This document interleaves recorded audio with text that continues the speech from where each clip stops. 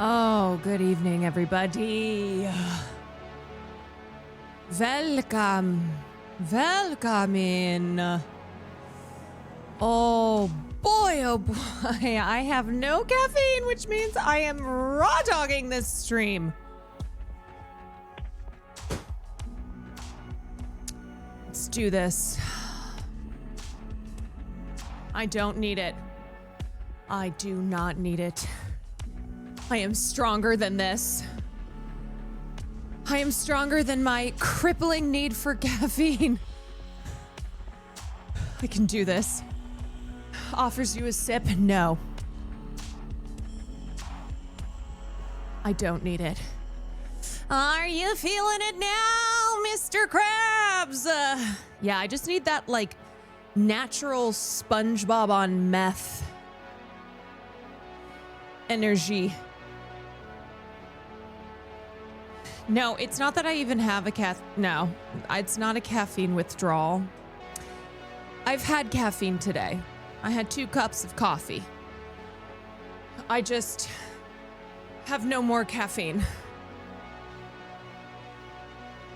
But that's fine.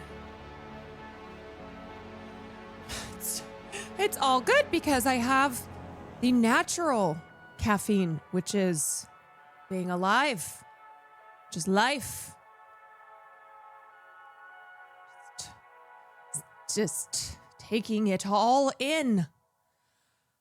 Oh. Looking slay as always.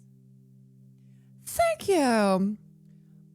Okay, y'all. All right, this is a little heavy. It's a little French 79.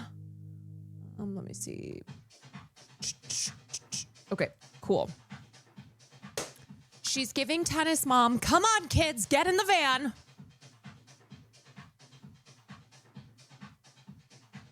Come on, children. I usually wake up to streams. I always learn about news I haven't heard yet throughout the day through your stream titles, and today's a very good day. Jill Zarin got fired. Yes. One good bit of news today. A little sprinkling of woke 2. Woke 2.0. We've got a racist housewife being fired.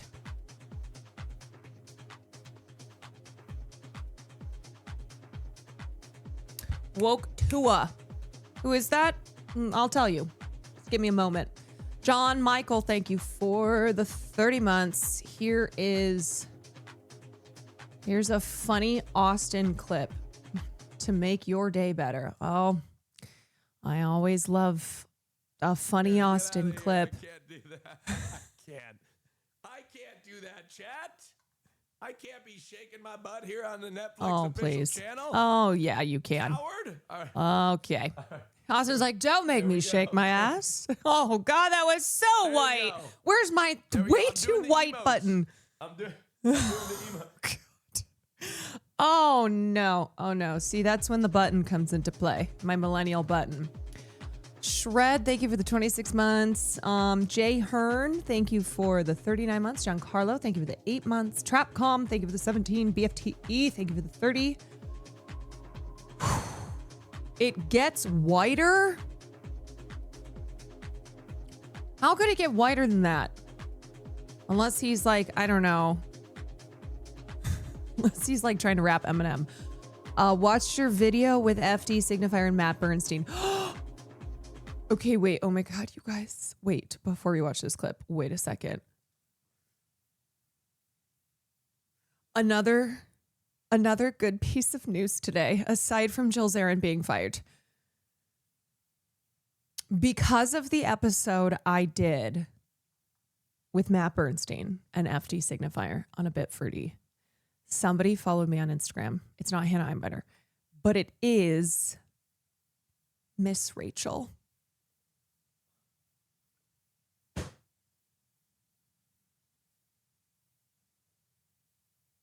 Used to pray for times like these. Miss Rachel followed me. I started screaming. And then I called Will and I was like, holy shit. Oh my God. Holy shit. Oh my God. Miss Rachel just followed me on Instagram. And he goes, who? And I said, I'm going to kill you. But then he, after I was like, hello, pink shirt, overalls, like a sweet angel.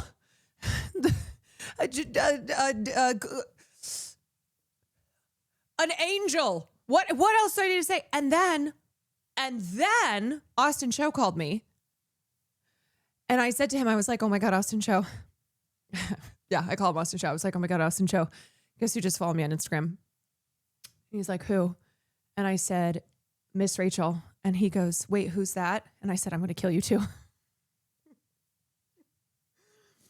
No, Will knew who Miss Rachel was. Will Neff is terrible at names. He is so terrible at names. I will say a name of someone I know he knows. And he'll be like, who's that? Huh? Austin Cho, though, I have no excuse. None.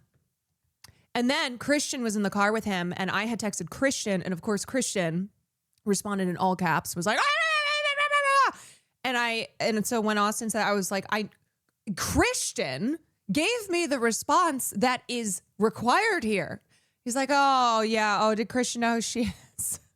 But then Austin was like, oh wait, she has the overalls on? Yes, I'm exposing right now. I'm exposing. Are we closer to a Miss Rachel collab? Here's the thing. I sent her a message just to say how much I appreciate her. It's like, I too used to teach children, and I feel so inspired by your warmth and your never ending well of compassion and kindness. And I try and infuse those values into my work here. So I just want to thank you for everything you do. I did not ask her to come on the stream. I don't want to overwhelm her. I also, she's been the target of horrific harassment, the worst people on earth coming after Miss Rachel. And a live stream can be a lot for people. She's done some interviews, like she went on with Mehdi Hassan, and she's done a couple things, but like, I don't want to open her up to this world, if I'm being for real. I just wanted to send her a message and say thank you for your work. Did you tell her that you treat your child of fully grown adults like the children that you taught? I didn't tell her that, but maybe if we end up communicating. She doesn't need to be in a stream, maybe a pod. Well, if I had a pod. No, I just, she's one of those people that I've talked about her a lot on stream. I've defended her against losers like all these Zionists and people like ContraPoints and Whitney Cummings. And I will continue to defend her. But also I'm like, I'm not going to... I'm not going to be like, come on my stream. Maybe it's so, I don't know. We'll see. But I just wanted to reach out and tell her thank you. And I also just I'm going to be so for real. I was expressing joy that she followed me, because I know that she followed me from a bit fruity, which is very exciting. So that means that I know she listens to the podcast. She shares Matt's stuff. So that means that she must have listened to the podcast, liked what she heard, found me on Instagram. And it's also a sign that I have the potential to have my commentary and, my stuff make it outside of Twitch. I just have to do it. I just have to be the one who's steering the ship. You got motion. I don't know if I'd quite say that yet.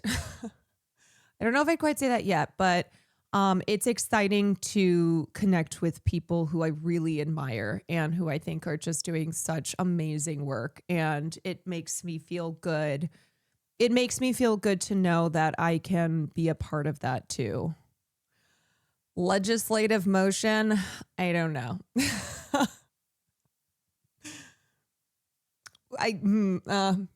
Miss Rachel heard you're going to quit Twitch and said, fuck that noise. Okay, I'm not quitting Twitch.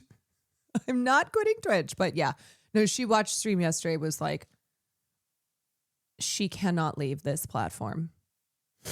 Thankful for you, Mama Kwan. I just had 2 teeth pulled. I'm so glad I can watch your stream as I recover. Oh my God, they're still pulling teeth? I thought that was like an archaic dental practice, because I had 5 teeth pulled, and then years later it was like, oh yeah, we don't really do that anymore. I went, oh, are they? They're still pulling? It's called an extraction. Yeah, I thought the whole thing though is that they used to just really go for pulling teeth. You know, no other options. They're like, yeah, we'll just yank them all out. And then as dental practice, you know, as dental works continues to progress and modernize, they're like, yeah, maybe we have some other options here. Back then, they didn't have many other ideas. Yeah, this was like almost 20 years ago. Almost 20 years ago when I was 14, and they just pulled 5 teeth out. And then I had these crazy braces, and I had so many rubber bands. I had like 1, 2, 3, 4. I had at least 4. There's other options if you have the money to pay for it. The cost of dental work is through the roof. Yeah. Dental insurance, man. We should all be able to have it, just like all other health insurance. This is crazy. Your teeth are so important.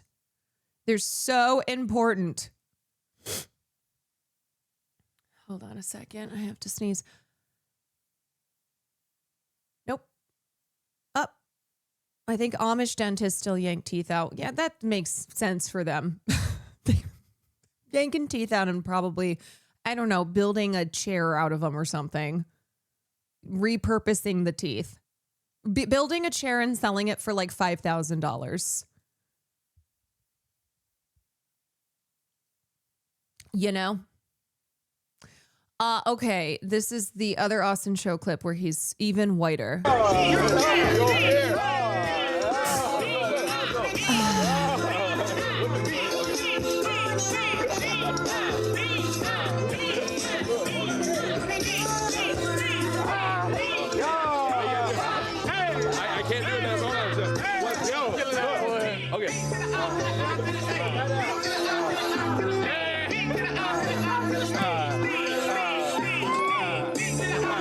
Do they know Austin Show only listens to Benedict Humperdinck?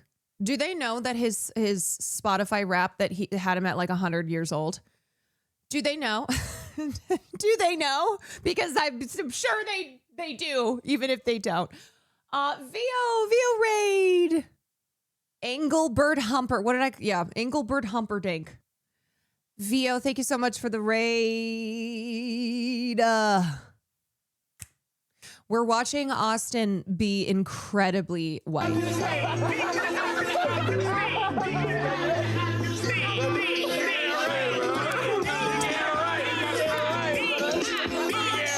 This is what they should show people when they're getting their teeth pulled, so that they're distracted from their teeth being pulled.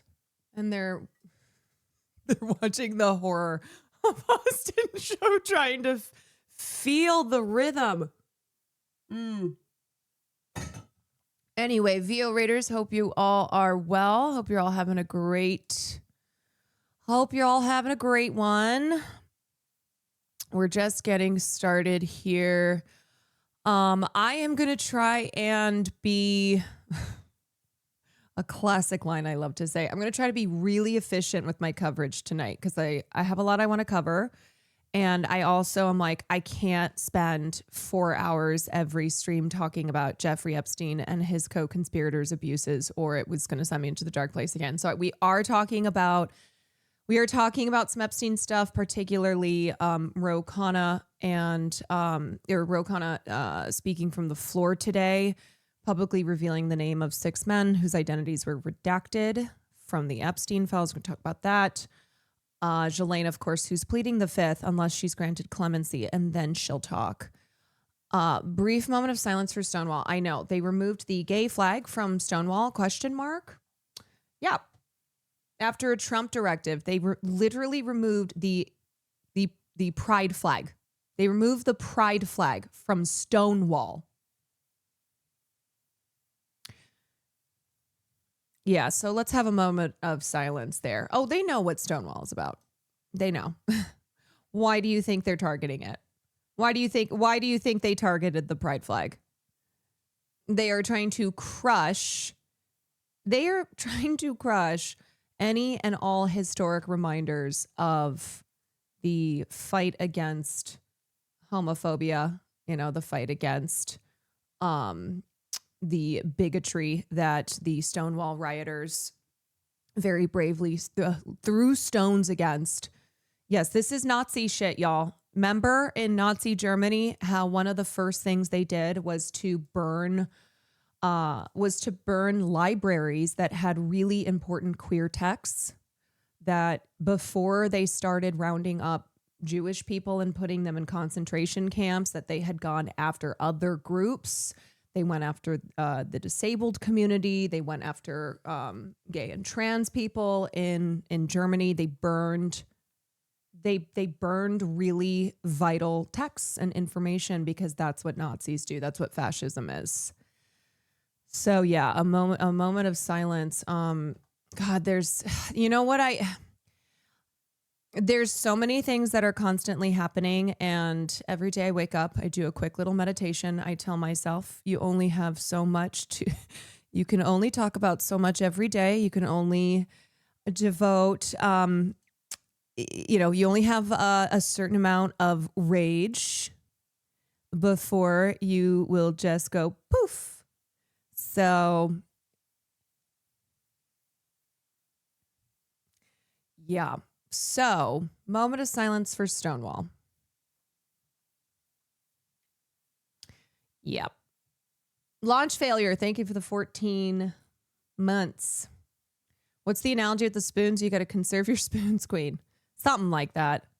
Yeah. And I actually want to talk about one story that I did spend time on today, as I was kind of like, okay, what's something that I'm going to spend this time today focusing on this story and hoping that people become aware of it. And so what I was posting about today online is the story of Lucy Harrison.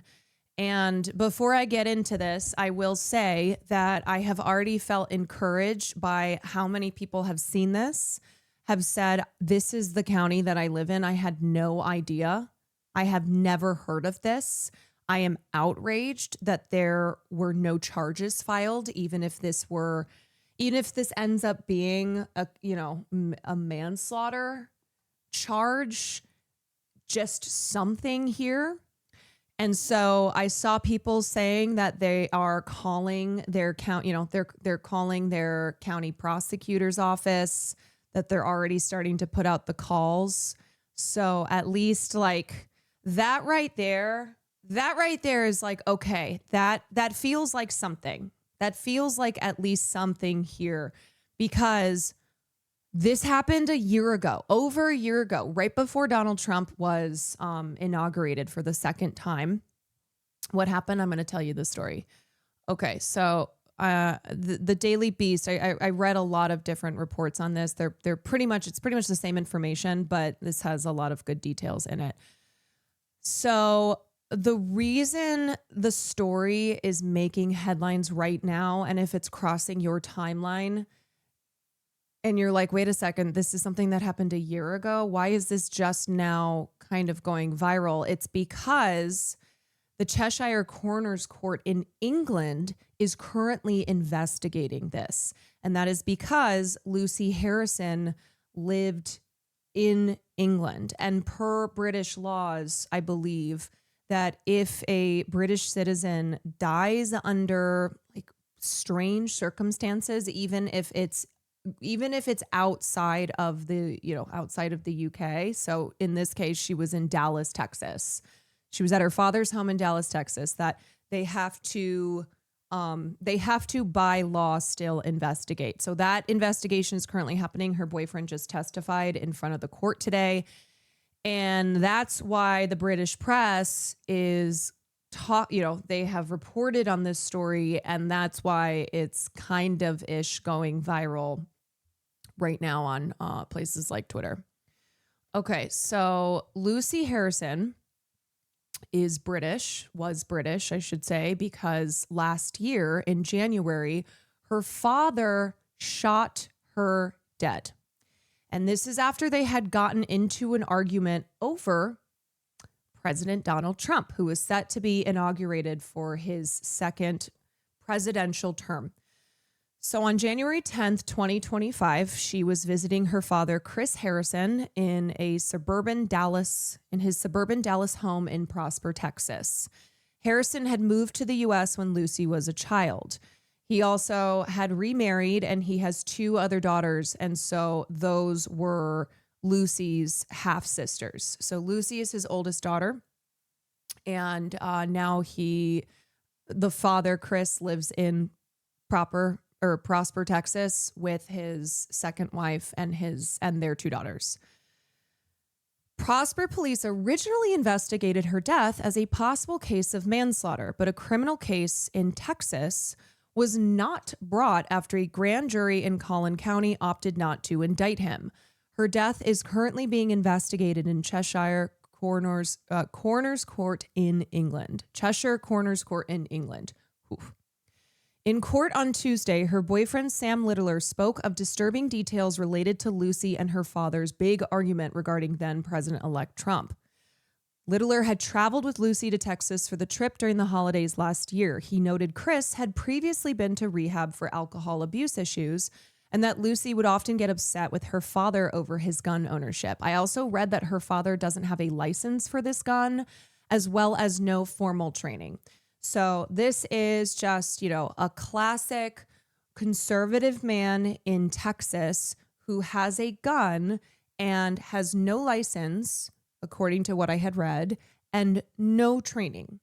And his daughter, according to the daughter's boyfriend, had in many previous moments expressed her concern and expressed, her upset over her father owning this gun. Okay. On the morning of the shooting, Littler said that Lucy had asked her father, "How would you feel if I was the girl in that situation and I'd been sexually assaulted?" And I believe this was in, I believe this had to do with Stormy Daniels. I think it doesn't say here in the Daily Beast article, not that this is that crucial information, but I was reading somewhere else. I think it had to do with Stormy Daniels. They were having this this argument over Trump. He was set to be inaugurated soon.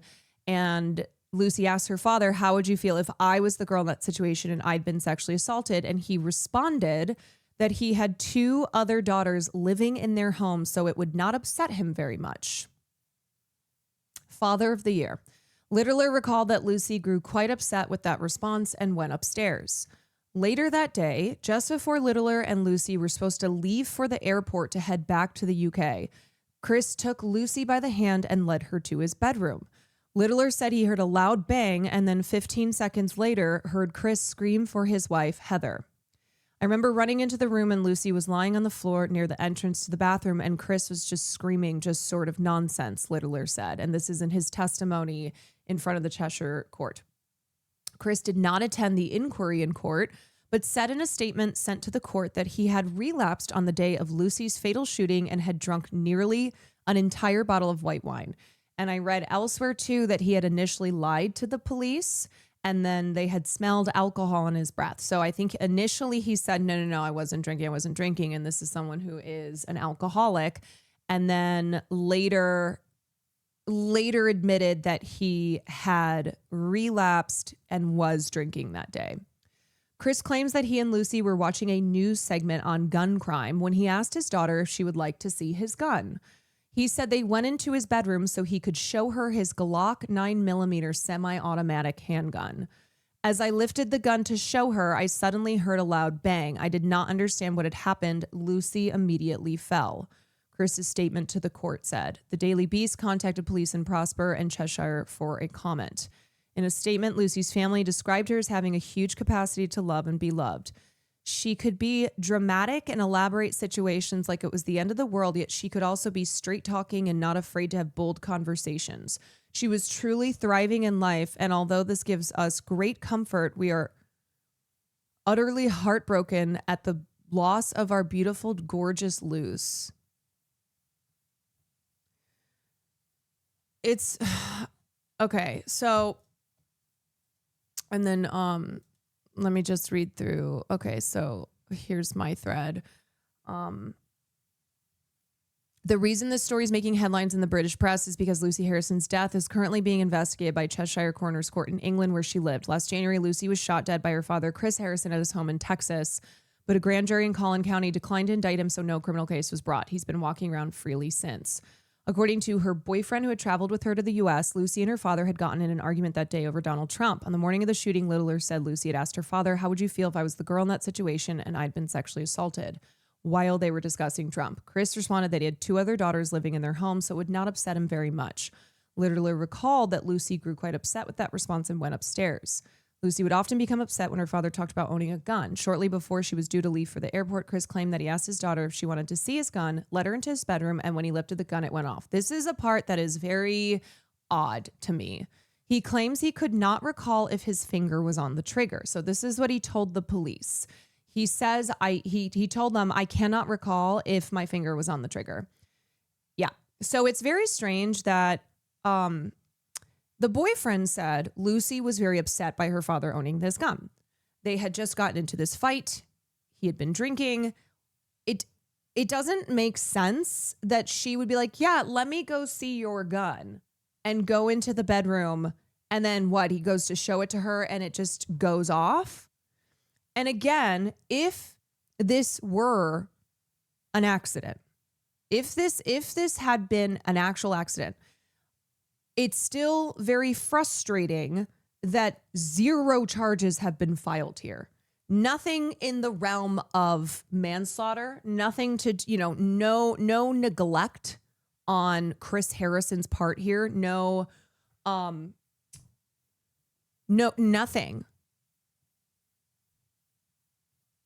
He pointed the gun at her. That's a crime. Like, this just feels as if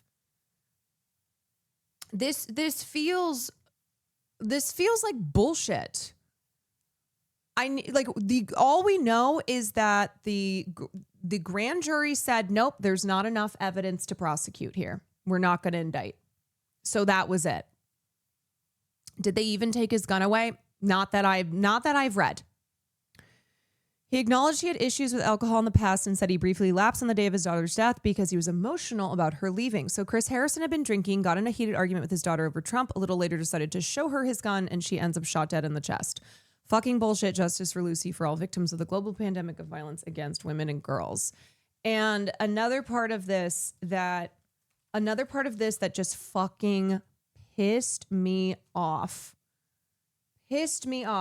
is that in his statement issued by his solicitors. Oh, and by the way, his team is saying that they're essentially saying that this is a witch hunt. They're saying that this is biased against him. The investigation that the coroner's court is doing in England, where Lucy lived, they're saying that it's clearly biased, that it's feeling more like a criminal investigation rather than one that's just a fact-finding investigation. The father did not go to the inquiry.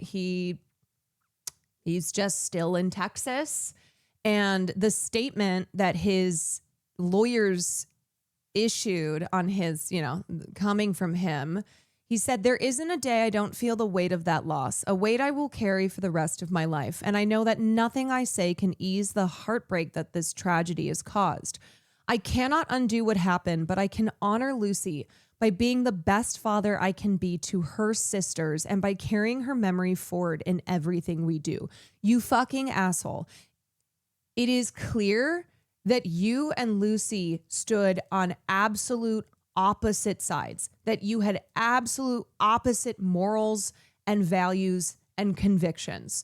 So this bullshit about being the best father to her sisters, the same sisters who, according to the boyfriend, when Lucy was like, how would you feel if I was the one sexually assaulted? He's like, that's fine because I have 2 other daughters. Who gives a shit, right? And then he also said, I'm deeply sorry for the pain others feel from this tragedy. Lucy's spirit, her warmth, her humor, her kindness will live on in all of us who loved her.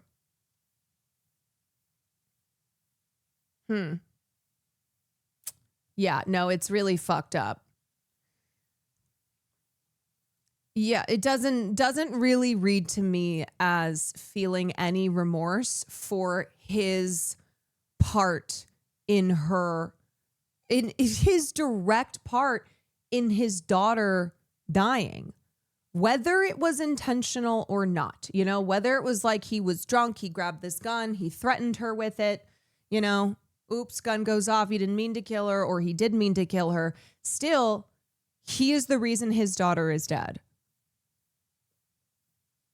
He's kind of just like, hey, what can you do? Yeah, also him being like, so sorry for anyone who's upset by this, for the pain that other people feel.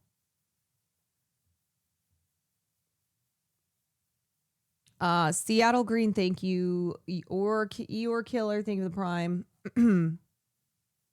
At the very least, negligent homicide, manslaughter, I mean, something. And it's, so anyway, I didn't even really expect this to get much attention. I was like, there's too much going on. But there were quite a few comments I saw of people who were like, I live really close by here, or I literally live in this county. I had never heard of this. I had no idea, which means that it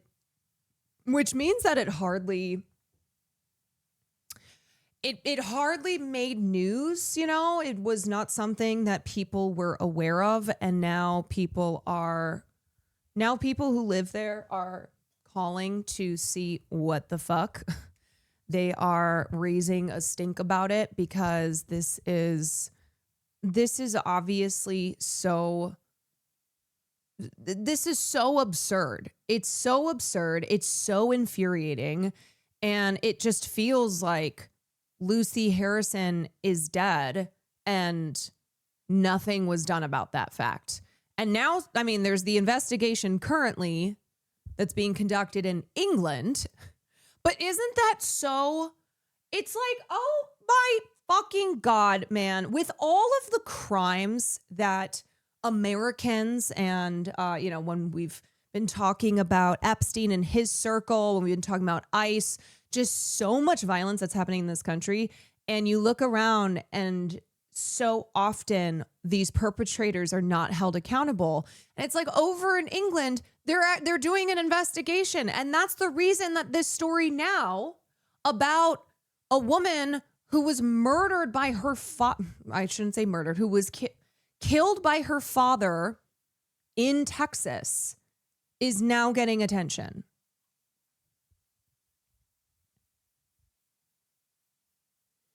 Kind of weird to say it doesn't matter what happens to his 2 other daughters. I mean, he's a real piece of shit. He's a real fucking piece of shit.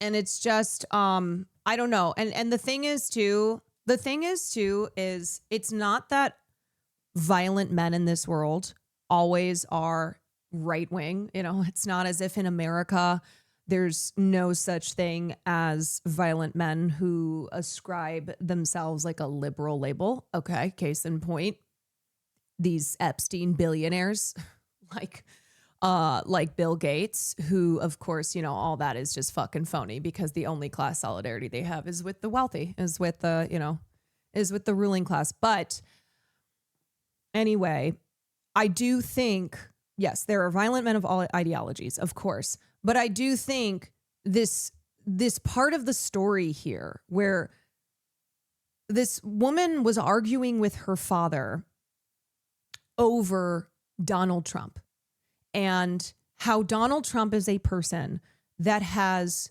created not even just created, but really, really hammered in this permissive structure to be so openly violent and bigoted. You know, the way that Donald Trump expresses his own brand of misogyny, the way that he treats women, the way he talks about women, how he has treated women his entire life, and how he brags about that, and how, you know, in a place like Texas that's run by that loser Greg Abbott, and this is a place that because of the border that they share with Mexico, Greg Abbott and other Republicans have, of course, gone so hard on immigration, have pushed these lies of criminals and rapists crossing the border. Oh, we have to protect our daughters. We have to protect our women. And yet again, here's an instance of a woman who was shot dead by her father. Somebody who, safe to assume, given that he is a Trump supporter and they were arguing over Donald Trump being a sex criminal, is somebody who believes and ascribes to this really bigoted ideology towards immigrants in his state.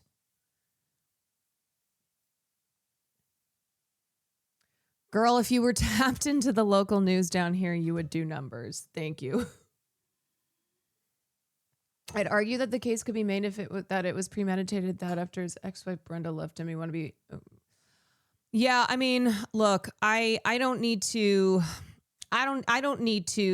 write the story here, because I think the details that we have alone just paint this really awful picture. And I think the fact that this happened over a year ago and he's been walking around scot-free. I was trying to read more into the investigation that was done by police. I couldn't really find much. It was really just what I was reading based off of the reporting now, because the investigation is happening in England. Yeah, this happened in January of 2025, right before Trump was inaugurated for the second time.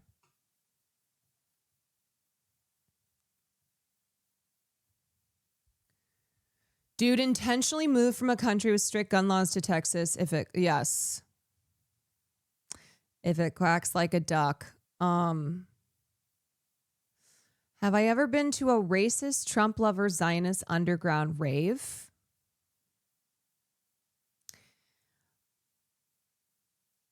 That's one of those, huh? Question mark, question mark, question mark, question mark. One, wasn't sure something that specific. I didn't know something that specific even existed. Two, absolutely the fuck not. We got that down here. Is it just like Kid Rock music and other like really podunky Israeli musical artists? What? Y'all think I'm playing? That is so fucking strange. I am Israeli and this is my art. Yeah, is it in hell? What? Is that where it's located? You know, can't say I'll be stopping by something like that. I will find a link. What that is? Yeah, I felt like I was having a stroke reading that.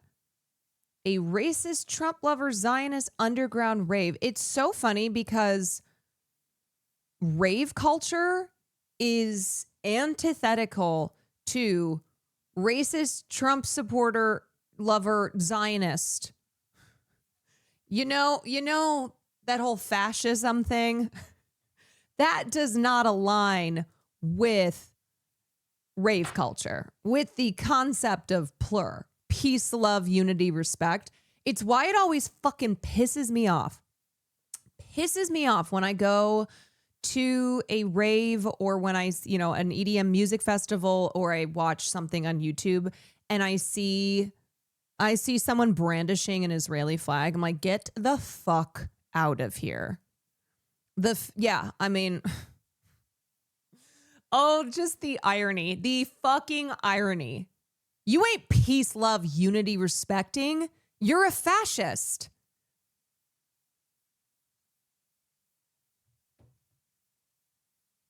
They want into the club so bad, and they will never.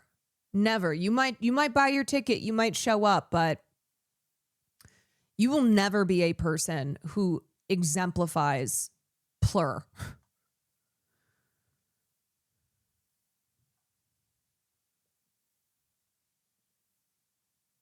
Oh God, it really is zone of interest. It really is zone of interest to be partying next to a concentration camp, like in Israel, you know? Yeah, let's listen to EDM music and do drugs. And meanwhile, kids next door have been starved for years. And this was prior to October 7th. Next door, we're living, next door where people are living in an open air prison. If anyone did that shit at a hardcore show, they'd get their asses whooped. Yeah, there's not really ass whooping happening at EDM festivals because everyone's on Molly, you know? It's supposed to be all peace and love vibes.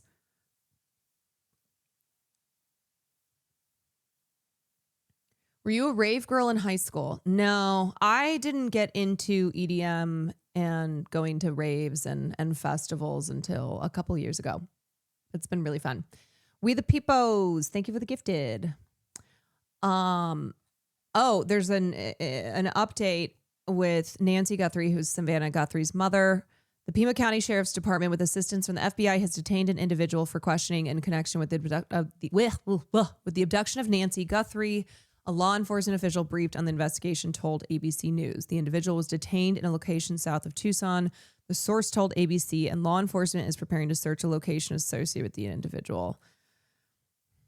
I hope that Nancy Guthrie is okay. This has been a nightmare for her family. There were photos that came out. They were really, really scary. The FBI released these really terrifying images. And that's the thing that pisses me off, how many people immediately jump to the conclusion that, ooh, the family did it.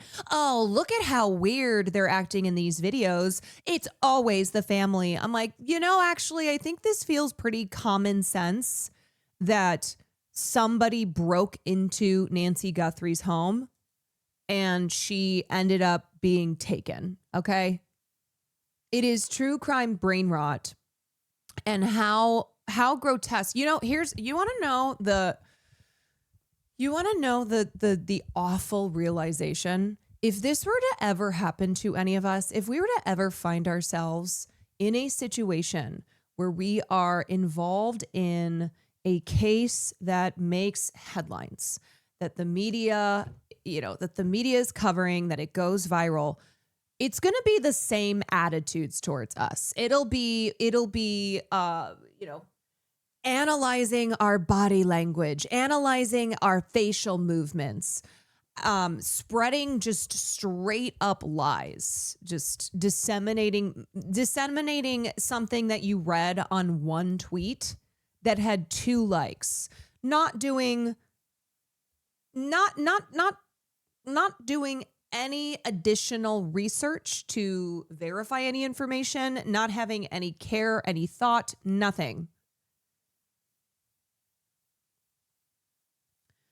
This is a series of surveillance photos and videos recovered from the front door camera at the home of Nancy Guthrie and recorded on the morning that the 84-year-old disappeared.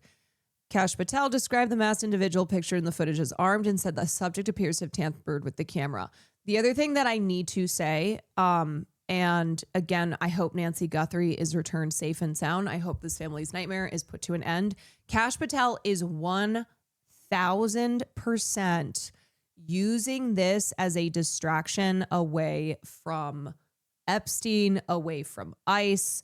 how they can focus on this case and make it seem as if they're the heroes here, and how much they have dedicated resources and their time and efforts towards. And it's clearly a way to distract from these other big things happening.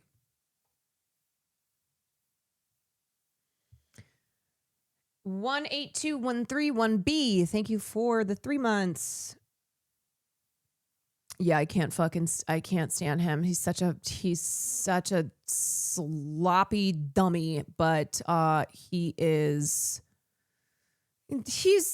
acting on behalf of Trump, and he's doing what they're telling him to do, which is to go full speed on the Nancy Guthrie case. And again, I hope that she is found safe and sound. Yeah, I mean, that's just a really awful situation.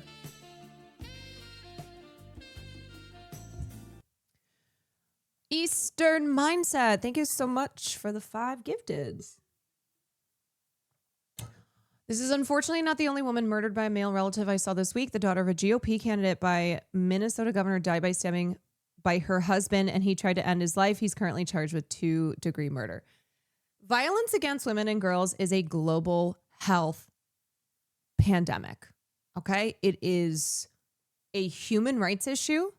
It is a global public health issue. When we use words like epidemic, pandemic, endemic, it's to reference how this is a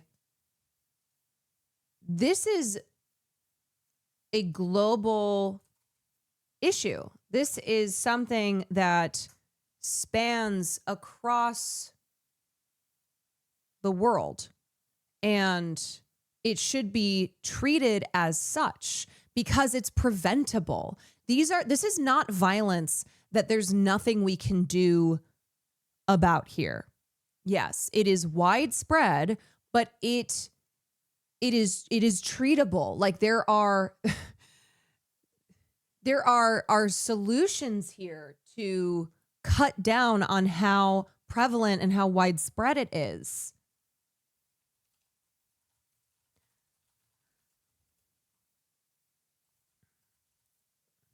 It doesn't matter where you're from. It doesn't discriminate. Yeah, I mean, y'all, just today, there was a Department of Defense contractor, Brashad Johnson, who was busted in a sex trafficking sting. This is the guy who is doing background checks on ICE agents and was just found to have been involved in a sex trafficking ring. This is huge news, and also so fucking par for the course with everything we've talked about with ICE and with the misogyny that runs through it, with the way that they are recruiting at gun festivals, at places that draw in angry, right-wing, violently misogynistic type of men. That this is the guy who was doing the background checks. Here, I'll show you.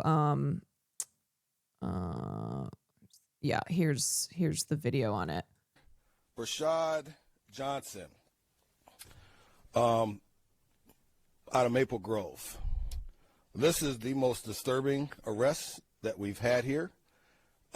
He is a backgrounder for ICE, Homeland Security, and federal agencies. So when you're getting your security clearance.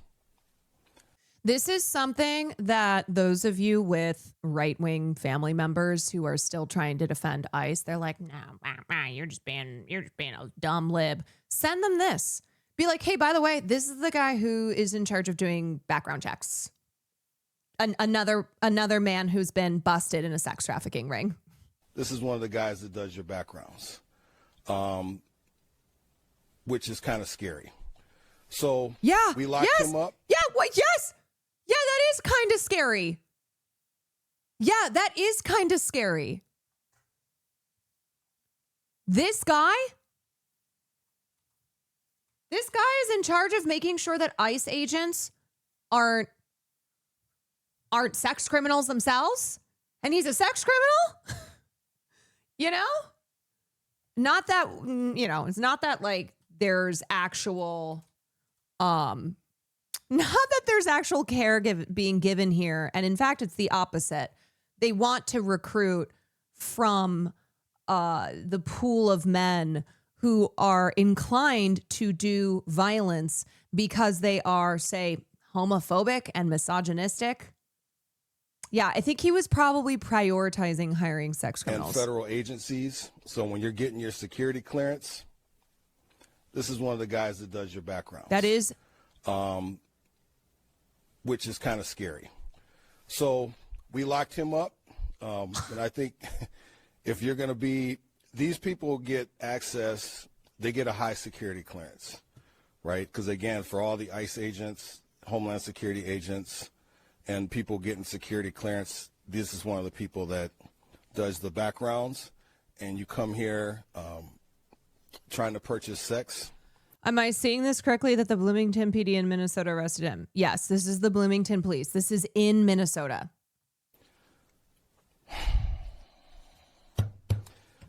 He was among, I think, 16 men. 16 men who were arrested in this sex trafficking sting.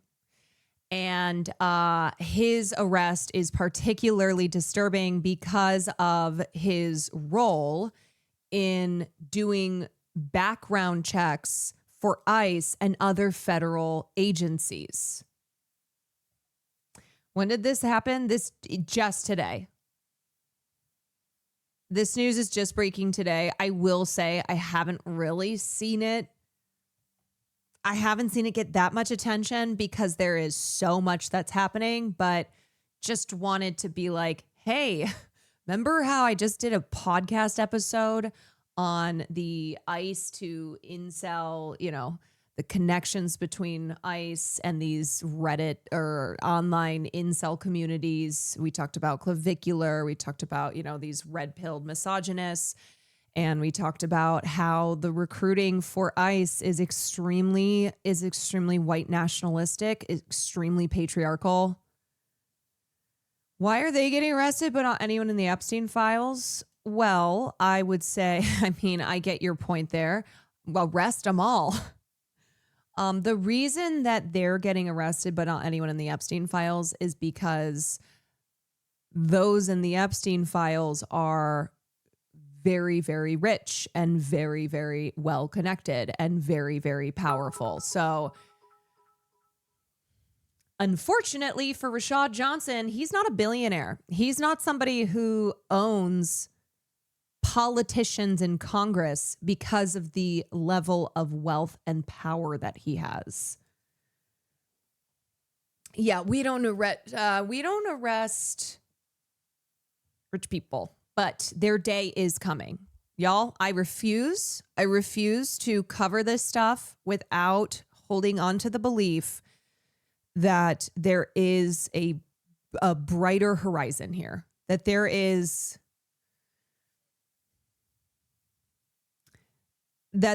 justice on the horizon. I don't know what that looks like.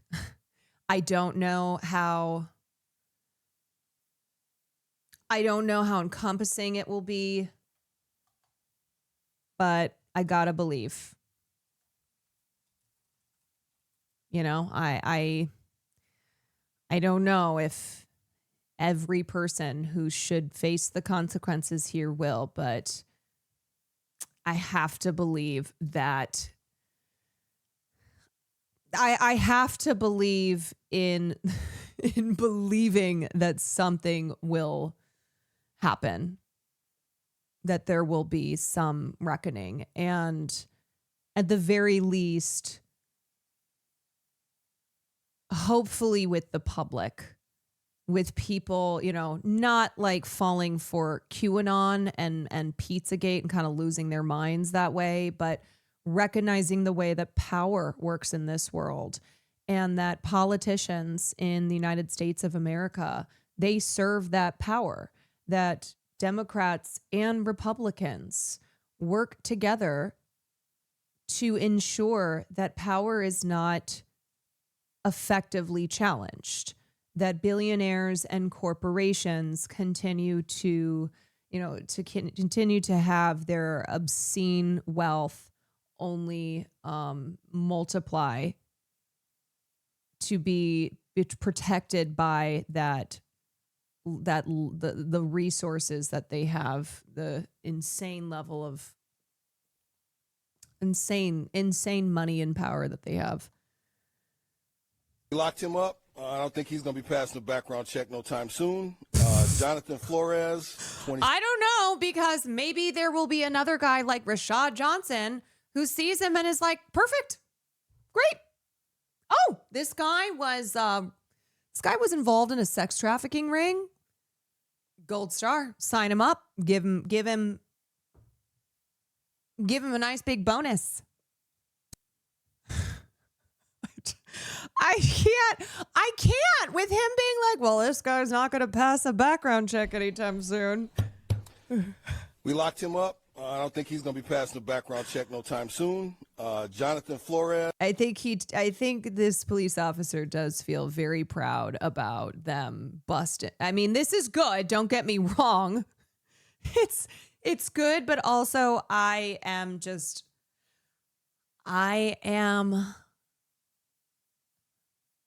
painfully laughing at how fucking classic this is. But of course, it's totally in line with how ICE operates, with how they're recruiting.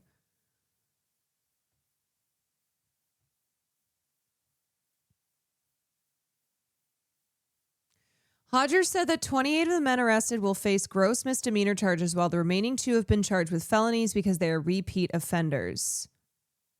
Johnson's arrest is not the first time a federal employee tied to ICE has been caught in a sex trafficking sting in Bloomington, a city of just over 90,000 residents. In November, a married ICE employee was arrested in a separate operation dubbed Operation Creep, which identified 16 men allegedly attempting to solicit a 17-year-old girl for sex. Operation Creep. Wow, that is the name of the United States government. According to the criminal complaint obtained by People, after Alexander Stephen Back responded to a prostitution ad, an undercover officer texted him, "You okay if I'm a little younger than my ad says? Just want to be honest." Back replied, "Sure," according to the complaint. When he was arrested, he said, "I'm ICE, boys." Not this motherfucker going, "Hey, boys, I'm one of you. It's all good here. I'm ICE. I'm ICE, boys." Well, unfortunately for him, we locked him up. I can't with the I'm ICE, boys. I can't. The Daily Beast has reached out to the Department of Homeland Security for comment. So you're telling me that we have had the same amount of people who've been killed by ICE, who've been murdered, American citizens who have been murdered by ICE, as have also been arrested for sex trafficking.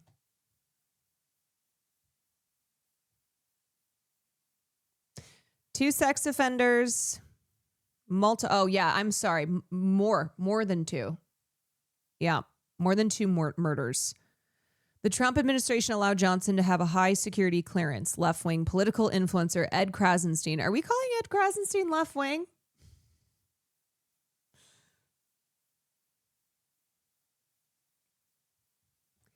We sure about that? Whatever. The sickness runs deep. I will say, I have found myself liking more Krasenstein tweets these days, but Ed Krasenstein is certainly not left-wing. No. He has, the Krasensteins, though, have been tweeting a lot about ICE and Epstein. I heard he has good Twitter space. Oh, the best Twitter spaces. In January, the nonprofit Ohio Immigrant Alliance published an updated list of at least 30 ICE and or Border Patrol agents that it claims have been charged with or convicted of crimes over the past 11 years. Great. Meanwhile, a CBS News report found that fewer than 14% of immigrants detained by ICE during Donald Trump's first year in office had violent criminal records. I'm ICE, boys. You know, he said that because he thought it would work. He's like, hold on a second.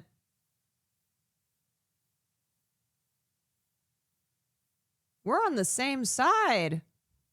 We're part of the same team. I'm ICE, boys.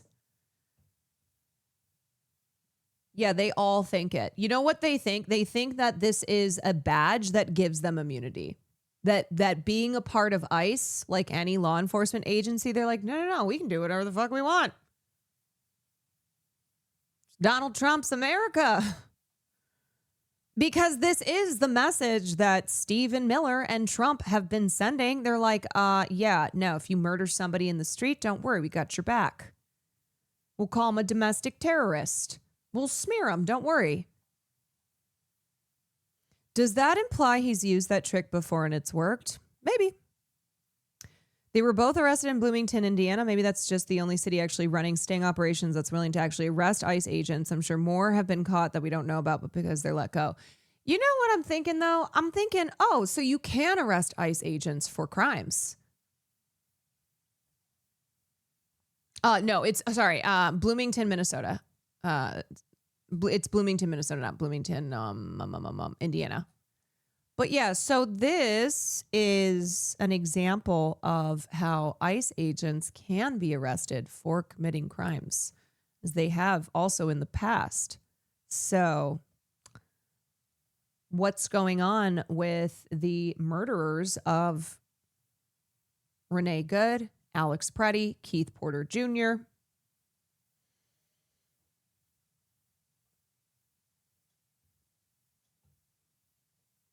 cops have historically been able to solicit sex undercover before arresting the prostitute. Oh, yes. That was actually a piece that I was reading today about how, and not even just specifically with the way that they target underage girls who've been forced into a situation where they're being sexually exploited, and then they'll, label them as prostitutes and then end up charging them as well. You can still charge in the majority of states in the U.S., you can still charge underage girls with prostitution, and they still criminalize them.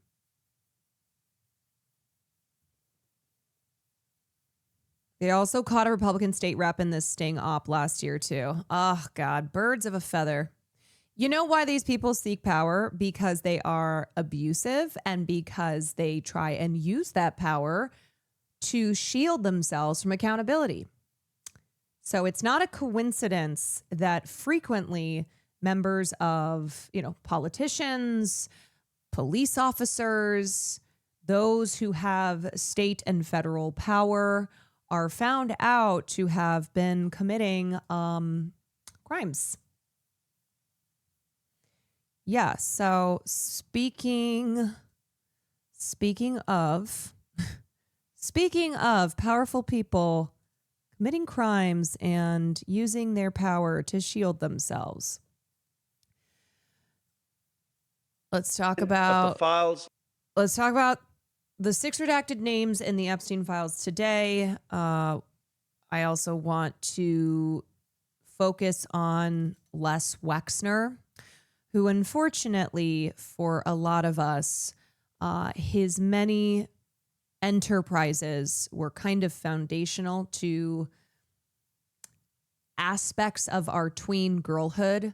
I am talking stores like Limited 2, which later became Justice, Victoria's Secret. These are the companies that were owned by Les Wexner. And this report here, a lot of people were talking about internal Epstein financial records show Les Wexner transferred to Inc., which is the parent company of first Limited 2 and then Justice, to Epstein's financial trust company in 2001.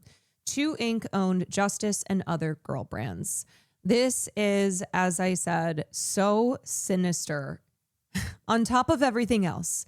It's just this reminder that it's like, oh, yeah, no, this has been going on forever. And also these places that were so sacred.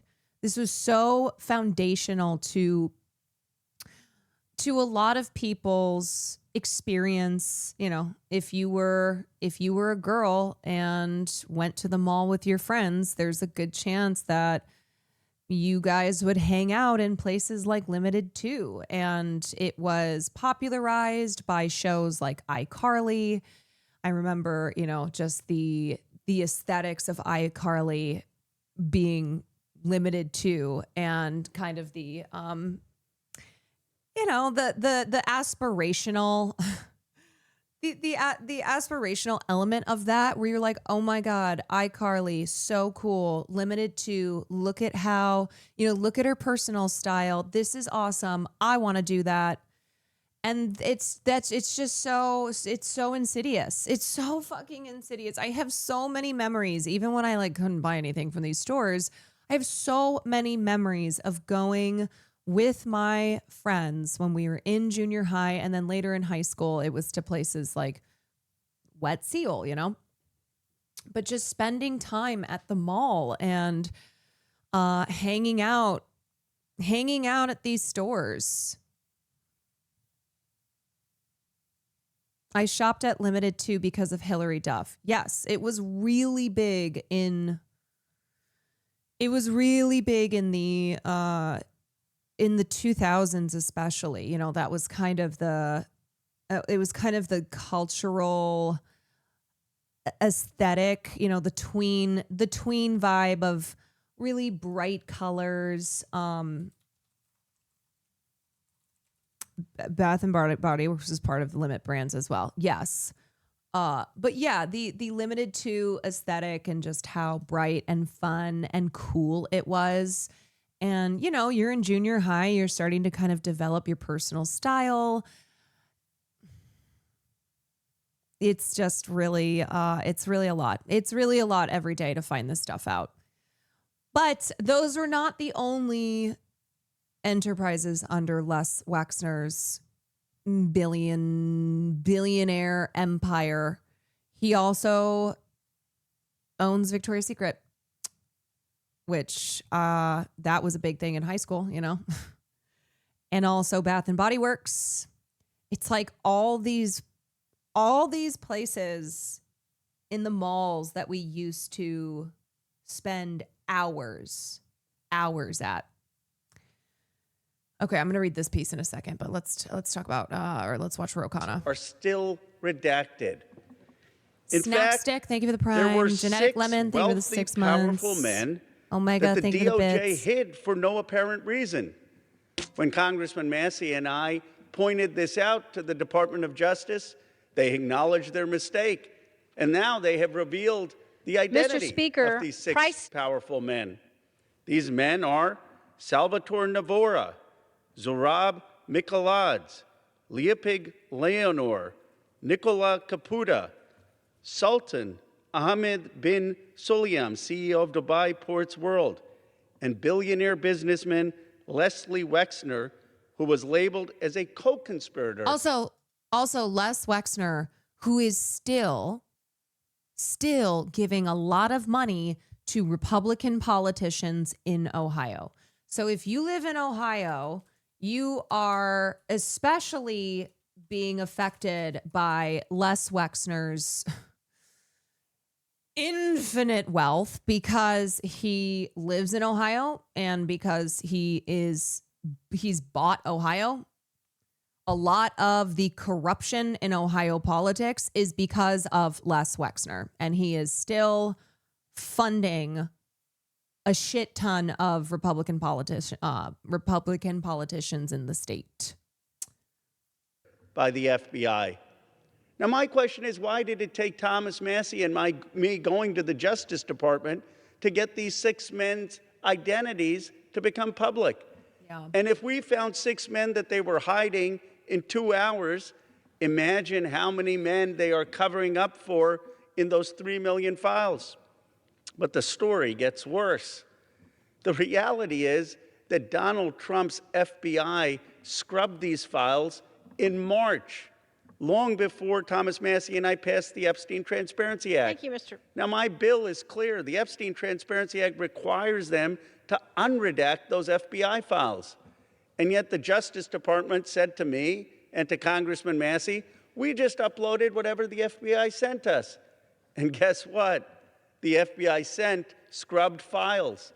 That means the survivor's statement to the FBI, naming rich and powerful men who went to Epstein's island, who went to his ranch, who went to his home and raped and abused underage girls or saw underage girls being paraded, they're all hidden. They're all redacted. It's a little bit of a farce. They're inviting all the members of Congress to go to see the Department of Justice, quote unquote, unredacted files, but they've got all redacted files from the FBI. And it's not the fault of the Justice Department attorneys. They were just told upload things that Donald Trump's FBI had already scrubbed. It's a blatant violation of the Epstein Transparency Act, but it also asks a fundamental question. Who are they protecting? Why are they protecting these rich and powerful men, people I call... Yeah, it's a simple question. If, as you have claimed, if, as the Department of Justice has claimed, there is nothing concrete in the files to result in any prosecutorial investigations, any charges, nothing, then why are these names still redacted? Why are names on emails, especially that are quite alarming and do seem to indict whoever it is that was emailing and communicating with Jeffrey Epstein? Why do we not know? Part of the Epstein class. Why are we in a country where there is no elite accountability for people who do the most heinous things? You have in England the king now calling for an investigation and possible prosecution of his own brother. You have in Norway the princess who no longer has support to be the queen. And yet in the United States of America... Also, keep in mind, too, this is not because King Charles is some moral bastion, okay? The royal family has been protecting Andrew for years now. The reason that King Charles has said he's ready to support the police is because there is a ton of pressure right now, a ton of pressure in the UK. They want to, yes, preserve the monarchy. They are trying to distance themselves from this because they already have been dealing with a decline in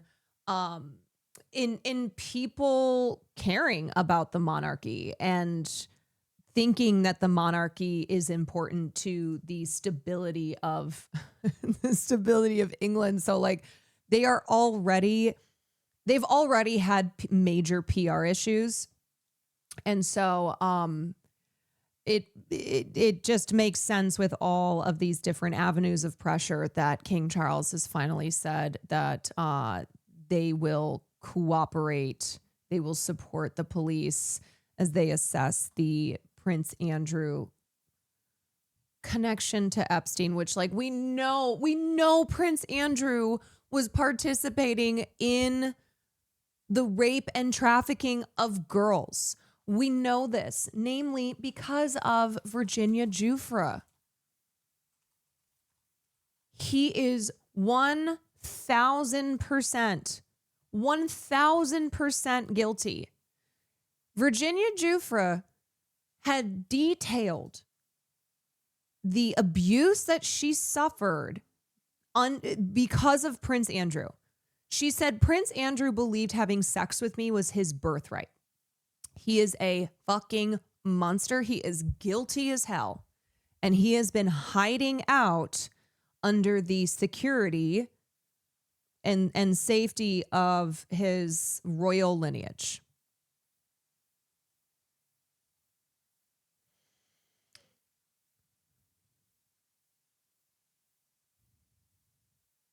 They also forgot to censor some of the CSAM, so FBI has essentially distributed CSAM to the entire planet. Very competent. Very, the most.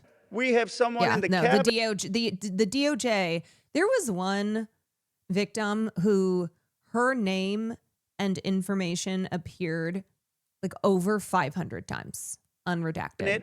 Howard Lutnick, who is all over these Epstein files, who allegedly had business with Epstein after he was convicted of pedophilia. Yes. You know, Howard Lutnick, that fucking piece of shit. The one who was very smarmily like, I knew Epstein was a bad guy. My wife and I knew. And then we were like, never again. There's something wrong here.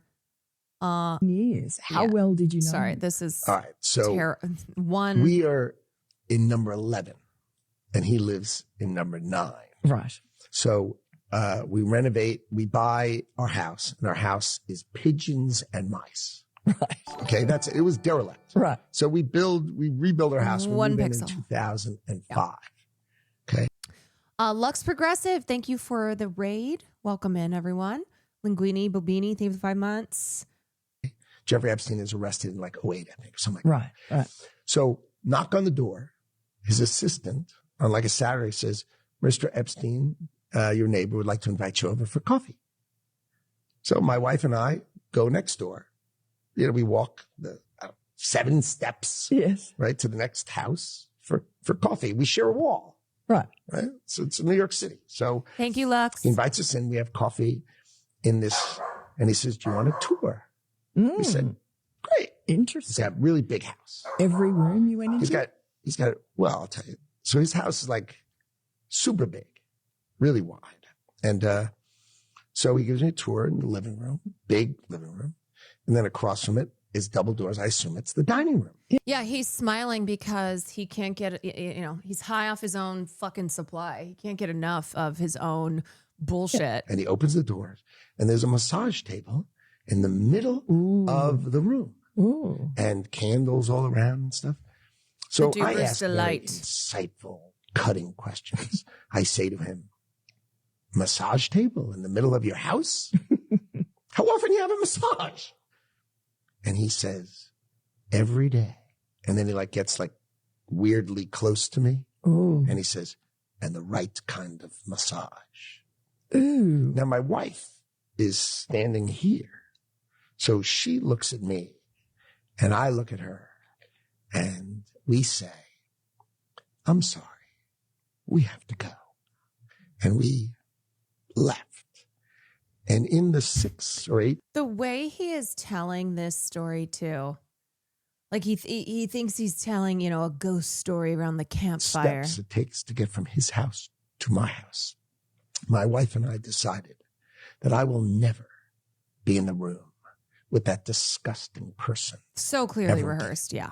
So I was never in the room with him socially, Oh, okay. for business, Nothing. or even philanthropy. Yeah, he that thought guy he was ate. there. He did. I wasn't going because he's Gross. Oh. Yeah, no, he thought was your that neighbor for 10 years? he thought he really cooked. Howard Lutnick sat down with the New York Post. This was last year, by the way. Last year, and claimed that Jeffrey Epstein showed him a massage table in 2005, making Lutnick so disgusted he never stepped foot in the same room as Epstein again. Today, Lutnick admitted to having lunch with Epstein on his island 7 years later. He brought his children.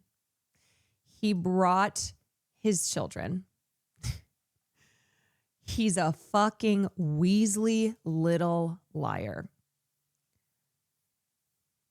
Yeah, many such cases. Oh, yeah. And he didn't offer that up out of the sudden memory that he had. It wasn't like he went, "Oh my God, wait, I just had this memory. I can't believe I forgot it." That 7 years after this, I went back and had lunch with Epstein and brought my kids. Wow, I just remembered it.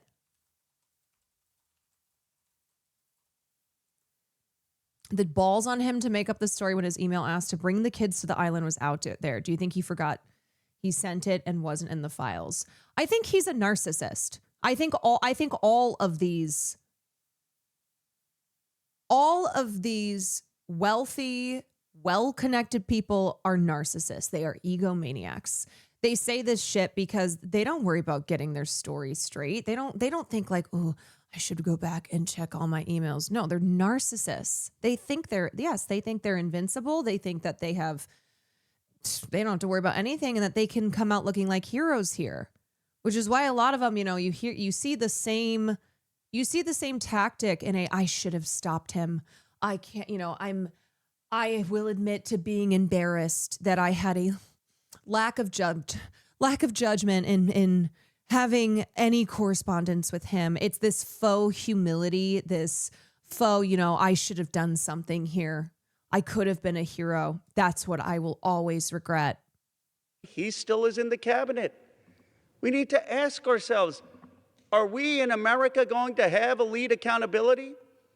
Are we going to call on rich and powerful people who broke the law or cavorted? If you don't know who Howard Lutnick is, he is the U.S. Commerce Secretary. So he's currently in that position in Trump's admin. With a pedophile, a convicted pedophile, are we going to call them to account? Are we going to have prosecutions for billionaires who went to this island and either raped underage girls or saw underage girls being raped and didn't say anything? Are we going to have investigations? I'll tell you what this is about. It's not just about the 1,200 survivors. It's about 2 tiers of justice in America. It's about people who can accumulate wealth and power and don't have to care about the rest of America. They have destroyed so much of this country. Income inequality is at a 60-year high. Workers' salaries are less than they have been for 75 years as a part of GDP. Somehow this country seems to be working for the rich and powerful, but it's not working for ordinary working class Americans. I say enough. It's time to begin with accountability for the Epstein class. Hold them in front of Congress, those people who visited the island or did business with Epstein after he was a convicted pedophile. Investigate them, prosecute them, and let's return to democratic accountability in the United States of America. Let's return to one system of justice in the United States of America. Let's return to a place where every American has a stake in this country. Co-conspirator of... Yeah. So who are the 6 men named in the unredacted Epstein files? This was after Thomas Massie and Ro Khanna spent 2 hours. That's it. Just 2 hours. And that's why he was saying, like, look at how much we found with just 2 hours. The Department of Justice is clearly continuing to engage in cover up here. Vale, thank you for the 36 months. I don't trust Ro Khanna, but he's been on a good kick lately. He is, I say this every time, but he's a flip a coin, right? Sometimes just terrible. I yelled at him on Twitter once, and then he sent me an email, was like, let's talk things out. And I said, no, I don't think so. So I have publicly criticized him, but also he is completely right. And one of the few who really has been so stalwart in going after Epstein, Epstein's circle. So sometimes he sucks. Sometimes he's spot on. LOL, you ethically cyberbullying him. I can't remember what it was about, but I think maybe it was Mahmoud Khalil. Because he's like, let's have, we can talk in private about this. I said, no, anything you say to me can be said in front of every person who follows me on Twitter. I was like, the problem is that we don't know what's happening. What are you guys doing here? What are you doing here to protect Mahmoud Khalil? The public deserves to know. The people deserve to know.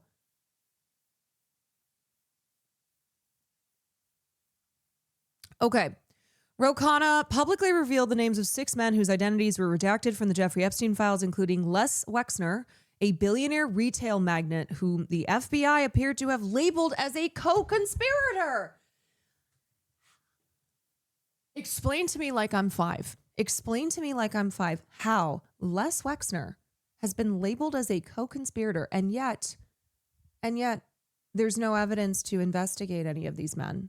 There's nothing. Oh, no, sorry. Can't do anything here. Oh, nope. The Democratic representative of California disclosed the names during a floor speech on Tuesday following a visit to the Department of Justice where he and Thomas Massie, a Republican congressman from Kentucky, spent 2 hours reviewing unredacted documents. The 6 men named by Kana are Wexner, the Victoria's Secret founder, Sultan Ahmed bin Suleiman, CEO of DP World and an Emirati billionaire businessman, and 4 others identified as Nicola Caputo, Salvatore Nuara, Nurab Mikheladze, and Leonid Leonov. If we found 6 men that they were hiding in 2 hours, imagine how many men they are covering up for in those 3 million files. Kana said that when he and Massie identified the redactions for Justice Department officials, they acknowledged their mistake and revealed the identities. Oh, would you look at that? He said the majority of the files remain redacted. Here are the 6 now unredacted names. Les Wexner, who is 88 years old, established a retail empire that includes Victoria's Secret, Abercrombie & Fitch, and Bath & Body Works, maintained a lengthy financial relationship with Epstein, who handled his investments for many years. In a lengthy investigation from the New York Times in November, Wexner is attributed as the person who launched Epstein's financial status from millionaire to plutocrat. He is the reason that Epstein went from just kind of a regular rich guy to a billionaire, having this enormous trove with which to further his network, to extend his criminal operation. Yeah, he took him from rich to one of the most powerful people. That is Les Wexner. Aside from the money, his greatest value to Epstein was that he imbued him with new credibility and credentials. Though Wexner's ties to Epstein were already publicly known and his name has surfaced in previous releases, it's now been revealed that he appears to have been labeled a co-conspirator with Epstein by the FBI, though he faces no criminal charges in connection with Epstein's offenses. We're all looking for the guys who did this, even though the guys who did this are right fucking there. But, we don't have any evidence, can't do anything about it. Here was your back and forth with Roe. Oh my gosh. Why are you quote tweeting a white supremacist account while saying nothing about the White House collaborating with Columbia and DHS to disappear a permanent U.S. resident? Do you believe that all Democrats should condemn the unconstitutional detainment and possible deportation of Mahmoud Khalil? Yeah, because he had retweeted end wokeness. And look, I think Roe is a real boomer. Okay, I don't think he knows the end wokeness account, but the point still stood. He said, I've spoken out about the unconstitutional detention on X and TikTok and with media. Happy to chat on DM what we are doing. And then he sent me an email. I said, thank you for the response. I would prefer if you would post publicly about what steps are being taken to free Mahmoud. Additionally, what is the plan to protect other visa and green card holders from similar treatment if they've engaged in speech that is critical of Israel? Also, I do not think quote tweeting a well-known white supremacist account to make a statement, re Tesla vandalism, is a good move. Anyway, a blast from the past.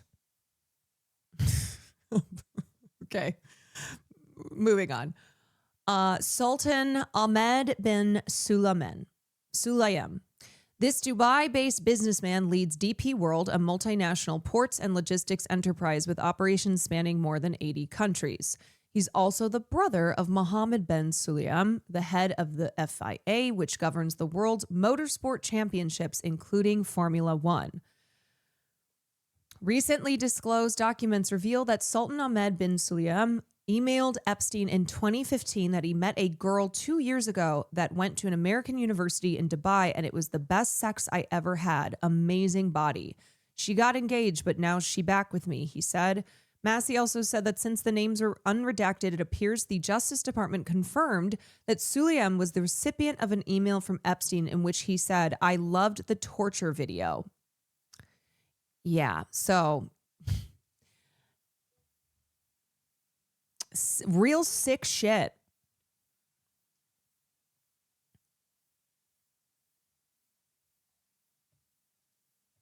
I think too, hold on, let me see. Sultan Ahmed bin Sulayem.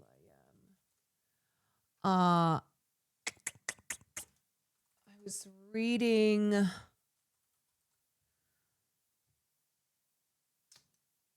reading something else that was in these emails. Let me see if I can find it.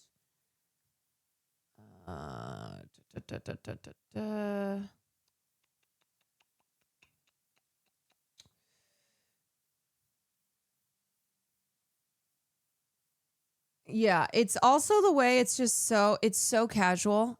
They're talking about, this trip to China. I'm in China. I'll be back in the US second week of May. Where are you? Are you okay? Love the torture video. It's like you're saying, hey, love the, pics you've posted from your trip.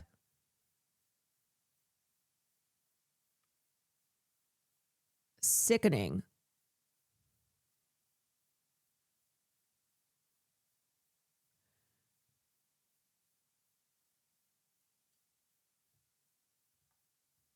Okay, I can't remember what the other thing was that I had seen, but I'm sure I'll find it at some point.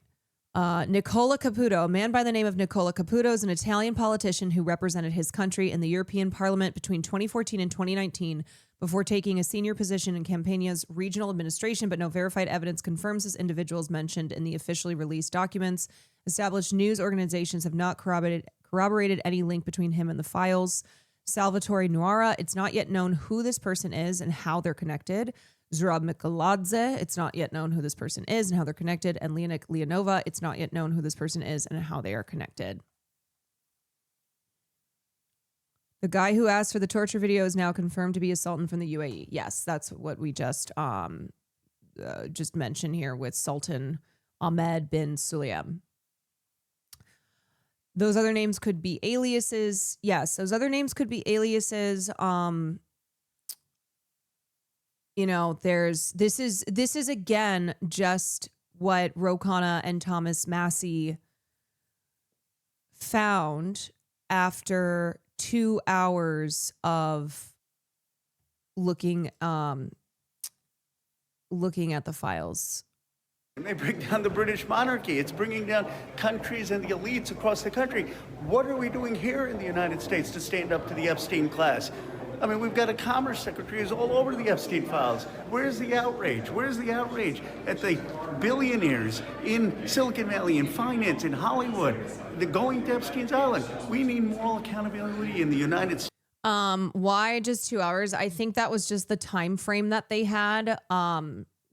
And he's making the point that, hey, there is so much in this that needs to be unredacted. So the point was to demonstrate that the Department of Justice is improperly redacting these files, despite the legal requirements per the Epstein Transparency Act to release them.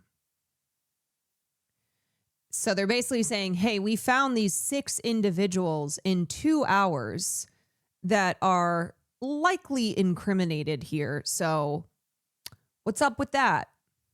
And then Ro Khanna immediately went to the House floor to reveal the names and make his point that the DOJ is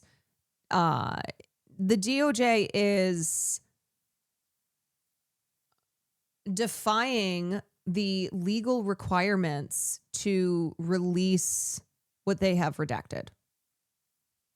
States, just like they're having in so many other countries around the world. But, this is... He's not a sultan from the UAE, as the UAE is not a sultanate like Oman. His first name is Sultan. Sultan, it's a common name in the Gulf, just for clarity, guys. Thank you. Okay. Epstein, who you call in your... Oh, wait. Let me watch this first, actually. This is on Les Wexner. The controversy boiling over the summer after the Attorney General said there was no Epstein client list. Good evening. I'm Jessica Ralston. This is from a couple months ago, but we've known that Les Wexner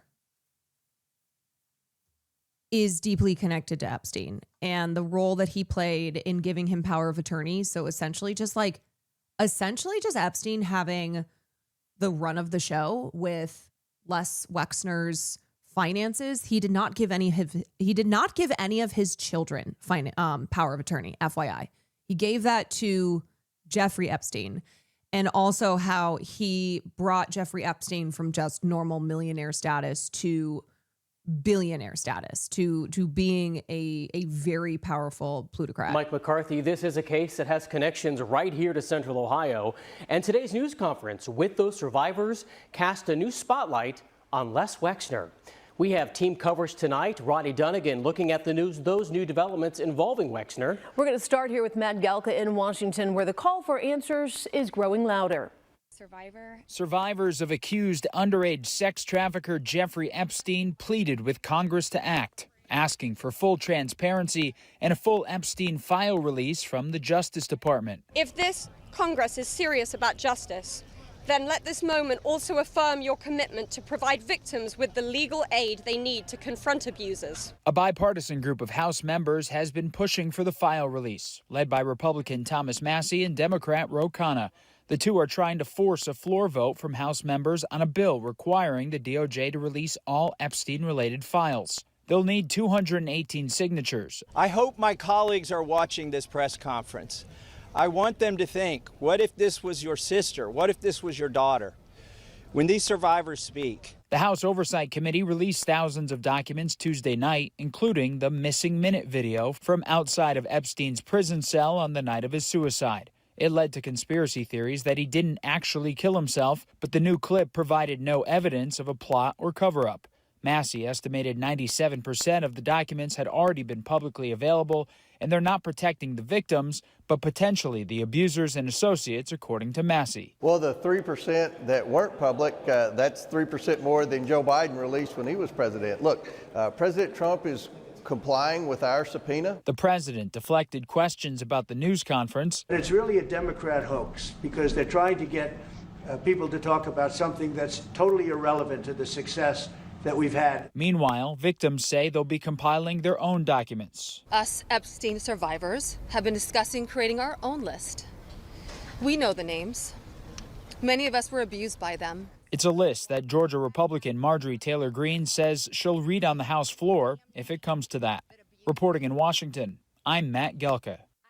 The connection between Jeffrey Epstein and L Brands founder Les Wexner has been known for decades. And Wexner's name was specifically called out by one of Epstein's accusers today in Washington. Ronnie Dunnigan. What you reading? I'm glancing through this New York Times piece, how Jeffrey Epstein used the billionaire behind Victoria's Secret for wealth and women. Oh my God. So one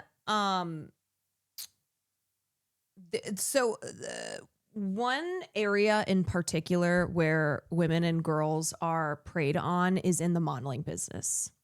Of course, right? This should not be surprising at all.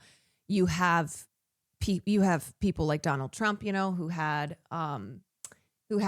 owned Miss America or had a stake in it, had all these beauty pageants, because to them, it's a buffet, right? They have all this access to young, beautiful girls and women, and the way that they will hold their power over their heads, force them into these terrible exploitative positions, because they are the gatekeepers, right? They are the ones saying that I can either make or break your career depending on what you do here. And modeling agencies are often owned by these billionaires who are, many of whom are connected to Epstein because of how they use this to access women and girls. It's an incredibly predatory industry. Yeah. I mean, just even reading the beginning of this. In May 1997, Alicia Arden, a model in California, was introduced to a man who identified himself as a talent scout for Victoria's Secret. He invited her to his Santa Monica hotel room to audition for the brand's catalog. When she arrived, Miss Arden said the man grabbed her, tried to undress her, and said he wanted to manhandle her. Miss Arden, then 27, fled in tears. It was the type of crisis that should not have come as a complete surprise to leaders at L Brands, the parent company of Victoria's Secret. In the mid-1990s, two senior executives had discovered that the same man, a close advisor to the company's chief executive, Leslie Wexner, was trying to pitch himself as a recruiter for Victoria's Secret models. Mr. Wexner was alerted, according to the two executives. It's unclear what, if any, action Mr. Wexner took in response, but the man, Jeffrey Epstein, a New York financier, had developed an unusually strong hold on Mr. Wexner, one of the country's most influential corporate titans. Within years of meeting Mr. Epstein, Mr. Wexner handed him sweeping powers over his finances, philanthropy, and private life, according to interviews with people who knew the men, as well as court documents and financial records. And the question is like, why the fuck did he hand everything over to Epstein? Why over his own children, over people who were telling him, advising him, hey, don't give Epstein power of attorney. Like, what are you doing here? And yet he essentially handed him the keys. Are you still talking about Epstein? This guy's been talked about for years. Yeah, Caroline Leavitt today was like, we're moving on from the Epstein files. Wexner authorized Epstein to borrow money on his behalf, to sign his tax returns, to hire people, and to make acquisitions.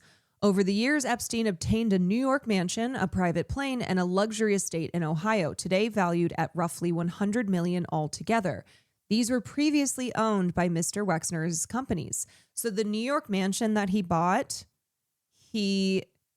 for $1, which of course is a way to finagle the tax system here. Essentially, it was that he was given this house, this New York mansion that was previously Wexner's. Yeah, you know how you can buy a New York mansion for $1? At the same time, he drove a wedge between Wexner and longtime associates and friends. Virtually from the moment in the 1980s that Epstein arrived on the scene in Columbus, Ohio, where L Brands was based, Wexner's friends and colleagues were mystified as to why a renowned businessman in the prime of his career would place such trust in an outsider with a thin resume and scant financial experience. Well, I have an idea, and I think all of us have the same idea. It is a mystery that has taken on new importance in the weeks since federal prosecutors in New York charged Epstein with sex trafficking involving girls as young as 14. And it's posing a potentially grave problem for L Brands. Well, considering this was 2019, I don't think it was that grave of a problem, but it should fucking be now. And by that, I mean it's long overdue to be a grave problem. And I hope it is now. Wexner, who's the longest-serving chief executive in the S&P 500 and L Brands' largest shareholder, once praised Epstein as a most loyal friend with excellent judgment and unusually high standards. Yeah, putting the L in L Brand. What is clear is that during the period in which he worked closely with Wexner, Epstein became extraordinarily rich. Representatives of Wexner and L Brands refused to share even basic details of the work that Epstein performed for Wexner. While Mr. Epstein served as Mr. Wexner's personal money manager for a period that ended nearly 12 years ago, we do not believe he was ever employed by nor served as an authorized representative of the company. Yeah, you know how you're a personal money manager and then you become a billionaire? You know, personal money managers can make a lot of money when they have a Rolodex of wealthy clients, but something ain't right here. Ms. Myers said that at the direction of the company's board, L Brands recently hired lawyers to conduct a thorough review into the relationship. She declined to say what the investigation would entail.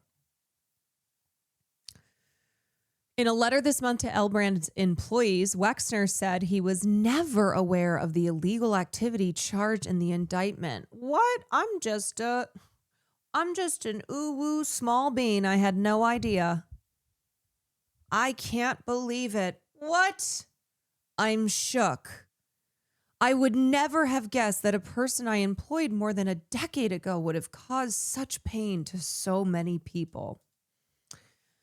Oh, well, guess it's time to move on. Nothing more to see here. Is here with what she had to say and what she would like to see happen. Jessica and Mike, the friendship between Les Wexner. This is random, but have you seen that sketch from the man? I did. Yeah. And Jeffrey Epstein started in the 1980s after Epstein started a wealth management company. For a time, the two were also neighbors in New Albany. During today's news conference, Epstein accuser Annie Farmer spoke with reporters. She recalled being just 16 when she was flown to Epstein's ranch in New Mexico, where she said she and her sister were assaulted. Farmer went on to say that many people knew about the abuse committed by Epstein and others. She also says a lot of people funded Epstein's lifestyle and looked the other way. There are names that are very well known, like that of Les Wexner, who everyone knows supplied an enormous amount of Epstein's financial wealth and allowed this operation to happen. So it's, I think, confusing to many of us why there have not been more ramifications for him, and he's been seen as a victim when clearly I believe there's more to it. Just last week. Right. Like the answer is in the question of how did Epstein amass such wealth? How did he go from just regular millionaire status, not the high-powered, well-connected billionaire that he would become? How did he go from that? The answer is in the question there. Taped interviews with Ghislaine Maxwell, the former associate of Jeffrey Epstein, helped to shed light on his connections to Central Ohio. Maxwell testified that Epstein set up trust funds for all of Wexner's children and restructured his businesses. She also stated that Epstein ran New Albany, which included the golf and the country club. No detail was too small, so he would do the... Ghislaine has said that she will speak. She will do a tell-all as soon as she is granted clemency. But otherwise, she has pled the fifth. But she will speak fully and honestly if Donald Trump is so kind to grant her clemency. Contracts with the staff, I think. And I saw that myself. Fuck her. And he also organized all the trusts for all the children. And these were complex financial structures that would contain stocks of the various businesses. He restructured, when I was there, Wexner's business in its entirety, as I recollect. And then not only that, but there were business interests. When Epstein was arrested in 2019, a spokesperson for Wexner said that he severed ties with Epstein more than a decade earlier. Wexner also told the board of L Brands at the time that he was not aware of any criminal activities and he regretted his relationship with Epstein. People that have secret lives have secret lives. And because they're secret and they're so... Oh, yes. Ghislaine has said she will testify to not just Trump, but also Bill Clinton being just an innocent small bean here. And keep in mind that Ghislaine Maxwell played an advisory role in the Clinton Global Initiative and was in charge of the funding there. So... good at hiding those secrets, being taken advantage of by someone who was so sick, so cunning, so depraved, is something that I'm embarrassed that I was even close to. The ranking member of the Senate Finance Committee is expanding his investigation into the Epstein scandal and is asking for the financial records. He says that he is looking into transactions between Epstein and dozens of people, including Les Wexner, his wife, and other members of the Wexner family and the Wexner Foundation. Ghislaine Maxwell is deeply connected to the Clintons. Deeply. Okay, Jeffrey Epstein paid Les Wexner $100 million after a retail billionaire accused him of theft. He paid $100 billion to Les Wexner in 2008. Why? The report said that Wexner's lawyers told prosecutors about the payment from Epstein just days after the sex offender died while awaiting trial on child sex trafficking charges in 2019. Wexner's lawyers met prosecutors on July 25th, 2019, 16 days before the child sex offender's death, to offer them information. They told prosecutors that the lingerie billionaire had allowed Epstein to control all of his personal finances with virtually no oversight and have power of attorney to act on his behalf starting in 1991. It said Wexner met Epstein in the 80s through a mutual friend. Epstein frequently bought property on behalf of the Wexners and then sold it to himself for a fraction of the cost. The report said Epstein bought a private plane that previously belonged to Wexner at a deeply discounted price and also acquired the New York residence in which he resided until his arrest in 2019. The Manhattan townhouse had previously belonged to Wexner and was also purchased by Epstein at a discount. A prosecutor told Mr. Wexner's legal counsel in 2019 that Wexner was viewed as a source of information about Epstein and was not a target in any respect. The billionaire's spokesperson said, Mr. Wexner cooperated fully by providing background information on Epstein and was never contacted again. The report has been made public as part of a huge release of documents by the Department of Justice after Congress passed legislation requiring materials related to Epstein's prosecution to be published. Wexner was Epstein's only known financial services client for decades and has faced scrutiny about his ties to the child sex offender since 2019. His claims of theft by Epstein became public shortly before the disgraced financier's death, when the former Victoria's Secret boss made the allegations in a letter to members of the Wexner Foundation. He has since said he was embarrassed to have known Epstein. The letter did not mention the $100 million repayment, though it said Wexner had recovered some funds. See, to me, this is covering his ass. Yeah, absolutely. Wexner, now in his late 80s, stepped down from his leadership roles at L Brands in 2020 when the company agreed a take-private deal for its Victoria's Secret lingerie unit with private equity firm Sycamore Partners. Prosecutors said in the 2019 report that money from Wexner appears to account for virtually all of Epstein's wealth, though they did not specify the time period.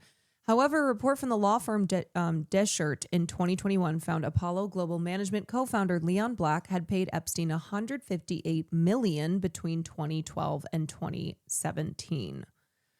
Wexner's lawyers told prosecutors that the billionaire had cut all ties with Epstein after the $100 million payment.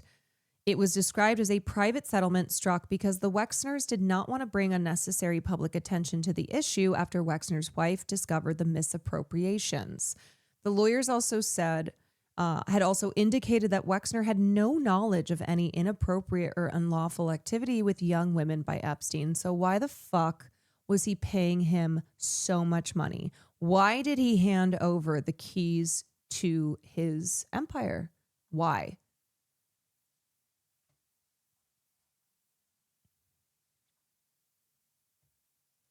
Jeffrey Epstein in a draft letter to Les Wexner. Les, I'm truly sorry to hear that you have been the target of an extortion attempt by the same girl that's tried to extort Ehud Barak, Alan Dershowitz, and Prince Andrew. I guess that she's either using bottom feeder or she's being used by them. I'm certain that John Ziegler has transmitted my suggestion that you and I sit down together. I was told that that family had no interest in a meeting. As I did not ask for meeting with family, I find that answer unsatisfactory.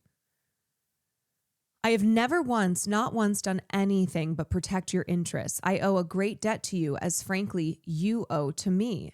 I was not surprised by your reticence to sit with me when my bad judgment with women became a cause célèbre. As I'm sure you recall, you didn't sit with your mother or sister or Sharon when a conflict arose, as I did it for you. You didn't sit with Jack Kessler, Stanley, or Stanley's son. I did it for you. I never asked to see you. I never sent you a request. Abigail and I sat. She asked many questions. She made many unfair, aggressive, and false accusations, none of which could have been fully answered without violating a confidence with you, many of which I did not answer, some that I did. You and I had gang stuff for over 15 years. Gang stuff? Oh, just a couple of white guys doing gang stuff. A great deal of it that she was unaware of. I had no intention of divulging any confidence of ours, no matter what accusations she made, and she made quite a few. As I'm sure she told you, I didn't argue with her, threaten her, or you, or in any way did not behave as I had always, putting your interests first. I always told you I would never under any circumstances give it up or put you in harm's way, no matter who, what, or when. I would guess that if things have not changed much, not change much, as I know you well, that you will find a need to show this letter to Abigail. If so, I would ask that you not raise your shoulders, purse your lips, and tell her I have no idea what he means. Is Jeffrey asking for something? There must be more to it. We don't know what we don't know. So this is, okay, you can read between the lines here. On the one hand, this is something that pops up a lot in Epstein's communications. This manipulative kind of extortive tactic. This is also like blackmail. This is also I never, ever did anything but protect your interests. A reminder of, hey, you owe me. That's what he literally says here. He says, as frankly, you owe to me the debt that I owe to you. The I know stuff. Yes. It's hard to get more blatant in saying I'm blackmailing you. Yeah. And there's a lot of these emails that read like this, whether it's the manipulative language that Epstein has used, Epstein used towards girls that he was trafficking and abusing, the way that abusers will turn things around and make it seem, just the language that they use. And also between him and his co-conspirators, him and his accomplices. He's the world's greatest blackmailer. Yeah, this is leverage. This is I am not going to spell it out exactly in this email, in this draft letter, but and I know what I'm talking about here.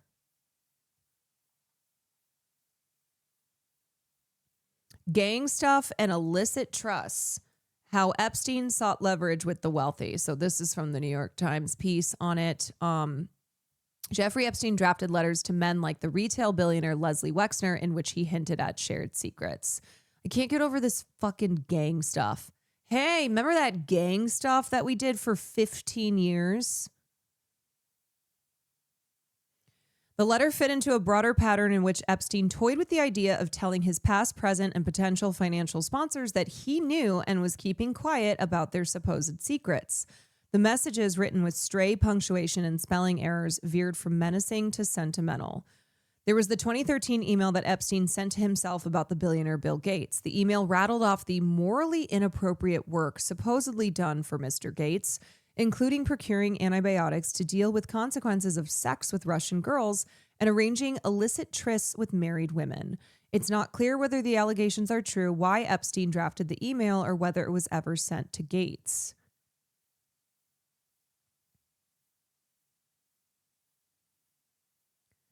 There were the dozens of messages that Epstein sent to Leon Black, the private equity billionaire, badgering him for millions of dollars, and on at least one occasion noting Epstein's work structuring payments that Black made to a woman who accused him of sexual assault.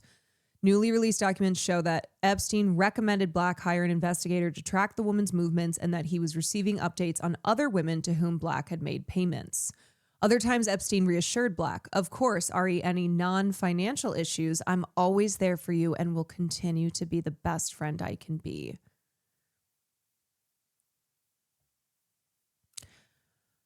Indeed, Epstein appeared to be keeping notes on some of his contacts, according to scores of files contained in the newly released documents. The electronic notes are nearly indecipherable to an outsider. There are lists of prominent contacts fixed with mundane to-do items and a scattering of partially written phrases like 34 girls, crazy blowjob, and complicit friends, family, faith.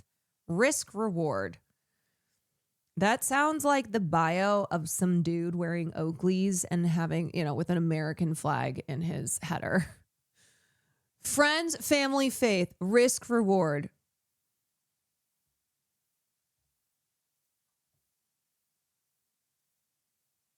Jeffrey Epstein's world.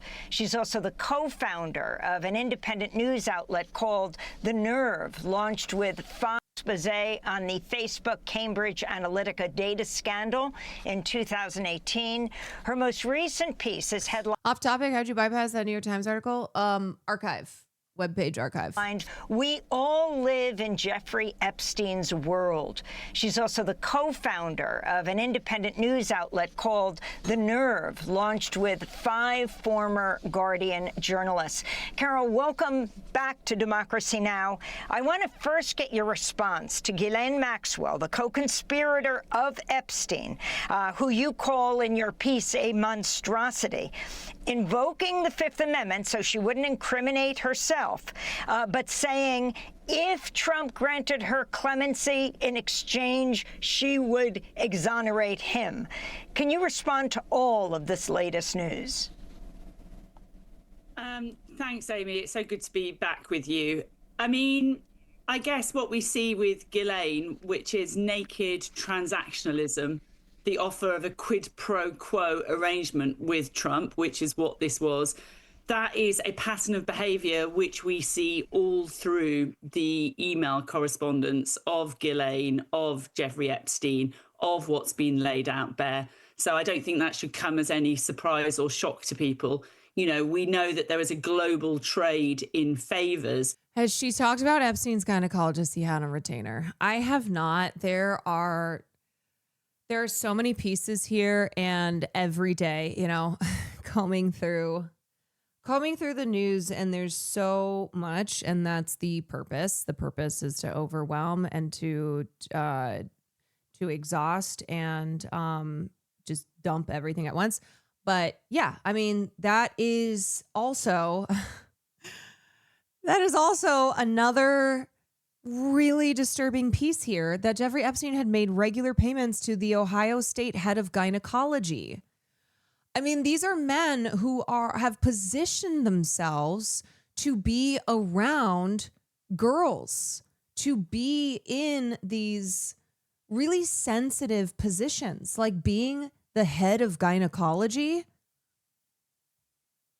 Why was Jeffrey Epstein paying the head of Ohio State's gynecology, Mark Landon, thousands of dollars every quarter in the early 2000s? What he's claiming these payments were for consulting work, and he had no knowledge of Epstein's crimes, like all of them say. They're always like, I just didn't know. He was just a really nice guy.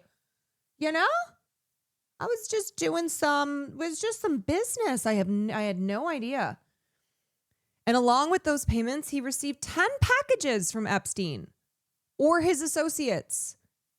What were those packages?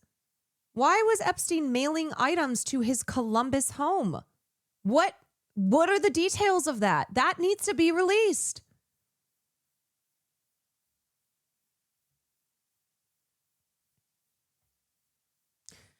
The files include emails from Epstein discussing sending victims to gynecologists. That's the other part. In the emails that we have, we do have the evidence of him talking about sending many of the girls who were obviously being abused, and because of that, they were having sexual health problems. You know, they were needing to go to a gynecologist. They were I mean, it's so sickening. It's so sickening. But the gynecologists were not named in the files.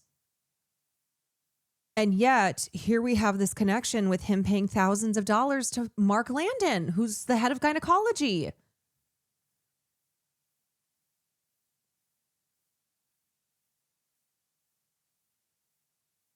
I'm so sorry to interrupt. Did you see Barry Weiss say your sister's favorite icebreaker at a party is what's your goal weight? Yeah, that whole family are just freak asses. They're all weirdos. So yeah, there's just, you see all these pieces and you know how they're connected, and yet we're told that there's nothing to investigate here. When there's something, then, you know, they're open to investigating. They're not saying never. Yeah, like the fact that Epstein literally had Baby Ranch, where he had a bunch of women he impregnated living together. Apparently he bought 60 gallons of sulfuric acid right after he was convicted. Who, Epstein? Or you talk about Bannon, whose house had, what, acid in the bathtub? Or in the jacuzzi? Why did Steve Bannon allegedly have acid in a bathtub? I've seen that scene in Breaking Bad. I've seen that. What the fuck? Yeah, Walter White type beat. Yeah, how else does one clean a jacuzzi with, without using gallons of acid that, well, coincidentally can dissolve bodies, but that's fine. It's just one thing that they can do. Also will clean your jacuzzi real good. Between a billionaire class, between people who are officials of hostile nations, between politicians, between people in Silicon Valley, in Washington, in Westminster, in Israel, across the Middle East. I mean, that's what these documents have laid bare, is this exchange of favors. So that doesn't come as any shock. It's really good to hear that there are these efforts being made in Washington to unredact the documents. It's really shocking. I mean, it's one of the most sort of disgusting features, I think, of this data dump is that we can see that these young women have had their names exposed, and yet these men who are clearly involved are being shielded. Obviously, there's a big question about why. And I suppose my final point of what these headlines show is that it is absolutely extraordinary that we are seeing this heat and pressure on the British Prime Minister, who was not an accomplice. The acid delivery for Epstein actually has a good explanation that it mentions it was for a reverse osmosis system, which his island compounded would have for fresh water. Yeah, I mean, don't get me wrong. That's the type of stuff where I'm not immediately going, oh, 100%, they were dissolving the bodies in that. But it's just, I think, kind of how it contributes to the overall vibes of this being an absolute nightmare, I'm not gonna, there are all of this is terrible and disturbing enough. And I know that there are other elements here, people are like, wow, okay, they're eating people, like, are their bodies buried under Mar-a-Lago? These really nefarious elements outside of the sex trafficking, outside of the sexual abuse. Anyway, I don't know. There's only so much that I can handle. Jeffrey Epstein, who is not in the files, and yet there is this, movement for his resignation. And I think if we get to a situation, I try not to go down rabbit holes, and I try not to lose myself. I don't want to get lost in the weeds, and I want to really focus on what we really do seem to have more concretely here, and to not lose focus on the main issue, which is how abuse is carried out by, and then, the abusers are protected, and that these elite circles do not operate in the same world under the same rules that we do, because they have designed this world for themselves. In which the British Prime Minister is forced out of office, and there is, across the Atlantic, zero pressure, zero consequences for Donald Trump, who... I'll be back for gaming, maybe. Movie quote is one of those. You can't handle the truth. Jack Nicholson. Yeah, I'll be gaming later. Thousands of mentions in the files, and a close associate of Jeffrey Epstein for years. I find that just... it's a sort of moral obscenity, I would say. Yeah, so Carol, there was an Associated Press report over the weekend, which was headlined, Epstein revelations have toppled top figures in Europe, while U.S. fallout is more muted. They point out that a prince, an ambassador, senior diplomats, top politicians, all brought down by the Jeffrey Epstein files, and all in Europe rather than the United States. I mean, if you could talk about why you think that's the case. You've also expressed concerns about the fact that your sense is that this story, the Epstein story, has not been sufficiently covered in the U.S. media. You know, I've been really puzzling over this now for a week, and I've been talking to people and trying to sense check what on earth is going on. And the only conclusion I can come to is that, and this is extraordinary because the British press, we have so many structural issues with it. However, I think what we're seeing in this moment is that we in Europe are still living in some sort of functioning democracy. We are actually still living in societies where we have some norms. And actually what we are understanding here is that this is a disgrace beyond disgrace, that paedophilia actually is too far, and that we are having some sort of semblance of accountability in public life. And I think the most extraordinary and worrying thing of what is going on in the United States is the scale of normalization that is happening, in which the press is absolutely a structural part of this. I have been shocked, deeply, deeply shocked by the absence of headlines, by the absence of sense-making across the US media that contextualizes what is in these documents, that helps people to process them and to understand them. And I think, you know, there is a sort of self-surrendering, self-censorship which is going on in the United States right now. And that I find really deeply worrying. You know, I don't think people realize, just to amplify what Nermeen just said about who... Y'all, let's keep the peace in chat, okay? I don't like when we get too deep into individual chatter arguments, so let's bring it back, please. It's a distraction, and I don't want us...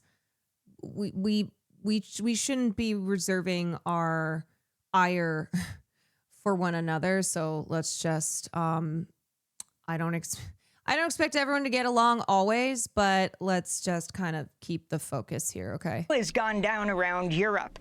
You have Mona Juul, if that's how you lock in, so to pronounce speak. her name, Juul, the Norwegian ambassador to Jordan, who just resigned after reports surfaced Epstein had left $10 million in his will to her children and her husband, Brad Karp, here in the U.S., chair of the prestigious law firm Paul Weiss, Rifkin, Wharton, and Garrison, after emails reveal close personal business communications with Epstein, including helping with a job request and socializing. Peter Mandelson not only had to step down from the House of Lords, the British politician resigned from the Labour Party following the release of the files showing he received... Certainly there have been more consequences as not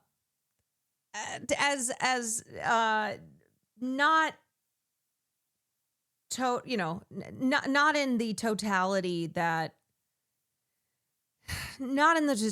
it should be, and not in the way that true justice looks, but certainly more in the UK than in the United States. Like the disparity is clear.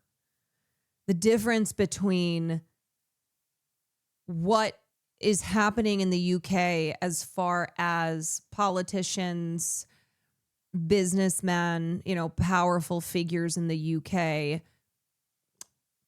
facing more heat and either stepping down from office or whatever. It's a difference. it is a difference between what's happening in the U.S. There's like literally nothing from in the Epstein. United Of course, States. this is what could bring down the Prime Minister, Keir Starmer, because of his close relationship to Mandelson. The former Slovak foreign minister and national security advisor to the Slovakian Prime Minister just resigned after emails showed him discussing meeting with young women with Epstein in 2018. Joanna Rubinstein, president of Swedish UNHCR, just resigned after it was revealed she visited Epstein's private island. David Ross, former department chair at School of Visual Arts in New York, just resigned after emails revealed a longtime supportive friendship with him. Larry Summers, of course, forced out of Harvard. The former U.S. Treasury Secretary announced he's stepping back from his public commitments, including leaving the OpenAI board. And Morgan McSweeney, Chief of Staff to the UK Prime Minister Keir Starmer, and Tim Allen, Director of Communications for the British Prime Minister Keir Starmer, just to name a few. And as you said, Carol, in the United States, we don't see anything like this except for the promise of exoneration if Trump grants clemency to Ghislaine Maxwell, who refused to testify. So if you could also talk about the whole issue you have raised of the connection between child pornography, the whole issue of, what's going on the internet. You're so famous for exposing Cambridge Analytica, and the pedophilia network, the sex trafficking network that Epstein was at the core of, that has enmeshed so many, though brought almost no one down in the United States.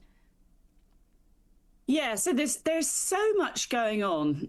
There is so much going on in this story. And this is why, I wrote this piece because I had such problems trying to process what this story is about. Because I come at this with a really specific journalistic interests and specialisms. I've spent a decade now looking at Silicon Valley companies, looking at the men who lead them, looking around their relationship with power, looking at how they have been they've had total impunity in terms of regulation and accountability.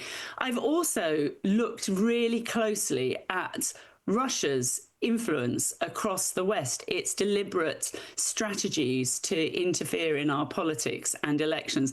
Israeli defense and intelligence firms have also been part of this beat, as has Steve Bannon and the far right across Europe. This isn't the point. Is this supposed to be a fucking statue of Trump? Is that Trump? Is this a bronze statue of Trump? That is so bad. I mean, not that he's any real looker, but who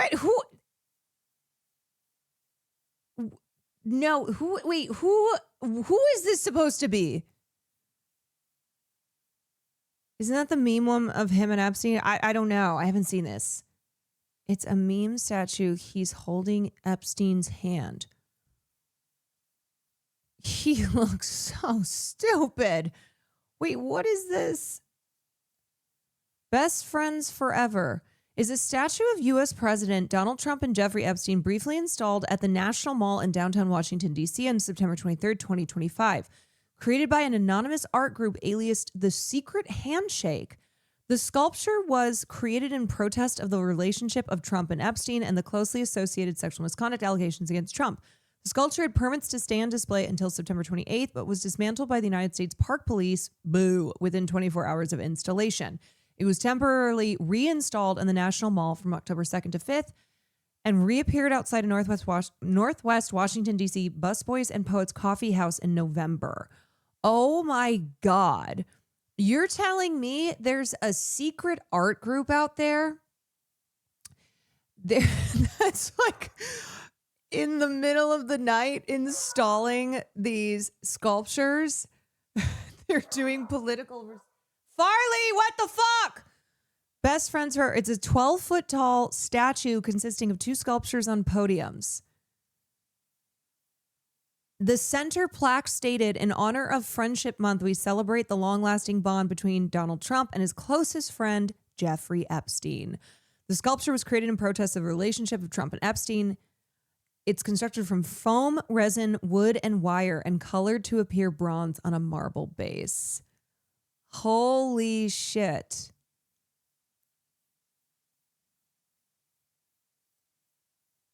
Is it this picture? Kind of looks like it. There is a group called In Decline that does similar art things. I had not seen this. This guerrilla style art. Wow. I thought you knew about this. No. Mm-mm. Nope. Must have missed this one. Though location manager Carol Flazier, Best Friends Forever received permit to be, they had a permit. They had a permit. And it was still taken down. Officers proceeded to dismantle it, damaging it. Park Police told CBS that the sculpture was removed due to not being in compliance with its permit, but did not show said permit or initially explain how it was in violation. Seems to me that everything was above board. There was one that was the birthday card Epstein from Trump too. Is that the same group? I don't know. This is the first that I've seen this. The statue's totally legit, has permits and everything, which is why it had to be reinstalled. I am, I had no idea. Okay, I don't know why this ain't loading. Commenting on the statue, Stephen Colbert on The Late Show with Stephen Colbert joked about its realism and categorized it as a victory for free speech on par with the suspension of Jimmy Kimmel Live being lifted. Following the sculpture's removal, Colbert went on to sarcastically thank the USPP for protecting free speech for almost 24 hours.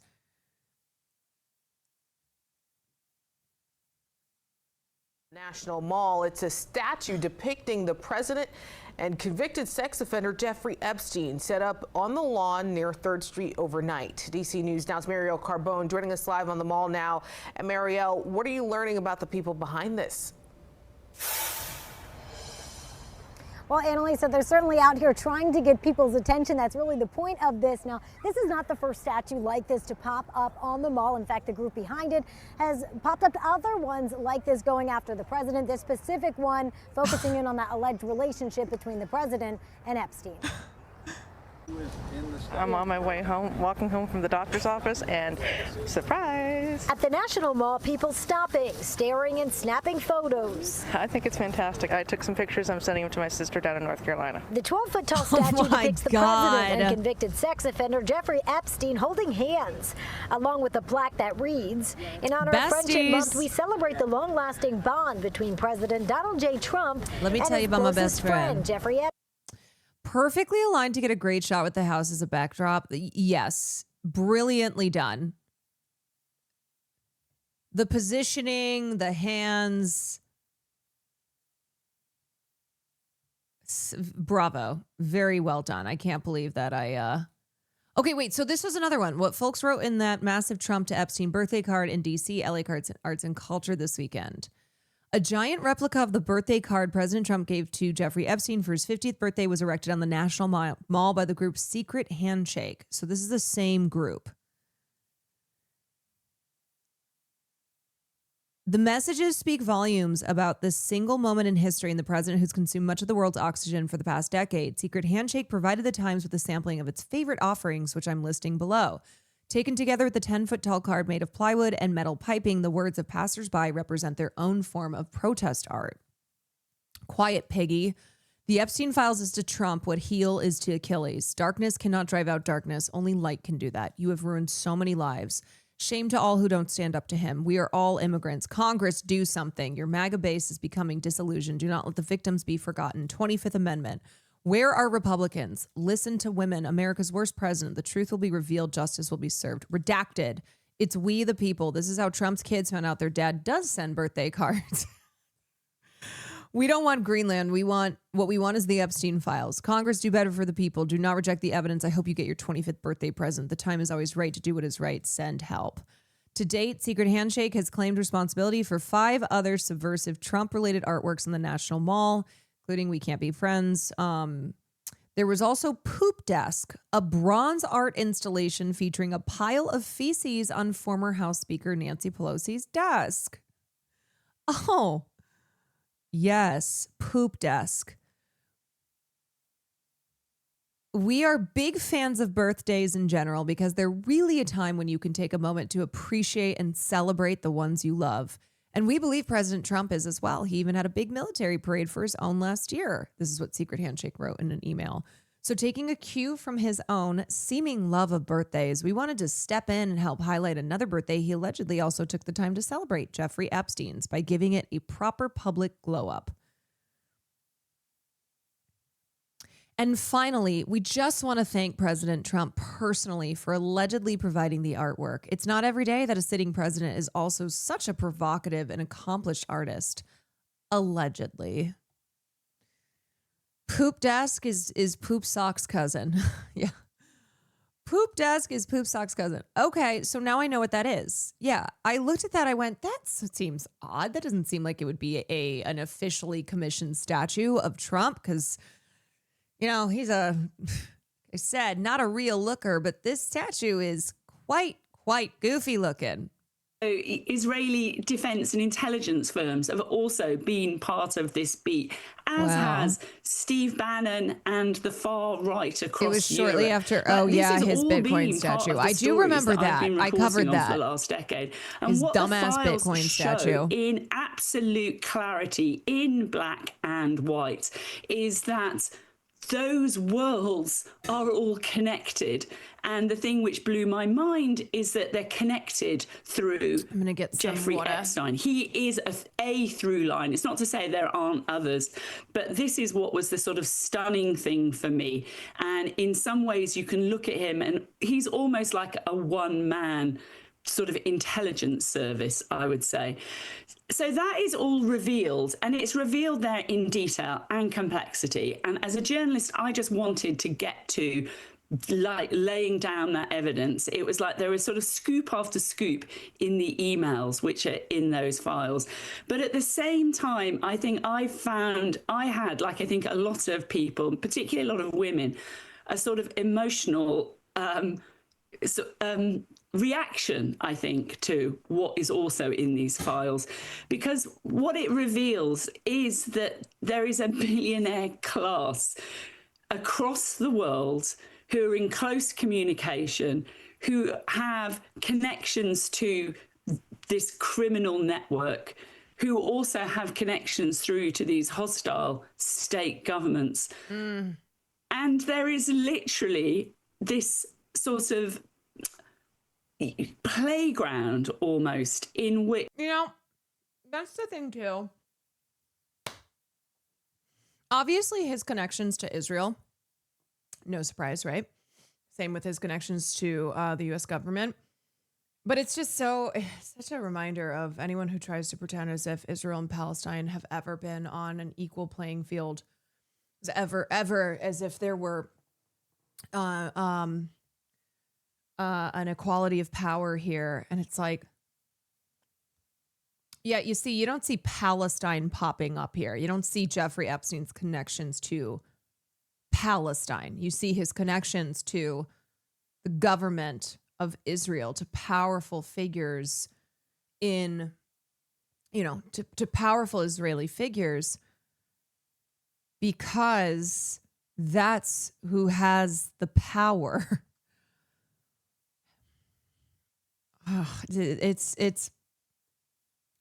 I just don't understand how I don't understand how Zionists look at all this. I don't understand how Zionists, well, to begin with, but I don't understand how they look at all of it and go, no, yeah, we're the good guys still here.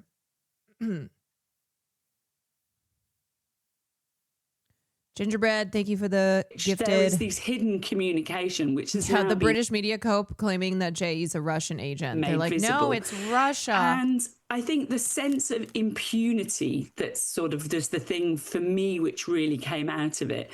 And that mirrors what we are seeing in the world right now in these rising authoritarian times in which strong men rule.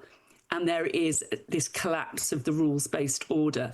And that is what I think that this sort of Jeffrey Epstein almost personifies. We see that through him.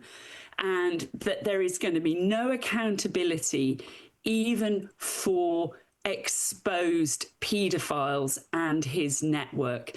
And I think that is a line in the sand.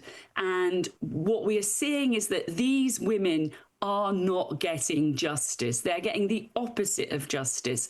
They're predators, the offenders, the men who are complicit in this are being aided and abetted in keeping their identities revealed.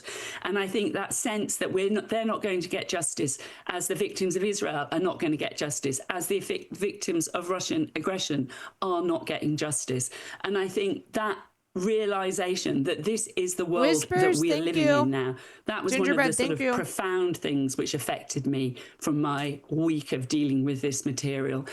And I think the other thing which it really made me think about is actually how so much of our society, there is a paedophiliac.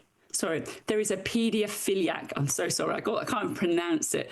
There is this Literally me paedophiliac on stream element which crosses hidden. It's submerged, but it is part of our society. And that is some of these people who are in the files, these Silicon Valley tech bros. It's their companies which are facilitating that in so many ways. A quarter of the traffic across the internet, a quarter of all searches are for porn. The most popular numerous search terms are for teens, for barely legal content. We don't see that. It's not on the open web that we see, but it is, of course, absolutely there. And I think we have this understandable reluctance and resistance to recognize this current in our culture. And for me, Epstein should be the reckoning where we are looking at this, where we're forced to look at this. Instead, this shit's happening on Grok AI. We see this, at Grok, undress this 14-year-old actress. Tale of silence. And I think that's really profoundly disturbing. And I think that the US press is not stepping up to the moment. It's not serving its readers and its viewers. And I think that has huge consequences. Carol, that's an extraordinary... Thank you for being here. All this has been very overwhelming. Voices like yours help a ton. I appreciate that. And also, I think it is one of those that it can help you kind of sort through the madness. And I'm always trying to find the balance. I don't want us to just fall into the depths of hell. But like something Matt was telling me, he said, the reason that I do my infographics and I really script out my podcast episodes is because it helps me sort through everything. It helps me to kind of clear my brain by really thoroughly going through it and then putting it out online. And perhaps not very well-known statistic that you just cited, namely that, as you write in your piece, most Flunky, I have not gone over that yet, but we're gonna go over it after this. Platforms derive a huge percentage of their profits from sexual interest in children. Porn represents 25%. It's kind of like how pigtail theory is a thing in the bartending world. Yes. So there is such a thing called the pigtail theory or the pigtail experiment, which is that if you wear pigtails as a server, you get higher tips from men. And the idea is that when female servers have pigtails, they look younger. It is, it's kind of that young, cute, really girlish, little girl look. And I remember this circulating a couple years ago where people were like, I've tried this and it does get me more tips. Like it actually is real. So I don't know on like the statistics there, but I think all of this speaks to the reality that we live in a world that has normalized the predation of children, and the selling off of young girls has happened forever. You know, it's like I've been watching the show Rome for the first time and just thinking about how that was an era, you know, that girls were just being sold off. If you needed to be a bride for a powerful Roman figure, then sorry, no choice. It's a good show. I know I really wanted something after Night of the Seven Kingdoms because those episodes are so goddamn short, and I've watched kind of everything else. And so I was like, oh, I've never actually watched Rome. I'll watch this. But anyway, I'm just using that as an example of, oh yeah, no, this shit's been forever. So it's the predation on children. It's the selling, the exploiting and financial transactions of the bodies of young girls, just selling them off to the highest bidder. And that's just been so culturally normalized.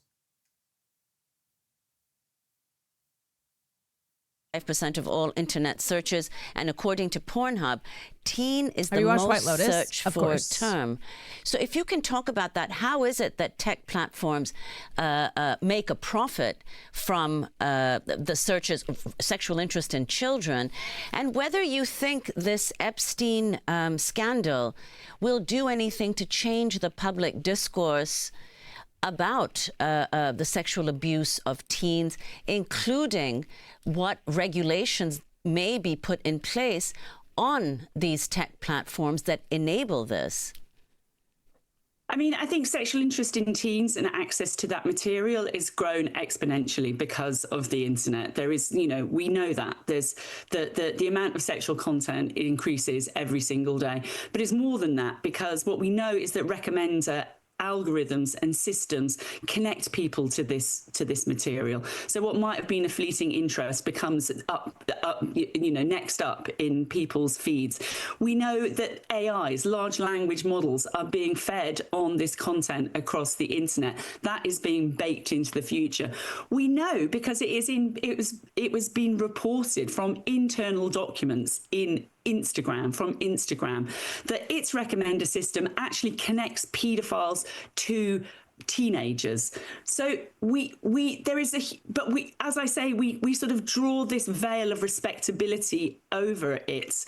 We don't like to think about it. It's not there in the Google searches. That is kind of, you know, it's not coming. Yeah, I mean, it's like the term jailbait, right? That's so jailbait that is popularized in media and culture, and what it is a girl who's underage, and it's speaking to her being jailbait because you know you want her, but if you have her, you might go to jail. Pull up the Kid Rock clip. It's Kid Rock, yeah. Up necessarily. I mean, what I found one of the most helpful things about Twitter under Elon Musk is that he has made this stuff visible. There is sort of disgusting content out there, and that's why people, you know, left that platform. But that's, again, it's not an engagement. And to go to the is there going to be a reckoning?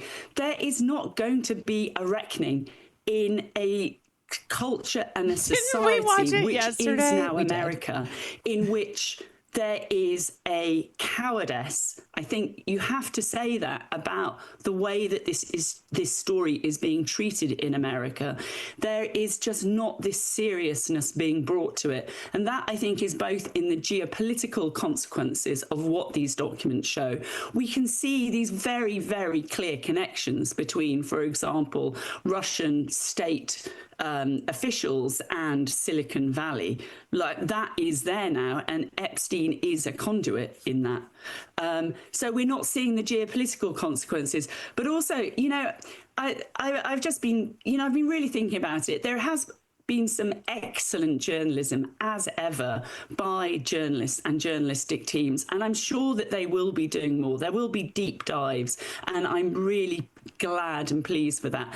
But I look at the front page of the New York Times today, I look at the front page of the Washington Post today, and there is nothing that spells this story out and its importance.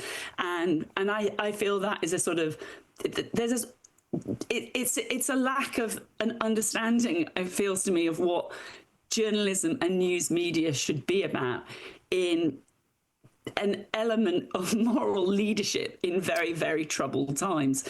And, you know, in the middle of this story last week, we saw this absolutely devastating and disgusting, frankly, sacking of 300 journalists at the Washington Post. And as much as that's, you know, it's another devastating blow again. She talks of Russia, but doesn't mention Israel. She's mentioned Israel multiple times. The press in the US. And for that to happen, I felt in the middle of this particular news cycle is, you know, it's devastating in itself. It's also a symbol of what is happening. And I say this as a foreigner sitting in London, and I know it's very different for people, for US citizens inside the country. But what is happening to your country is so alarming, but yet it is being normalized by its treatments across the media. And I think that it really does suck to have people from other countries that certainly have their host of issues look at the US and go, yeah, it's really bad over there. You know, it's bad here, but man, I feel bad for the people of the United States of America. Yeah, from Britain. Saying this from Britain, because that's how fucking bad the US is. But it's also because of the United States positioning, the global positioning, right? With the US being such a great superpower, and for the longest time establishing its global dominance and its role as the kind of head honcho, and to see the American project crumbling. You know, it's why independent outlets like yourself and, you know, as we can see across the ecosystem, these new insurgent outlets, Brew of balls, which the thing that I've set up in the UK, the Nerve, is part of, are increasingly important, because we're not massive corporate entities with massive corporate interests who can, I think, be sat on or intimidated by power in the same way. And so, yeah, I find it extraordinary that the press is so cowed in this moment. Thank you so much, Carol. Carol, thank you, Carol. Yeah. So speaking of bad journalism, I don't know how many of you are aware of Maximilia Cordero. So Maximilia Cordero was a teenager when she was preyed on and abused by Epstein and his, and his circle. And she was a young transgender model, I think. I think she was pursuing modeling. Anyway, she tried to go to the authorities back in 2007. It might have been even earlier than that. But to tell them what was going on, what she had experienced, what was going on in this circle. And Listen to how New York Magazine covered her allegations. This is just a little sample. In case you're wondering how Epstein & Co. got away with everything for so long, here's how New York Mag covered Maximilia Cordero's allegations against Epstein and Wexner in 2007. The news this morning that Jeffrey Epstein accuser and Tiesler, Maximilia Cordero, filed a similar suit against another older man for making her his underage sex slave back in 2002 prompted William Unrock, Cordero's lawyer boyfriend, to send Daily Intel yet another missive complaining about how the Post is choosing to discredit this young woman over focusing on the child molester. A copy of his revised complaint against Epstein was also attached. We're not going to reprint it here because, for one, it's really, really, really gross. But suffice it to say that if Unrock wants the focus shifted back to Epstein's misdeeds, well, then naming Victoria's Secret and Limited Brands founder Leslie Wexner as a defendant because the company, quote, knowingly allowed the defendant Epstein to use the glamour and lure of their names to harass and trap young models and teenage girls in performing sex acts with defendant Epstein, and sprinkling your complaint with colorful scenarios like plaintiff told defendant Epstein I'm old yella and began barking like a dog, and Jeffrey Epstein went into the bathroom and came out several minutes later wearing red lipstick and wearing a matted red wig and said to plaintiff, call me Janice, is probably not the way to do it. It is, however, a good way to prove you're completely and fully batshit insane. So the Post is not just mocking Maximilia Cordero for being trans and not just tossing aside her substantial allegations. She says she was 16 years old when Jeffrey Epstein sexually assaulted her, and that she was one of these young models who was preyed on. She was promised help, in advancing in her modeling career. We just talked earlier about Les Wexner and Jeffrey Epstein and how they use, Victoria's Secret and modeling agencies to prey on young girls and women and hold their careers over their heads. But it's also mocking the allegations themselves by saying these are so insane that instead of believing that it's because Epstein and Wexner and whoever else were so monstrous, were so disgusting, it's you are insane for claiming these things to have been true.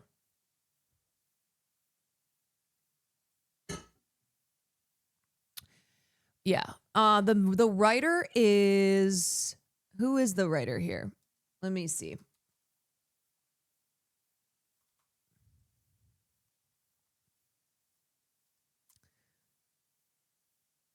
Why can't I see? Who's the author? Amazingly, Jeffrey Epstein's sex suit gets even more insane. Mind you, this is 2007.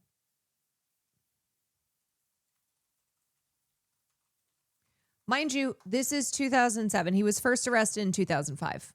Remember? He was first investigated in 2005. This is 2007. 2008 is when he pled guilty to federal charges on soliciting prostitution from a minor and had to register as a sex offender. Yeah, so this was how the media, not all of the media, of course, but the media is a tool for power and is a way to launder these wealthy, powerful abusers' reputations and help them get away with committing grave abuses.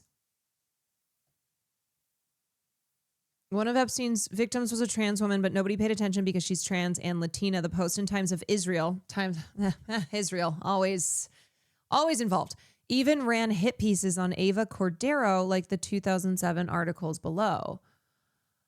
Epstein could have been stopped sooner if society listened to POC trans people or girls. Why was the Times of Israel involved in this? Oh, it's so gross. Gender bend shocker. He has a history. Bogus sex suit.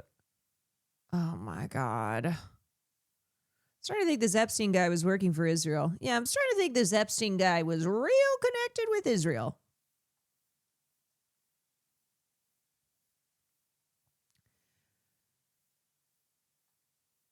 I am having a major realization this stream from what you covered, realizing all the horrible things that I didn't think of as connected in the city I grew up in, when it was actually a major rape, abduction, Epstein estate right there attacking everybody around it. No person, no 0.001% of the population should have such magnitude on so many people's lives, especially from their youngest ages in their neighborhood. Yeah, and I think one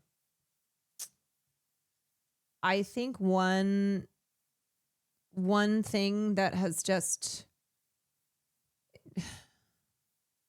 I don't know, it makes you feel like you're constantly being punched in the face, is every new realization of how long this has been going on, how unbelievably intricately connected Epstein was, how so many aspects of your childhood, so many aspects of your life now,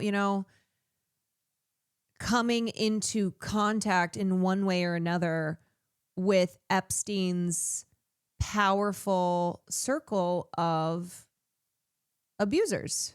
I think the limited to injustice aspect was kind of that for me today, where I was like, damn, yeah, that was my girlhood. That was my girlhood, where even though not all of us in our, growing up were victims of Epstein or people like Epstein, it still is like the feeling of it being tainted, the feeling of, oh, Les Wexner and Jeffrey Epstein were using the enormous wealth from these companies that meant, from these stores that meant so much to me when I was growing up, where I would spend my babysitting money when I was 13 years old. And they were using that to commit horrific crimes against girls who were my age or just a little bit older. There's something really, I don't know, there's something obviously deeply depressing about that, but also just you feel like you're constantly being slapped in the face. You just go, is anything here not tainted? No, because this is who runs the world. This is who owns all of these companies, all these things that we buy and that are part of our lives, that we consume, that, the structures in this world that we exist under, just every part of it. I know, it's the feeling of like, is anything sacred? Is anything? The co-founder of the company in charge of school photos, yes, is also linked to Epstein. That's Leon Black. Yes, there are so many details like that make you feel as if you are drowning in this, that you cannot get away from it, that everything has been tainted. I used to work for Lifetouch. Yeah, that's the school photo company, and they're in the files, I guess. I feel so disgusted knowing I could have somehow contributed to their depravity just doing my job. Yeah, I mean, that's a situation we're all in, where you can't stop yourself from being disgusted, but also, like, we can't go down that path of thinking we bear responsibility. Our responsibility is now. Our responsibility is now in not letting this stuff go, in using our voices and using our everything we have to get justice here, not just for the victims of Epstein and his accomplices, but also But also to send the message that this is not going to be, this is no longer going to be normalized. We are not going to continue on accepting this world where the rich and the powerful run the show. They do whatever the fuck they want. They exploit and abuse children. They make money off of it. They exploit and abuse everyone in this world and make so much money off of it. The objectification of women and girls, the violence against women and girls, no more. Like, that is what we have to exclaim that, and then every single day do what we can to challenge that. Do what we can to reshape our culture so that the sexualization, the sexual exploitation of young girls, of children, is not acceptable. So I don't know what the outcome is going to be. I do not have I cannot tell you, but all I know is that that is something that we can focus our fight on, and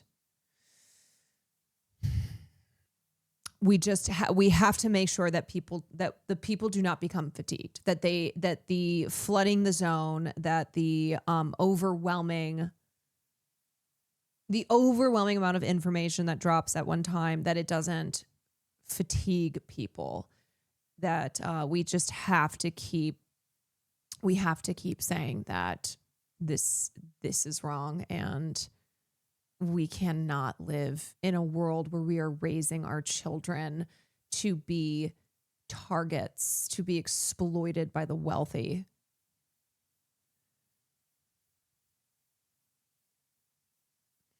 So true, just want to stop watching the news and ignore this hell, but we have to draw lines where it gets worse. Now, it doesn't mean that you lose yourself to it. It doesn't mean that you just cook yourself so mentally because you fall into the doom and gloom of how depressing this reality is and how difficult the fight is. But it means that you do not, we don't ever stop trying to change our culture, change our society, change the way that the world works. But also you have to preserve your own peace and take care of yourself and all those things. Okay, let's talk about some good news. Here's a spot of good news. Also, Baked Nebraska, thank you for the 10 months. Brew Balls, thank you for the 2 tier 1. Thank you all for supporting the stream.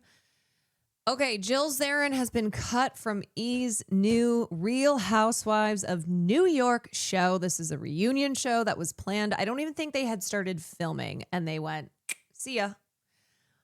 See ya, bozo. Valahan, thank you for the 5 months. And this is because she was racist. Shocker. Shocker. A Real Housewife was racist? I can't believe it. Say it ain't so. Okay, if anyone can find the video that's now been deleted, please link it to me. Jill Zarin has been fired from E's recently greenlit reality series, The Golden Life, which is set to star a few of the original Real Housewives of New York City. Her removal from the cast comes following comments that Zarin had shared about Bad Bunny's Super Bowl halftime show. The former New York housewife shared critiques of his performance in a since-deleted video, calling it the worst halftime show ever, continuing to slam the show for featuring mostly Spanish songs and no white people. Oh, she and Laura Loomer have that in common. Oh my God, thank you. So we all agree. Oh my God, she looks fucking insane. Why do all these racist white ladies do these selfies and these videos like this? It's giving Deborah Messing taking photos in the car every time she's screaming about Zohran Mamdani and the communist jihadist hell that is now New York City. Agree. Now we all agree. She looks like microwave chicken. She looks like a chicken that's been, sitting, a chicken roaster that's been sitting in the heater area for too long. You know, when you go to the grocery store and you kind of look at the different roasters and you're like, that one's a little sketchy. I agree. I said it before that it was the worst halftime show ever. This is your average this is your average Long Island auntie. You know, just kind of par for the course type of racism. It's 250 years that we're celebrating right now in the United States. And I just don't think it was appropriate to have it in Spanish. And quite frankly, I didn't need to see him grabbing his, G area. His G area? Wait, what's a G area? His crotch? Oh, his groin. She's like, I did not need to be forced into G'ing over him grabbing his G area. Yeah, so I guess G area is his genitalia area or his groin area, and she does not want to be forced into gooning, G-wording over that. I think it was totally inappropriate. You've got all these young kids watching the Super Bowl. It's totally and he inappropriate. doesn't have to be grabbing himself every 5 seconds. Is he so insecure? Seriously, I didn't understand it. I don't speak Spanish. I would have liked to have known the word. Okay, his dick can't even be that big. Is it, Bad Bunny? Let me know. How big is your dick? Not that I'm interested, because I hate you for being, where the fuck are you even from? I don't know. It's all the same. But, just let me know how big your dick actually is. Because it can't even be that big. I'm sure it's not that big. I'm sure that's why you were grabbing it like that, You're so insecure. So just let me know how big it actually is. She was saying. To me, it looked like a political statement because there were literally no white people in the entire thing. I think it was a political statement, and I'm not taking a side one way or the other. I just do. I think it was an ICE thing. And I just think that the NFL sold out, and it's very sad because this was 75 Okay, excuse me. I know we've been calling her Lady Gagita, but that is Stephanie Germana, whatever the fuck her name is. She's from the same place you are. What do you mean? Are we doing anti-Italian racism? Yeah, Stephanie Germanata. We're doing anti-Italian racism over here. Are you kidding me? Italians are the POC of white people. That's Lady Guadalupe Gagita. I cannot believe that Jill Zarin just did Fraidophobia. Also, Alex Earl, hello. Alex Earl was dancing in the casita. She was with all the hot people in there. years, and shame. And Lady Gaga got a facelift. I didn't recognize. Oh, I'm sorry. You want to talk about getting a facelift? Really, Jill, you're also using like 10.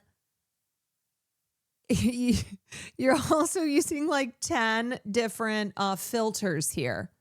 You are the last one to talk, please, girl. Please. Also, she just mentioned Lady Gaga after she said there were no white people So I there. literally had to Google her face to see who it was because we all couldn't agree who it was. Oh, please. Okay. You did not, Lady Stephanie Germanata did not get up there and you went, who is that? I don't know who she is. She's had so many facelifts. I got to look her up there. You're telling me that's Lady Gaga? So that was kind of fun in the middle of halftime. At least it gave me something to do because it was so hard to watch. You know what's so funny too? Here. So we all agree. Now we all agree. I agree. I said it before. You can hear her husband or whoever it is. So we all agree. Now we all agree. I agree. I said it before that it was the worst. He goes, yeah, I love Bad Bunny. I thought he was terrific. And she's like, we all agree. We all agree that this was racist. This was racist because there were no white people. And Lady Gaga had clearly a facelift. And that's why she's not white anymore. I know that she was like, okay, hold on a second. I'm gonna make my video here because I am just so disgusted by Bad Bunny. Let me tell you, we were all disgusted by it. We were all disgusted by it. Okay, we're the white people. And then she posted that shit. Yeah. She posted that shit. You want to know why? Because these people have gotten too comfortable. These motherfuckers have gotten way too comfortable being racist on Maine. Why does her hair look like a toddler that just woke up from a nap? It's because she was so distraught. She was so distraught that there were not enough white people. She was ripping out her hair. She does look sauced up. I'm not going to lie. She's probably 10 margaritas deep. She probably sat there and enjoyed a margarita while going, what's with all the Spanish? What is this shit? This is unpatriotic. Where are the white people? Get me another margarita. Yeah, and another Mark Tower. Where are the white people? This isn't our culture. Okay, well, girl, you could have watched Turning Point USA. They were doing a halftime show. They were doing a safe space for y'all nasty, crusty ass racists. They had a safe space halftime show where you racists would be safe watching that show, watching Kid Rock pre-recorded, badly lip syncing.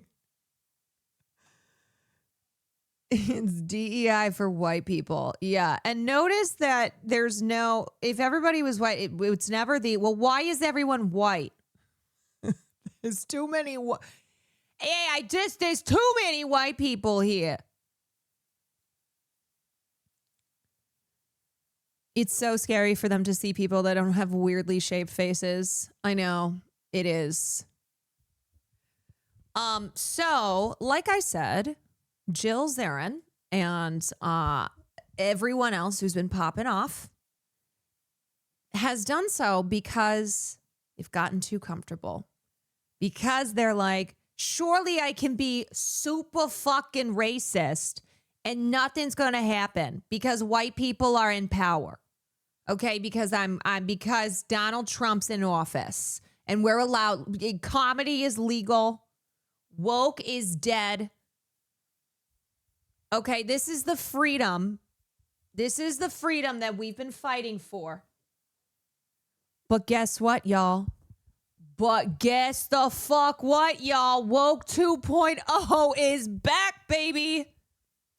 It's Britney, bitch. It's Woke 2.0, bitch. Dun-dun-dun-dun. Okay, so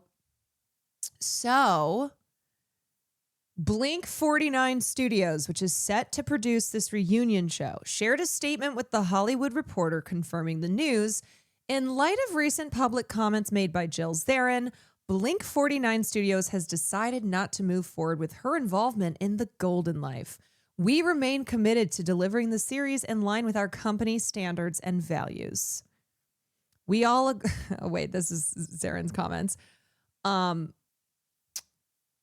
Golden Life will star Luann de Lesseps, Ramona Singer, Kelly Benjamin, and Sonia Morgan, who all previously starred in The Real Housewives of New York City. Zarin's Sunday post swiftly went viral and was deleted, with many stars from the Bravo universe speaking out against her comments, including her co-stars. Yeah, you know you done fucked up when the housewives are outwoken you, okay? Oh, God, not Luann. She ain't no diva.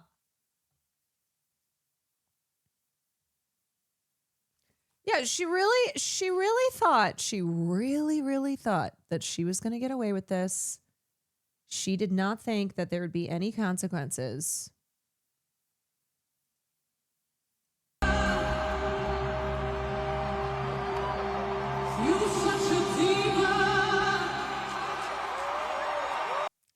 That's what she thought she was going to be when... What did you say? She ain't no diva. She thought it was going to be, you are a diva, queen, we love you, slay. And instead, she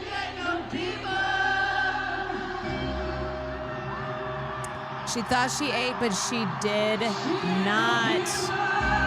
She would have got away with it too if it weren't for the meddling kids and that stupid dog. She ain't no diva.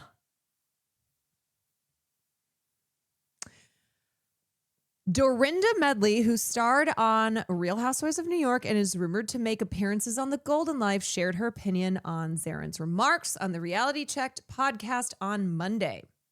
She noted, "We woke up today to Jill giving her opinion on it. I don't need to tell you her opinion, but I disagree with absolutely everything she said. I don't think you can walk away from what we had the luxury of witnessing yesterday." The effect that it had on so many people, especially people that are frightened right now, that are faltered, he created hope, and I felt sentimental about that Super Bowl halftime. I think the world has said it already, but I do not agree with any of it. Morgan shared an Instagram post on Monday and without directly referencing ZARIN's comments, wrote that she was celebrating with my chosen family Bad Bunny's Grammy, while also reiterating that he's the first Latino to win one and just showing my love for my Latin friends and supporters. We are all Latin except for Jill Zarin. We are Latin America. And Jill Zarin is just goddamn Long Island. DeLesseps, too, shyly weighed in, sharing a photo of the big screen from Bad Bunny's halftime performance that read, "The only thing more powerful than hate is love." And she wrote in the caption, "Choose love." During Andy Cohen's February 9th episode of his SiriusXM radio show, he lightly spoke about the controversy, noting, "In terms of Jill, just, I don't know, call E. Wow, Andy, go girl, give us nothing. Give us nothing." This kind of is the same. This is the same energy as Jack Antonoff with the ice, with the ice button. Yeah, there's just speechless. What is there? Well, I can't. What is there to say? The Bravo boss also addressed former housewife Taylor Armstrong, similarly condemning Bad Bunny's Super Bowl spot. On her Instagram story, the once Real Housewives of Beverly Hills star posted a photo of her head photoshopped onto Russell Crowe's body in Gladiator, writing, "Were you entertained? I'm embarrassed for the NFL and Apple for the Super Bowl halftime show, totally in Spanish with a Cuban flag." Oh, you fucking dumb fucks.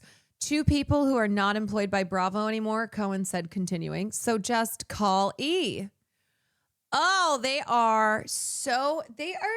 racists are so stupid. Being racist really, really cooks your brain. Cooks your brain. The other thing, I'm sure that there are some others who've seen now that that woke 2.0 strikes back, and maybe they were going to put their little thoughts about the Super Bowl halftime show out and are reconsidering. They're like, you know what, actually, I'm gonna keep this to myself. I am going to keep this to myself. Okay, wait, where'd the Bethany Frankel? Let me find the Bethany Frankel. Here she is. Bethany Frankel is being called out after sharing her initial thoughts on Bad Bunny's Super Bowl halftime show. Oh my God. Okay, wait. Oh, this is... Okay, there's this one. Expressing himself, his music, his experience. My take on Bad Bunny and his... Girl, ain't nobody asking for your take. ...performance at the Super Bowl is that he is an artist expressing himself, his music, his experience as a Puerto Rican man in America. If it's a country artist, they're... Wait a second. Hold on. Here's what it was initially. The question remains, should these entertainment vehicles, whether the Grammys, the Emmys, the Oscars, the Super Bowl, should this be the place for personal, cultural, political views to be... She says as she wears over $100,000 worth of jewelry on her wrist. ...be expressed. Certainly, there are major world events that take place, whether COVID or tragedies, 9/11, and... How do you bitches always find a way to bring it's unavoidable. That ain't no way. It's discussed, but where is the line? Whether it's Dave Chappelle expressing himself, Bad Bunny years ago, Richard Gere getting into trouble, Billie Eilish at the Grammys. Where's the line? Because Kelly Ripa and Mark, for example, are not that show. No one's allowed to express any opinions about anything going on. They barely can discuss anything going on, you know? It's an entertainment vehicle, and they keep it that way. So I'm asking you, where is the line? You're welcome. Girl, you're a fucking idiot. Why? You brought up 9/11 and just kept saying, where's the line? Where's the line? Richard Gere. Where's the line? The fuck? Did she even say anything? No, but she just kept saying, where's the line? And then was like, you're welcome. She thought she ate as well. She really thought she ate as well. So she deleted this. I think you can read between the lines of what she's saying. She started the video by saying, can't wait to get canceled for this. Oh my God, I hate these people. I hate these people. They're always like, okay, cancel me. Oh yeah. And then they delete the videos because they get nervous. They're like, wait, hold on a second. I was just being, I was being smug. They want the attention. So she deletes this and then she puts this one out. And I wonder if it had anything to do with Jill Zarin getting kicked off the Real Housewives of New York reunion My show. take on Bad Bunny and his performance at the Super Bowl is that he is an artist expressing himself, his music, his experience as a Puerto Rican man in America. If it's a country artist, they're expressing their experience and sharing their music and their culture. If it's a hip-hop artist, I love Notorious B.I.G. and talking about his come up and his, what he couldn't afford when he was eating sardines for dinner. So Bad Bunny is a Puerto Rican man in America on the largest stage in the world, which is very inspirational to people because... Yo, why is she mentioning Biggie? You don't know a single big bar. Shut the fuck up. She's like, look, I listen to black music. That is him expressing his experience in his first language. Madonna said it best, express yourself. So my take on Bad Bunny and his performance at the Super Bowl. Oh, ain't nobody asking for your take, Bethany Frankel. Like no one was asking for your first take, which then you deleted. Never trust anyone that makes a brand based off of diet culture. She created skinny girl products. That's how she got rich. Oh, I mean, Bethany Frankel has been fucking horrible. What was the thing recently? I swear there was something. What did she say about Asian people? Bethany Frankel comments on. She said some weird.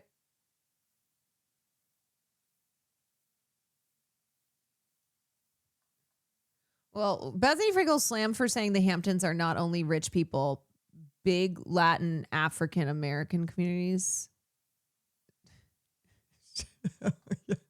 She's like, look, it's not just rich. It's not just us rich people who are here. A lot of Latinos. Okay, wait. What were her comments on? She made some weird ass. She's always making weird comments. What was it though? Frankel was criticized for tweets. One of the tweets said, Kmart has 2 registers open with 5 other employees standing around and 2 speak no English whatsoever. Shoes are zapatos, right? And then she tweeted, all of a sudden I'm getting a lot of Asian tweets. Did Twitter just become popular there?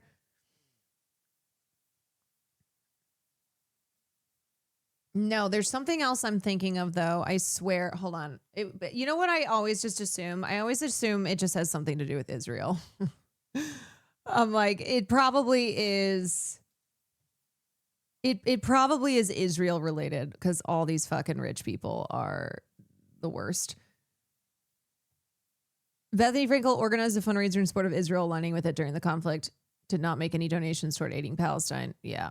Yeah. So usually when I can't think of any, when I'm like, there's something I remember, I just Google their name and Israel. And then I'm like, yep, lo and behold.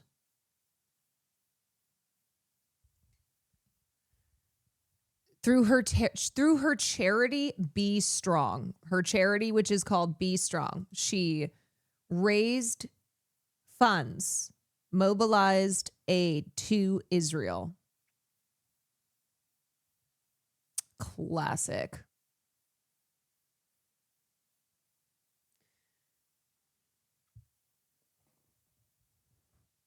Current NFL fans are very old and white and racist and no longer have buying power, so the NFL is moving on to younger people of color. They want to go, yes, they want to go global. Mm-hmm. That's why they had Bad Bunny.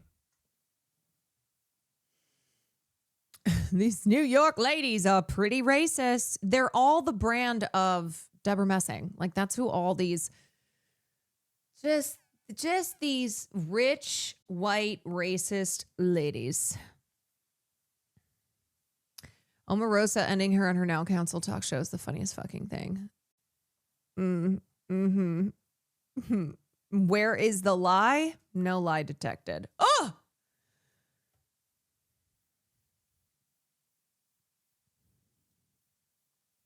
I also love that Jill Zarin said that it was clearly a political statement because there were no white people. And then she called it an ICE thing. May I remind you, Jill Zarin, that a white woman was just recently murdered by ICE. So this idea that it's a political statement because there's no white people. Because what? White people like you are maintaining the status quo, so therefore it's not political. And it's just when it's people of color because their very existence is political. Speaking in Spanish is political. Check how long Bethany ran for.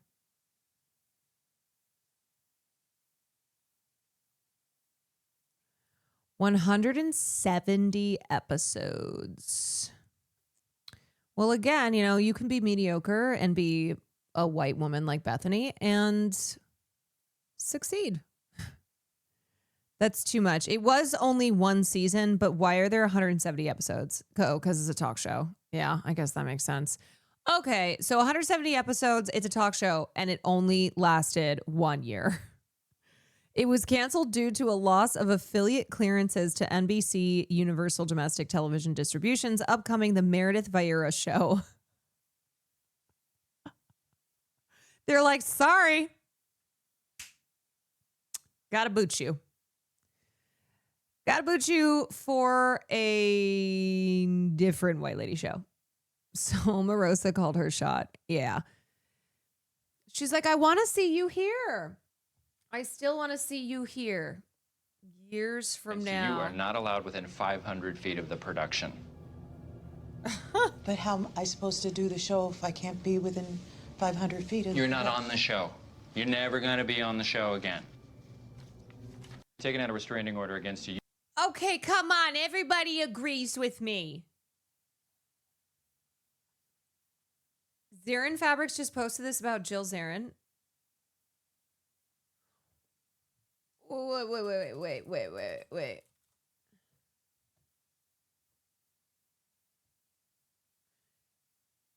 Hold on. ZARIN Fabrics is now owned owned by her daughter, ? Or this was her late husband's store. Okay.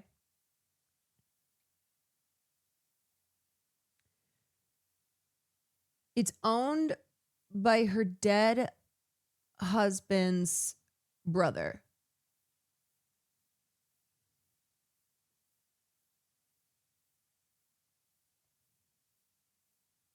Okay. This is her former company. She owned this with her late husband, Bobby Zarin. But I think, isn't it? I think it's her daughter now who's, or no, maybe her daughter also defended Bad Bunny. Her daughter, Ali Shapiro, after her mom posted this video, said, "In my opinion, I loved it so much." Alongside a clip from the show, the cinematography was fantastic. It was like they put filter over it. It looked like a film. Best halftime show in years, which honestly is weird to even call it that. It was like a true performance with the storyline and actors and the direction, lighting, everything was perfect. And then here's what ZARIN Fabric said. ZARIN Fabric stands firmly against racism, discrimination, and rhetoric that seeks to exclude or diminish people based on identity, culture, or background. We want to be absolutely clear that Jill Zarin has not had ownership of or been associated with ZARIN Fabrics for several years. Our company operates independently, and any public statements attributed to her are made in a personal capacity and do not reflect our values, beliefs, or operations.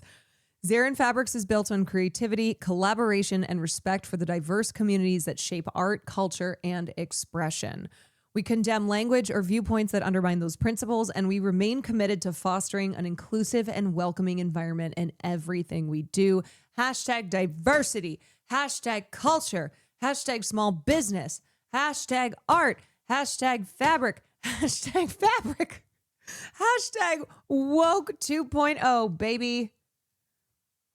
Man, this is really reminiscent of woke era, when someone would do a racism and then a company they were, associated with or previously associated with would put out the statement to say, we condemn racism.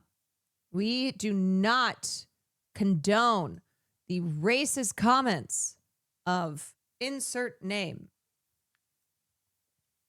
Bobby's son David owns and operates ZARIN Fabrics today, so to post this to his former stepmother really shows how he felt about their relationship. And he's run the company since before she was ever on Real Housewives, but she played it like she and Bobby ran the company. Clearly, Bobby turned the whole company over to David and didn't leave any of it to her, which I find hysterical. I love this for wokeness and hashtag fabric. We are so back, y'all. Ali Shapiro is a big, nasty, racist Zionist who volunteers with the IDF in Lebanon. Fuck her. I mean, for the most part, fuck this family. Hopefully ZARIN Fabrics is, this was a good statement here, so. It's like Ali Shapiro, who is Jill Zarin's daughter, is clearly racist too, but she's not operating on all the levels of racism that her mother is. She's like, ooh, that one? No. No, I don't think so. I'm not. Don't put me down for this one. This one? Yes. This one? No.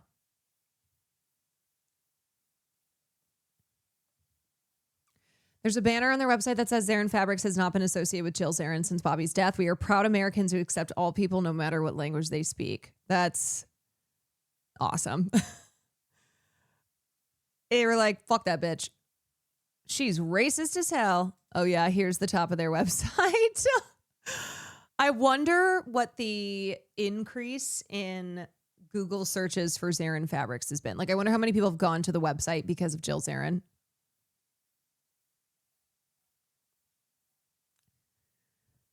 Fabric is now woke. Yeah, that's right. Hashtag fabric. Hashtag fabric. Hashtag woke 2.0. We've never been this back. All right. I did I'm crying while we're on the topic of Bravo. Can you look at this community note? The man is Andy Cohen. This is just how he looks. Oh yeah, I forgot Andy Cohen had his Super Bowl commercial. The man, if I ever get community noted like that, I'm just going to end it all. I'm going to end it all. Jill Zarin endings on The View. Super Bowl. People are still losing their minds over Bad Bunny's halftime show.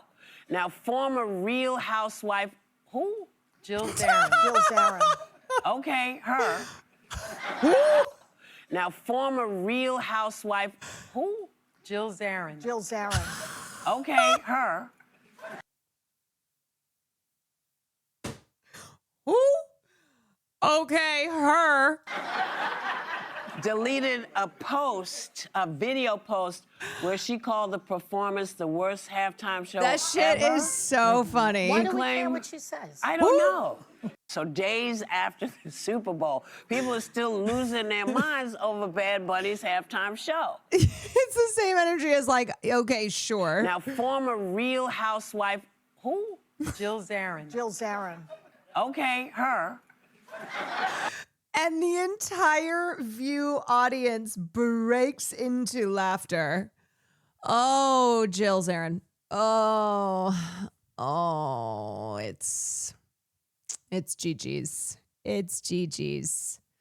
You thought you could do a big racism and post it and not have any backlash, but I'm here to inform you. As a representative of Woke 2.0, you have officially been, dun-dun, you have been woked.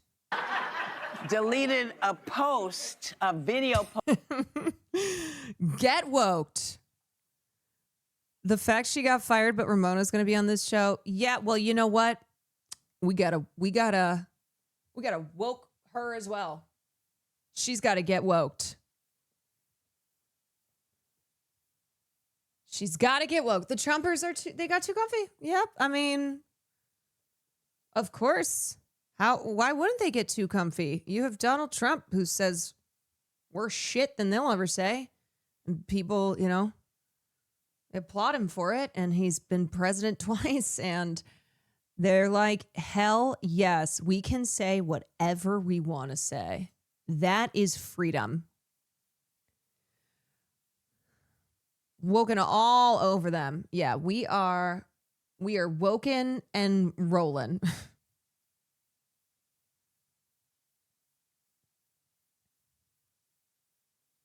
I have mutuals on Twitter used to constantly troll Jill ZARIN by joining her Instagram lives and pretending to be other Real Housewives. She fell for it multiple times. She doesn't strike me as too bright. Usually racists are pretty dumb,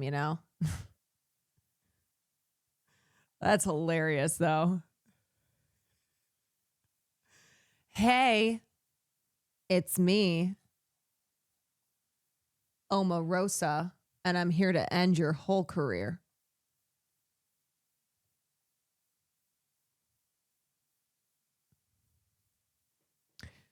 I've been infected with the woke mind virus, and my only directive is to now infect more people with wokeness. I didn't ask for this; it asked for me. It is Elon Musk's worst nightmare.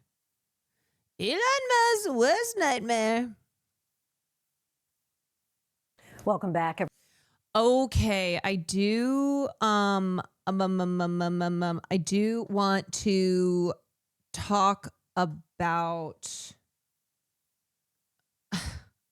do want to talk about Cuba before we get to some gaming because of what the United States is doing to Cuba, has been doing to Cuba. And the parallels between how the United States and Israel weaponized starvation and aid to both Gaza and Cuba. So we're going to talk about it. I had said yesterday, I was like, Cuba is a place that we've wanted to go. Will had initially suggested it for Fear and as, the potential to go to Cuba and show life in Cuba, talk to Cuban people, cut through the anti-communist propaganda that has led to the longest economic embargo in Cuba, going on 60 plus years. And anyway, I know that there are people right now who are, I saw a tweet that was like, if you're a content creator, I'm trying to get together something like content creators, videographers to get aid to Cuba. And And yeah, oh, this is it. Thank you. Comrades, I need help. Can you reply with a list of popular leftist influencers who make short form videos? I'm looking for 50 or so people to end up with 10 who might be interested in a Cuba delegation organized by myself and a Cuban who can ensure a safe and good experience. Yeah, so I think there are possibly more than one group, but a group or groups that are going to be forming a Cuba delegation. Maple Takes, thank you for the raid. Hello, everybody. Welcome in. I'm in my last little coverage. I'm in my last coverage segment here. Want to talk about Cuba. I just mentioned the parallels between Gaza and Cuba and how both Israel and the United States use starvation as a tool that they deploy these really barbaric methods of starvation. They force starvation in order to force the political angle that they have in order to take any and all remaining power from Cuba and Palestine. Let's talk about it. Maple Glaze, he was just giving you props. Oh, that's so sweet. Thank you so much. I think Maple is wonderful. Maple, I think you're wonderful. I do. Venezuelan oil that used to go to Cuba is going to Israel. It's all connected because it's all part of the imperialist project. Okay, it's not a coincidence. It's not hard to understand why this stuff is all connected. This is the imperial core working as it always has. Devote follower. I can't speak. Oh my God. Devote follower of Quanunism. Yes, we are the Quanunists here.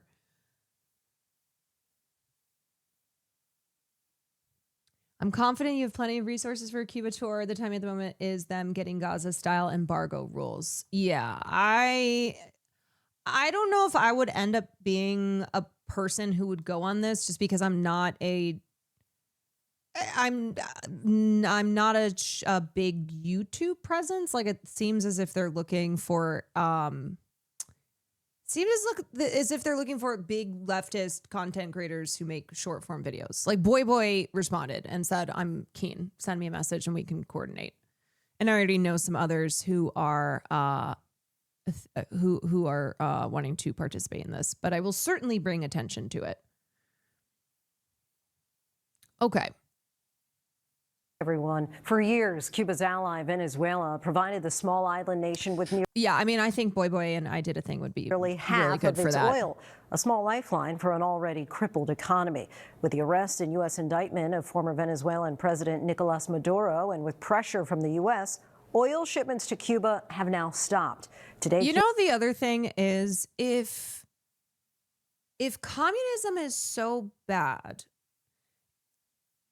if communism is bad for the people who live under it, then why don't you let them just fail on their own?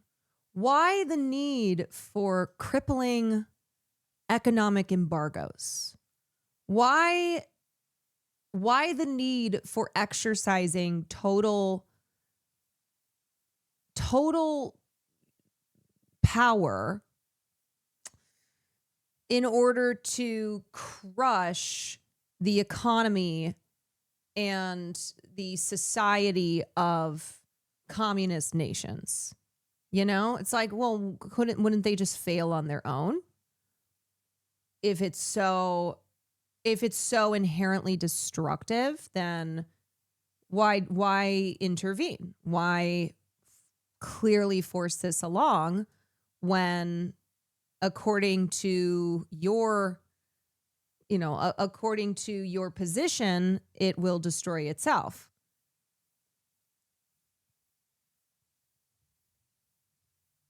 You know, why has Cuba been living under the shadow of blackmail and United States threats from the U.S. empire and the longest economic embargo since 1959. Why? If communism is so bad, why do we spend hundreds of billions of dollars to sabotage them? Exactly. Even under U.S. embargo, Cuba is already has better healthcare than the U.S. You know, another thing I was thinking about is, so one of the things that the United States does after Cuba experiences a disaster like Hurricane Melissa was, so they will announce, oh, we're going to offer an aid package. And it makes them seem like the good guys. It makes them seem like Cuba cannot function without the United States aid.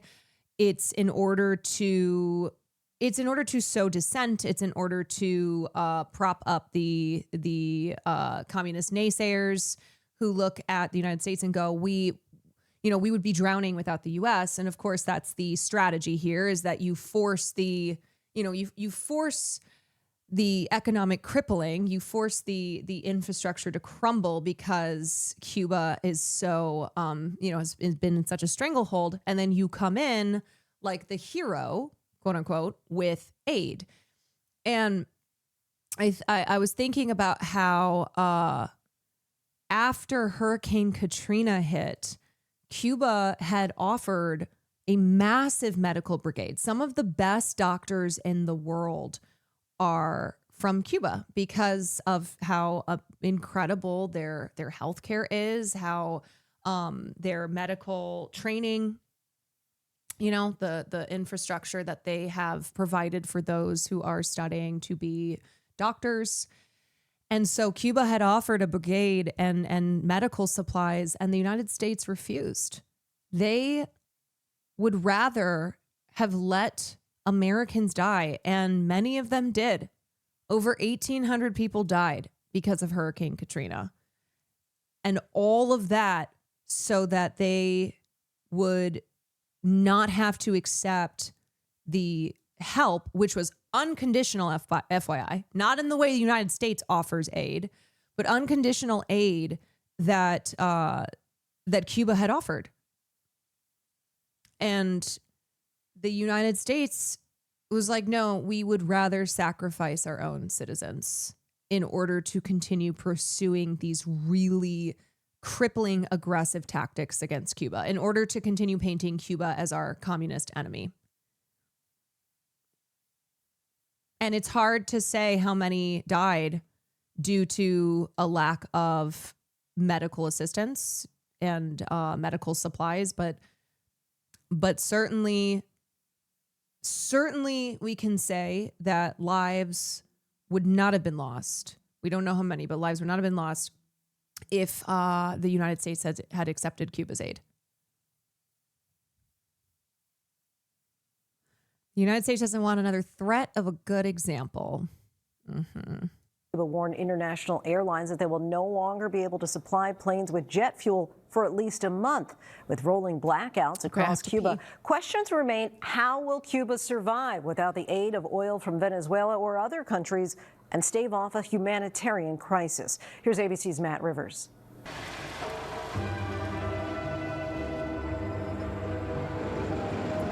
Havana, Cuba. The country's communist government has been plagued with problems over its 6 decades in power, many of its own making. Corruption, aging infrastructure, hurricanes, a struggling economy, international isolation, all pushing today's Cuba to the brink of a humanitarian crisis, and often leaving the island's streets blanketed in darkness. Blackouts, some lasting nearly all day, a common occurrence now.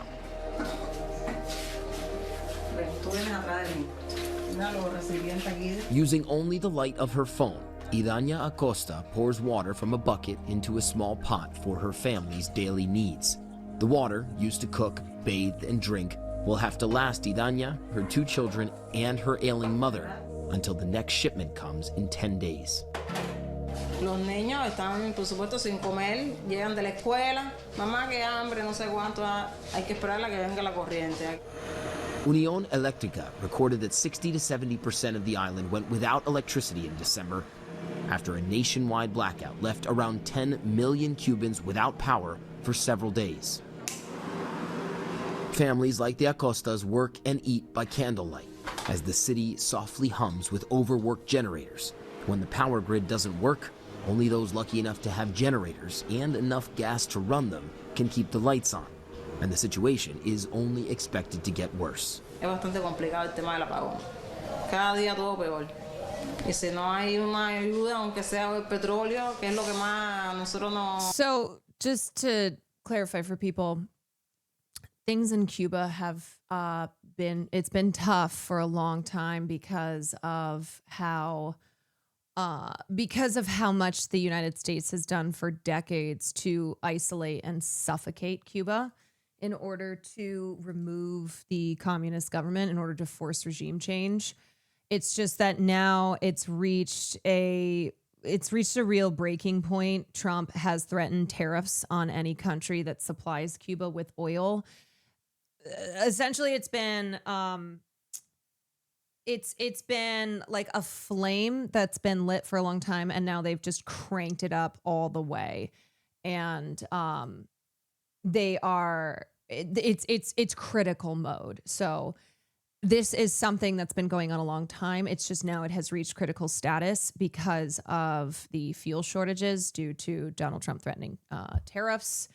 And so like the blackout that Cuba has been experiencing.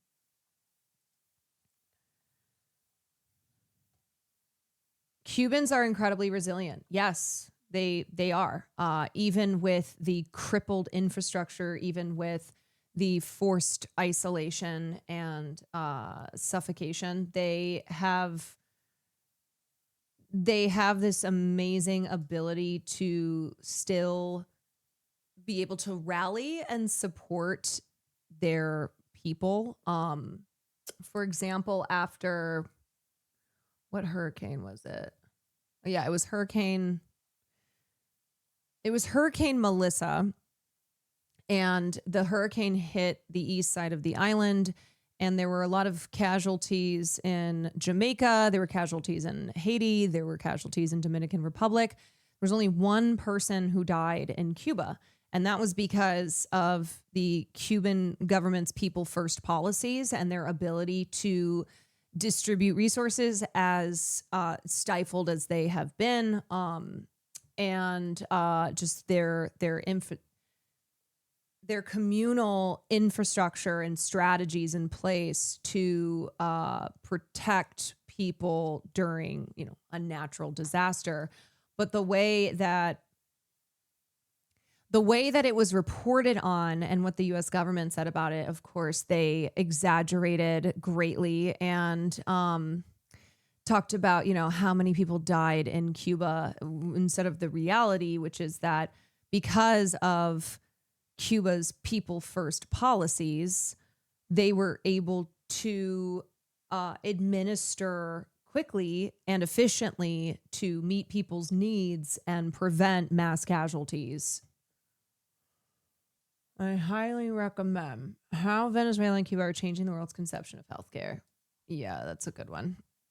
Favorece, es todo más para atrás y más difícil.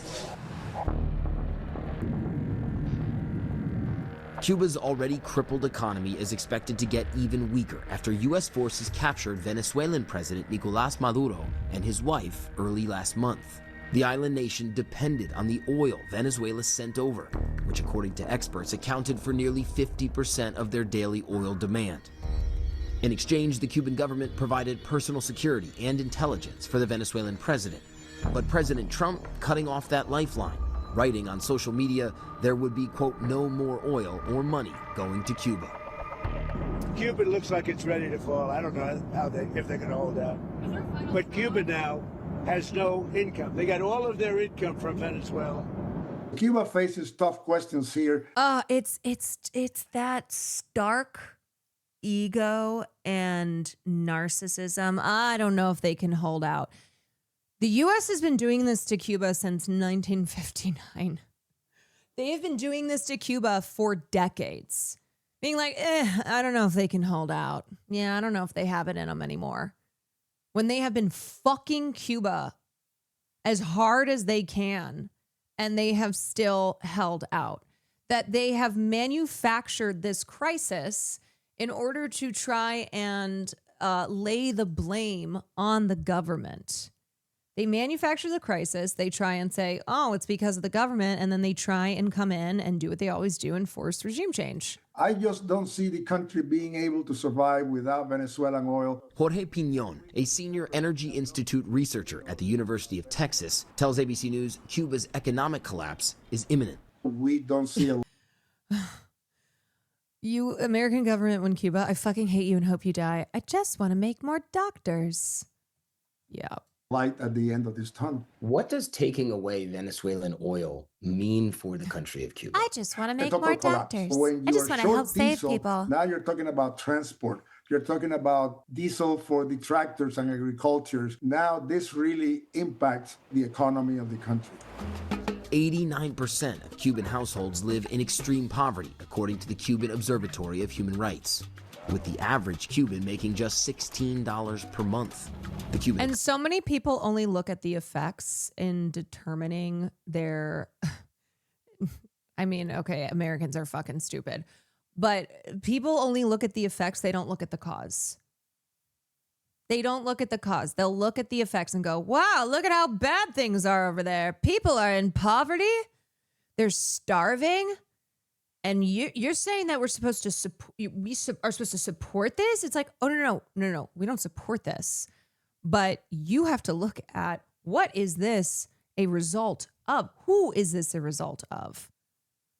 It's everywhere across Latin America, in South America, in Palestine, in these areas of the world where the United States and its great allies like Israel have forced these crises, have come in and taken a lot of the resources and, used their military might to force regime changes and destabilize the social and political environments, and then turn around and go, see, that's why we had to do it, because look at how bad their government is, because these people are suffering.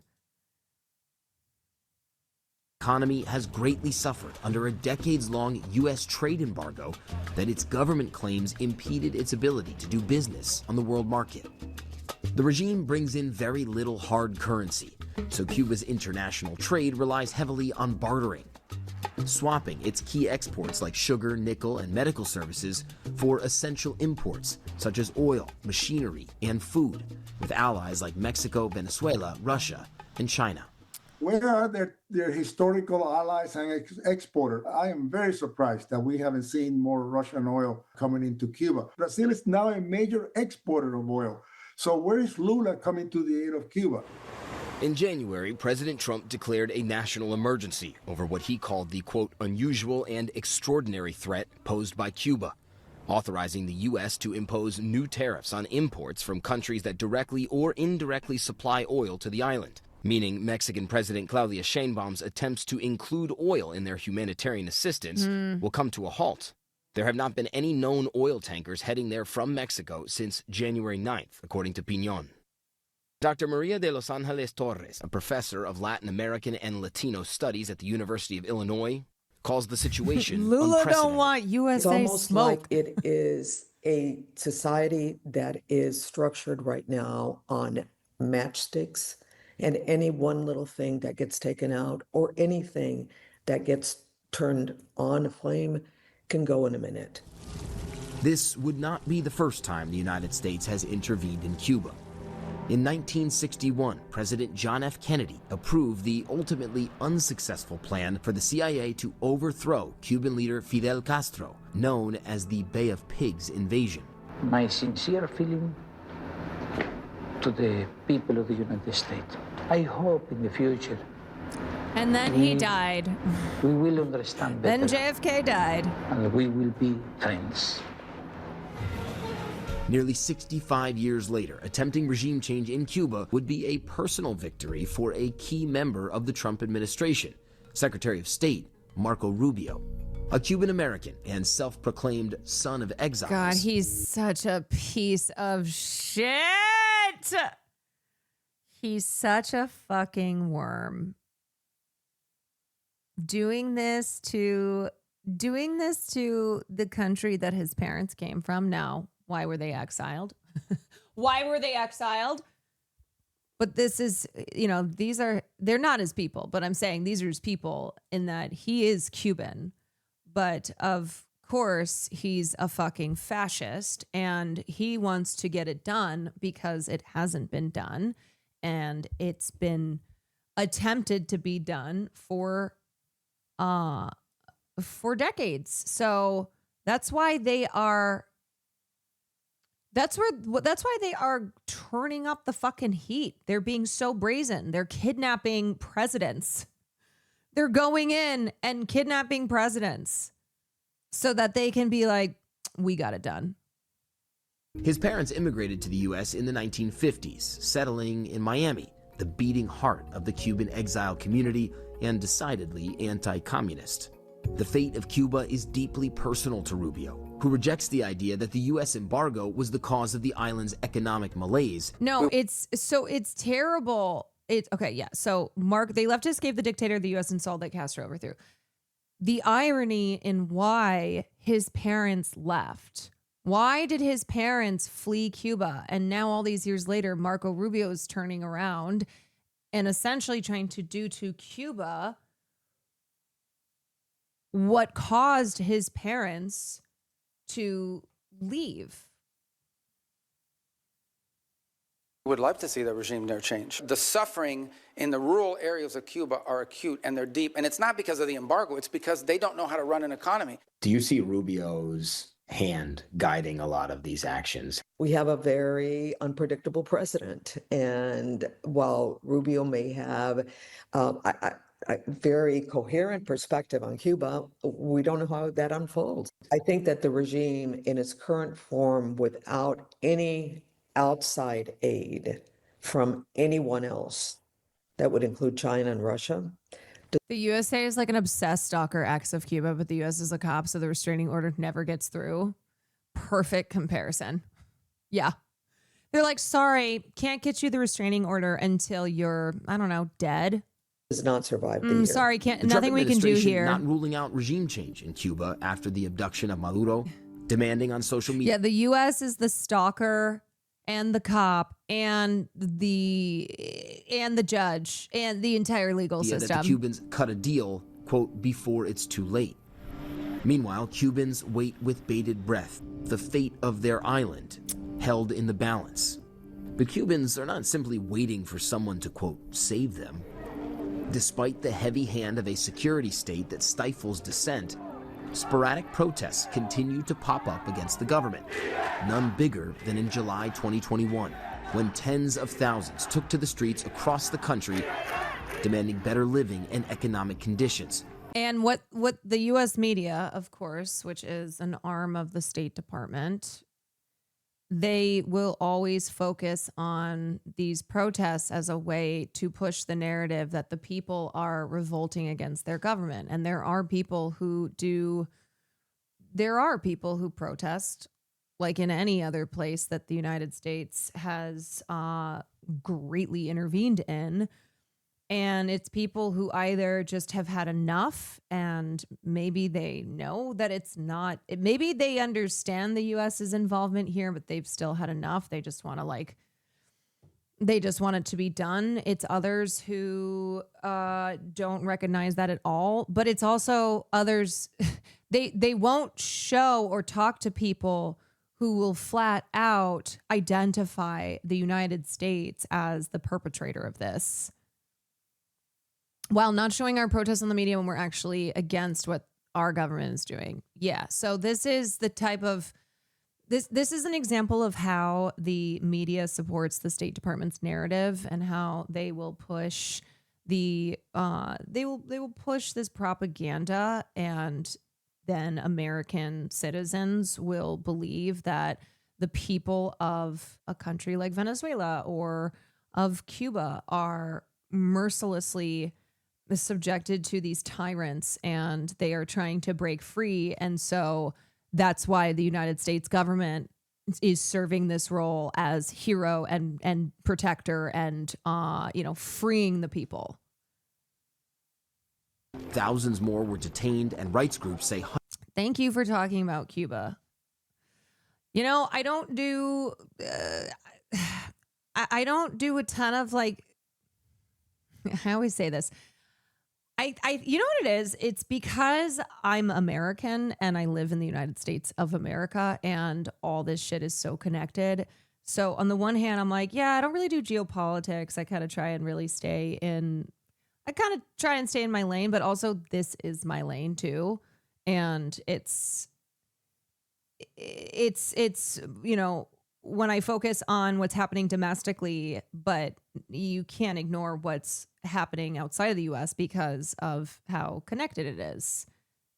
America really has its hands everywhere. And also the similarities between our domestic and foreign policies.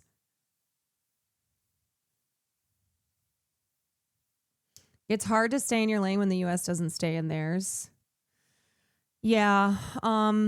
I think what happened too is I never really planned on being a content creator that talked about this kind of stuff. But then October 7th happened and I was talking a lot about Palestine, and I was talking about the United States' role in the oppression of Palestine and then, of course, the genocide of Palestine. And I think once I started talking about that and then was talking about it a lot, it was maybe re-examining what not wanting to kind of put myself in any box per se as a content creator and be like, look, this is something I want to talk about, so I'm going to talk about it. This is something that I think as an American I need to be aware of. I need to be condemning, the actions of my government. So that's what I'm going to do. As far as I'm concerned, if it's happening with my tax dollars, it's something I must be aware of. And I know that there's a lot of other things I don't cover that, yes, the United States has a hand in because it got its hands in every fucking cookie jar. But it's kind of I just try and kind of pick, kind of pick the stuff that's front and center as far as what the United States is really openly and brazenly doing.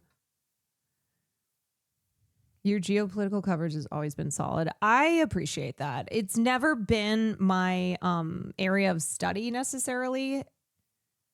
And of course, I've been of course talking about Palestine. The fuck-ass Zionists tried to smear me and say that I was a stupid whore who didn't know what she was talking about.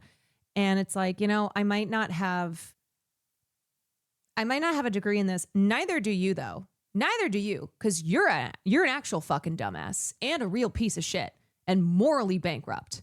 But I know what my values are. I know what I fundamentally believe in. And that's what helps to kind of steer through. Maybe you don't understand the entire history. Maybe you can't recall.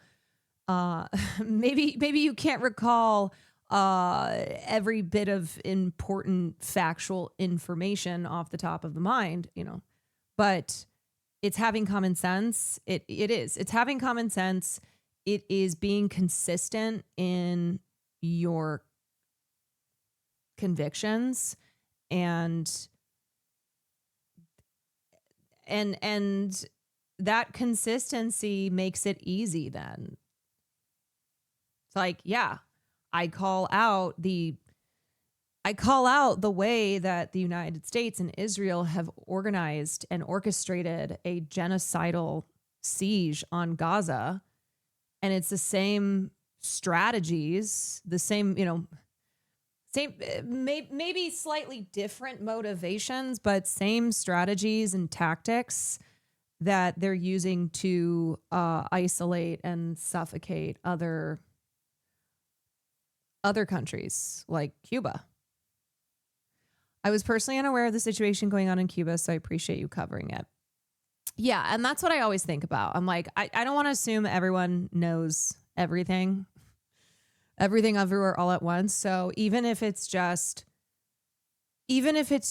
a little bit of coverage, at least there is then some understanding here of why Cuba is all over the news right now and why this situation is really critical. You've shown time and again that you're willing to study to fill in the gaps for what details you don't know. Yeah, I study all the time. I'm a perpetual student. I don't think you ever stop learning. And anyway, last thing I'll say on it too is if I don't talk about something that is important to you, I'm sorry. I cannot talk about everything. And it doesn't mean I don't care. And I always say, like, diversify your content, diversify the voices that you listen to, because there are people who talk about things that I don't talk about. And then there are things I talk about that no one else talks about. So it's good to diversify. Yeah, I can't cover it all. I won't cover it all. I do always kind of try and I try and really hone in on what I think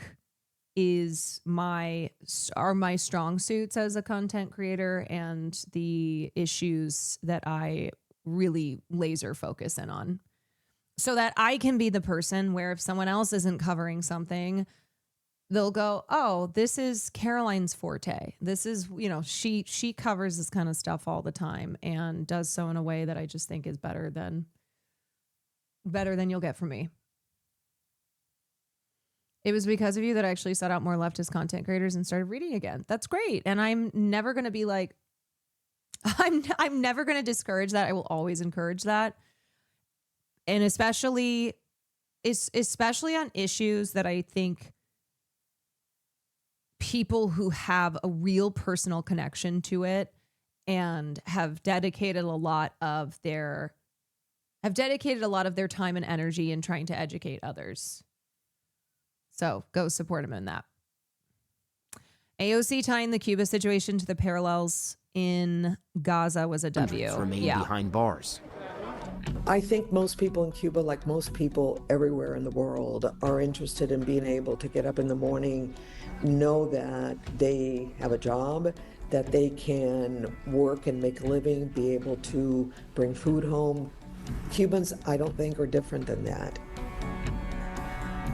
Last week, the U.S. announced they will provide $6 million in how humanitarian kind, assistance how comprised of generous. food and hygiene kits. Overnight, Mexico sending humanitarian aid. You mean in the same way that Israel was so generous, we're such saviors for sending humanitarian aid into Palestine, despite the fact that they were blocking so much of it, and despite the fact that they fucking caused the problems in the first place. It's like when somebody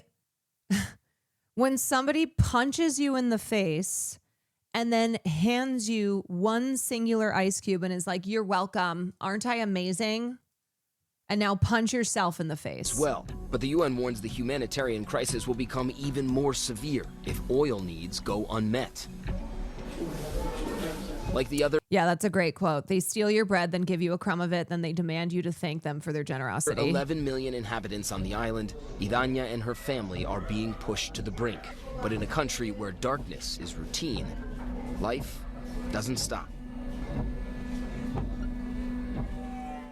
This is Milo. Pets are family. Shumpu, thank you for the gifted. Okay, I'm going to cover this thing tomorrow. I wanted to watch the AOC clip. Did I repost this? Yeah. News at Drop Site today about Marco Rubio cutting President Trump off in negotiations about Cuba policy. He's been Did you even say thank you?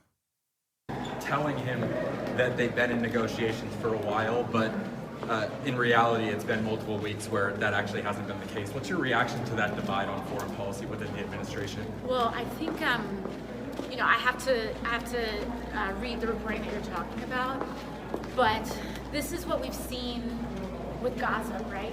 This is the. I saw your tweet on white people Twitter today. You're mainstream now. Fuck yes, I made it onto white people Twitter. Dream. A new kind of era of depravity opened up. Sorry, let me just. I have to read the reporting that you're talking about, but this is what we've seen with Gaza, right? Yes. This is a new kind of era of depravity opened up where there used to be, or there was this stated commitment on human rights that innocent civilians were almost exempt from the rules of war, from blockades, and what has transpired Errol, thank you. That now it's kind of become acceptable that the entire Western world will look the other way as they starve and deprive a people because they find political actors or political regimes in that country to be objectionable. And so what we're Yeah, it's how bullies operate. So the baseline is them bullying you. If nothing happens, if an adult figure doesn't step in, if they do not face consequences, then the bullying only worsens. If you have been a victim of bullying, you have experienced this, where the longer it goes on, the worse that it gets, because it is continuously pushing. It's continuously pushing what the possibilities of cruelty are. So seeing how far you can go, how much you can get away with, and well, Israel and the United States get away with the worst crimes against humanity. We're talking genocide. We're talking, crimes against children. And it absolutely is. It absolutely is both of these nations looking at the response to either both, and or both of them in the cruelty and the barbarity that they commit against already oppressed people. So it's like Israel they're not even banned from fucking Eurovision. They're competing at the Olympics. So despite being a pariah because of how many people globally have protested and have a really negative view of Israel now, they are still accepted into the room. Like they're still not they're not pariahs enough. They're not institutionally cast out.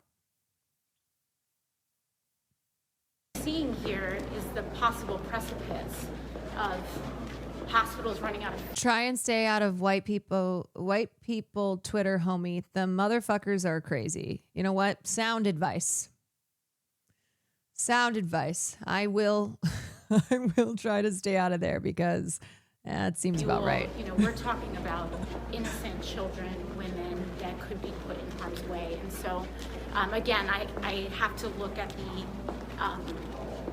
the details of the reporting that you're sharing regarding Rubio specifically, but I think it's incumbent upon all of us to defend human rights, no matter where. Hey, Congresswoman. Okay,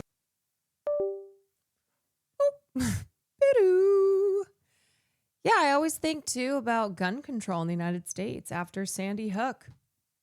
A lot of us were waiting and thinking there's no possible way after all of these children were just massacred. There's just no way that we keep going on as is. And I think that was a turning point, not just for this country, but also in the way that a lot of people felt towards this kind of naive hope in thinking that that Congress would step up and do the right thing. Americans are sociopaths. Well, the American government absolutely is. Yeah. It's the great evils that have been historically committed on behalf of freedom and democracy. Whether it's here in the states themselves, freedom to have as many fucking guns as you want. Freedom of the Second Amendment, or freedom outside of the US. Whole lot of people talking about freedom, but it doesn't really feel free. Do we feel free yet? Does anybody feel free? Are you feeling it? Are you feeling it now, Mr. Krabs? Apparently, have you considered that Cuba is paying the price for the unforgivable crime of wanting to be sovereign instead of becoming a gambling den for Americans? You know, I did not consider that. And I'm still not going to consider it. Hell yeah, brother. For nonviolence to work, your opponent must have a conscience. Yeah, as Assata Shakur said, nobody ever won their freedom. No oppressed people became unoppressed by appealing to the conscience, the morality of their oppressor. It don't work. You can't just say please and thank you and say it real nicely and hope that the powers that be will stop strangling the fuck out of you. So, anywho, I'm going to talk about Cuba more this week, but I just kind of wanted to just kind of wanted to give people an overview if they're not aware as to what is going on. But I have reached my allotted time of talking about things. So I'm not going to talk about the Ring camera dog commercial. I'm going to take that out. We're going to talk about that at another point this week. Oh, are you still streaming? Yeah. Oh, what you doing? You're still playing? You're going to do 10 hours? You've been waiting for... Oh, I didn't know you were waiting that long. 5 years? I thought he was bringing food to you. I know. He's no longer my braless wife.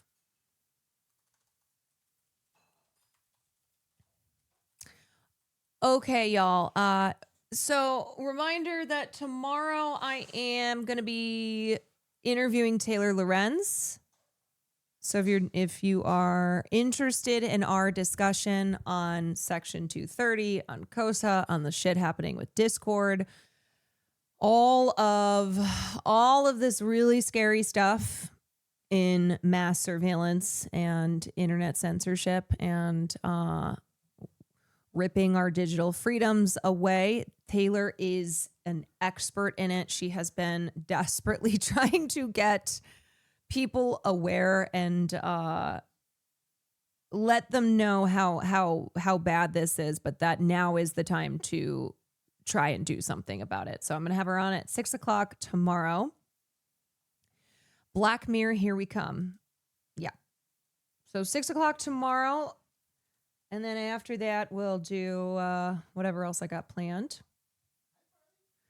I will be locked in for this one. Yeah. Yeah, she is so good at breaking this stuff down. And And yeah, she was really excited when I asked her because she was like, oh my God, please, I'm just begging anyone, any leftist to talk about this. It is her bread and butter. Indeed. Okay, otherwise. What does that smell? It smells stinky.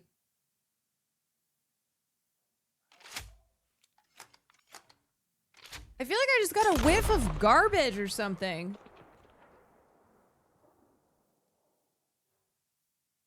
And he left. And he's gone.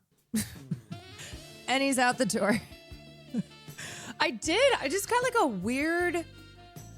Wait, is that a sign of having a stroke? I don't think I'm having a stroke, but I did get a stinky whiff. Smell of garbage. Gross. No, it's burnt toast. Okay. I couldn't remember. I was like, I think it's one of those smells. No, it's not burning. It just smells like trash.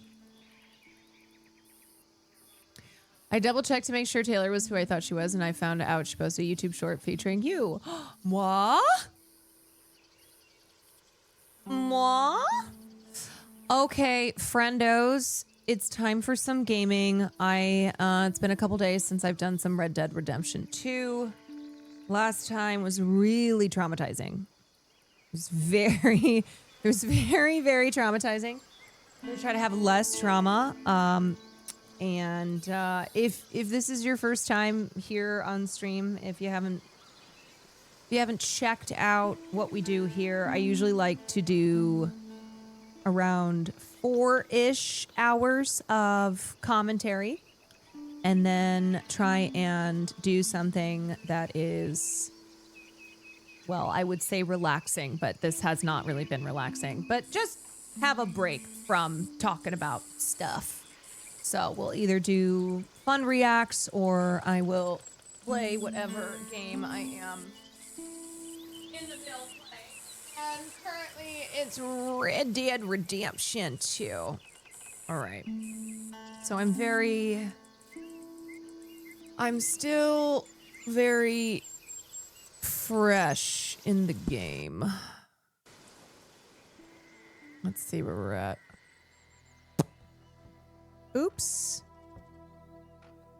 Wait, was that the right thing? Can't remember. Oh my God. Sorry. Jaeger Larson. Jaeger Larson. Thank you for the 5 gifteds. This has been, why is this doesn't make any sense. Why is this taking so long to open? Did I open the wrong thing? Yeah, I'll shrink my camera. Hold on a second.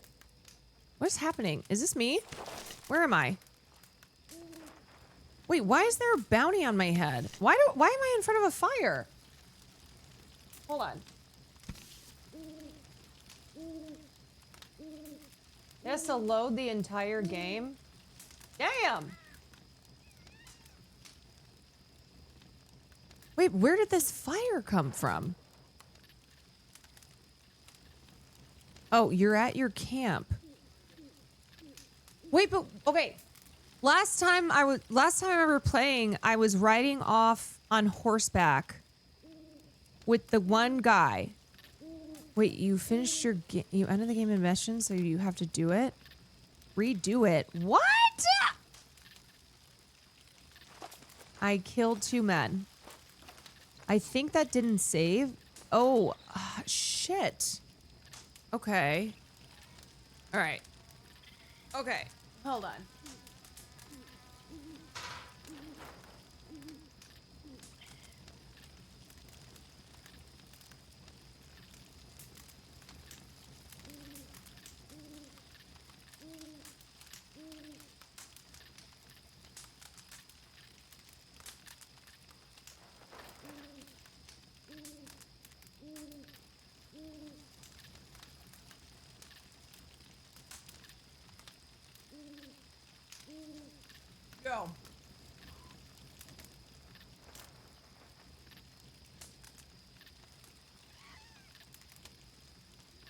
Well, basically, you restart the mission if you don't finish it, but you can't save. So you have to finish a whole mission. You were doing the H mission on your map. All right, I don't really remember. Classic, I don't remember anything. Rin, thank you for the raid. What's up, everybody? You're gonna hunt a bear.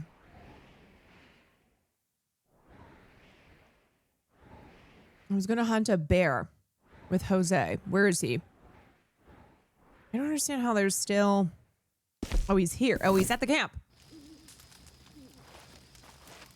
Where is he? Is he sleeping? Or do I have to... Arthur loves bears. That's true. Is this him? Herr Morgan! Herr Morgan! Herr Morgan? You busy, my friend? Am I? No. Okay. I don't have time to talk to you. I know your ears are working, Arthur. Leave me alone.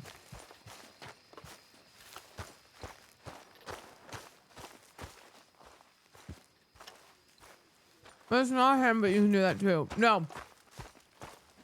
I want to hunt this boar. Look at your mini map.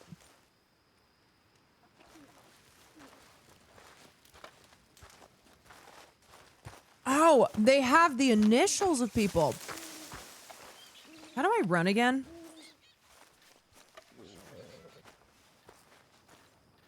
I don't remember.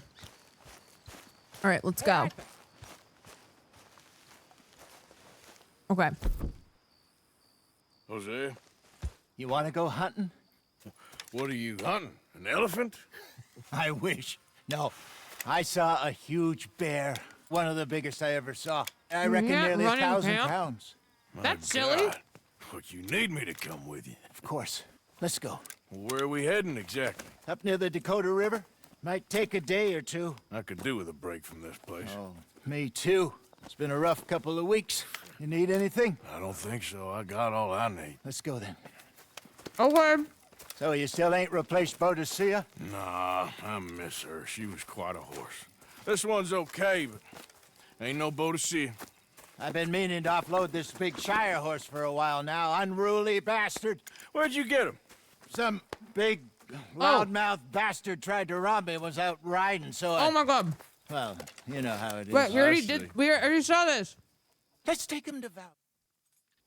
Wait, I gotta do the freaking horse part again? Okay. Hold on. But I do kind of like this horse. There's nothing wrong with two horses. And the stable. I can't believe it's making me do it again. That's bogus. I guess you're right. That is so... This is gonna be fun, Arthur. You won't throw me? No, he's an angel. If I'm near him. Nasty little look in his eyes. Oh, don't be worried about this magnificent creature. That's fine. Okay, see if you can get your leg over that bridge. All right, let's go. Let's go fast because I already done this before. All right, let's head into town. No bar fights, please. I heard about that. Wait, why am I getting off this horse? You're unable to ride your horse in camp. Okay, well... Let's get... Where the fuck is this horse? How are we going to sell the horse? Is this it? I don't know. I kind of have horse blindness. Oh, no. Wait, right here. All right, Jose.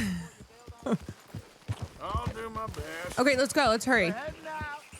Might be gone a couple of days. They got a good range of horse tack at the Valentine stables. The horse is always on the map. Yes, I need to... I used to have a real nice Oh, one. where's that? Yeah, what happened to that? Got stolen outside that saloon in Deer Creek. Ah, I remember now. Just about. That turned into a long day. My horse blindness is acting up. Mac went crazy, threatened to kill the whole town. Okay, remember was passed out so to cold we stable? left him there. Remember to check Came back in minimap? the next day and he woke up and started right back drinking again. Okay. I'll miss those boys. Jenny, too. She had some spark, that girl. Jenny! It must be pretty hard on Lenny. You could tell he was sweet on her. I think you mean map blindness. I have that as well. Lenny and Jenny could never have worked. That's like Arthur and Martha, or Bill and Phil. Yeah, maybe you're right. Does feel a bit like. Oh my God, deja vu. Nonsense. We'll be all right. Idiot. We'll be all right. Just need some money to get back in our feet. We'll be all I idiot. hope so. You found a way to offload those Cornwall bonds yet? Not yet. They're still very hot. Need to be done right. He said that how Have cute he a says it. couple of Idiot. leads I'm looking into. Don't let that big bastard get the better of you there, Arthur. Elden Ring was kind of the worst introduction to open world because they don't use a minimap like the majority of games, so you have to be conditioned. Stables are just I up have ahead. map blindness. And I have horse blindness. Well, all right. Go sell that big fruit. Buy yourself a horse. Okay. I'm going out to the general store. Get a few things to lure that bear out with. Okay. Meet you back here in a bit. Hey. All right, I'm gonna skip this shit. Okay, so this time I'm gonna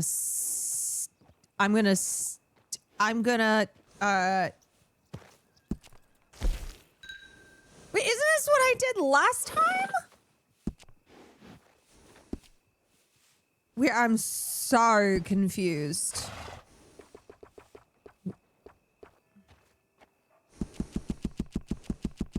Okay, we're just running it back. No, but I thought, remember I stabled it last time, but then he just didn't, he wasn't there.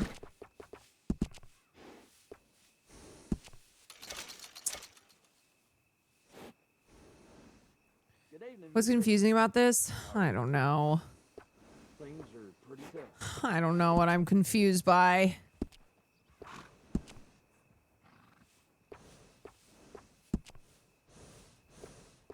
Oh yeah, and then we change his hair. We give him braids.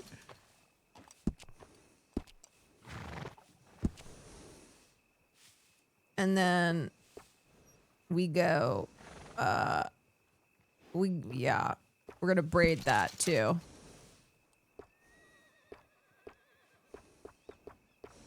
Ooh, let's do some colors here. Oh, cute.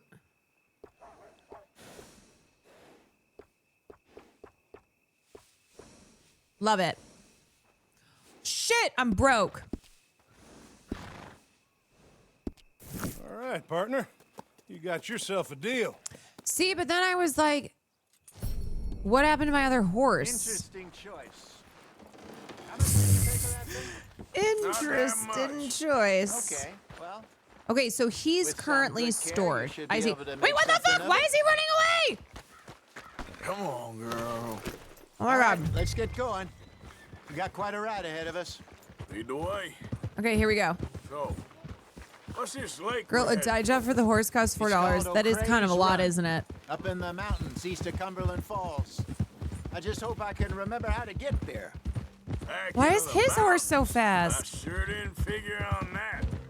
Yeah. This time we're doing the This chasing. horse is so emaciated. So how are things with you and John? Fine.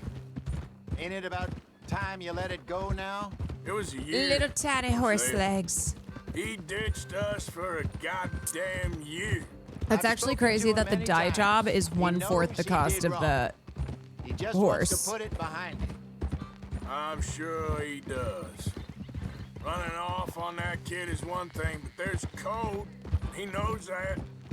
He ain't Trelawney. Dutch and you pretty much raised him. I know, but it's done. Has been for a while now. Nobody else would have been He welcome looks so- back that easy. he looks so after awkward on that it. long. And you know it. Maybe. But please don't. It looks you like put the that to horse the is test. riding. He's not riding the horse. The horse is riding him. Why'd you get a tiny horse? Because it costs $15. In this economy? Yeah, I bought a toy horse. I think we need to head right up here. Harsh Apocalypse, they give it the 12 months. Please go back for the bigger horse. I don't think Yes, so. I remember this place. Moonstone Pond. Looks so funny. We're going the right way.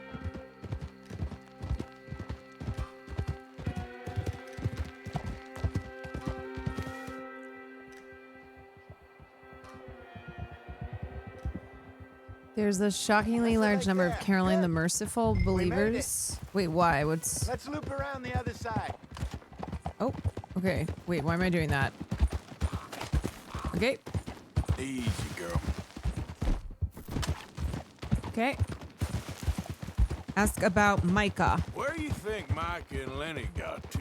Susan sent them out scouting, but I figure they'd be back by now. I have no idea. I hope they weren't picked up. Why she sent Micah, I don't know. Okay, I'm putting it away. I didn't mean to take it out. Lenny's got a good head on his shoulders. Well, shouldn't have taken him this long. No, but Oh my God. I'm thinking the worst. Look there. I don't know. Maybe we should catch one to cook. Sure. Try and shoot one. You don't want to use anything too powerful on a small animal like that. Just ruin the meat. Best Wait, thing really? to go for a 22 caliber varmint rifle. I have so up now. Okay, let me see. No, it's good.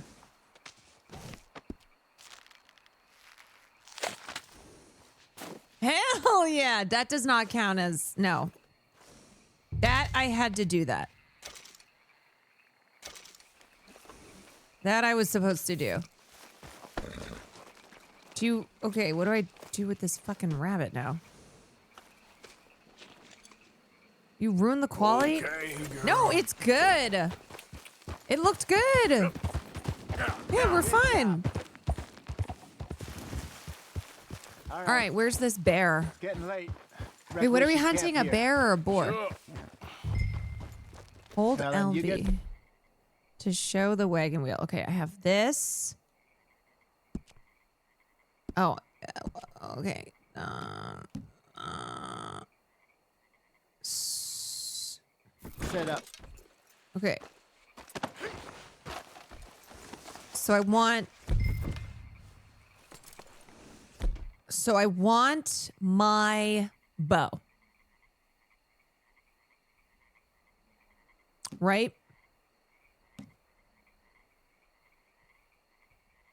No?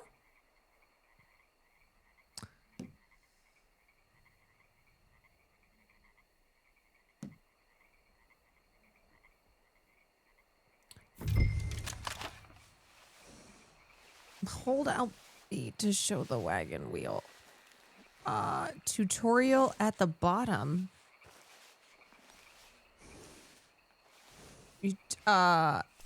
RB switch to the item wheel. What is this? Oh, we have to camp.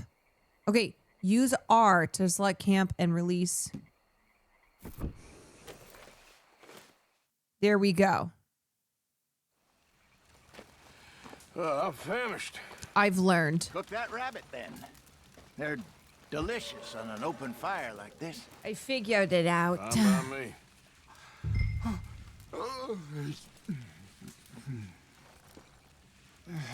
Ain't nobody setting up campfires like me. All right. Oh, we've got some meat. Meat. You're not having good... Okay, cook. Go on then. I thought you said you were famished. I am. I'm cooking, you old bastard. You want some of this? No, I'm fine. I don't like eating this late. Okay. After all that. The meat does have quality. Your rabbit's poor. What? It looked fine. Okay, what is... Am I eating too much now, or... do I just keep going?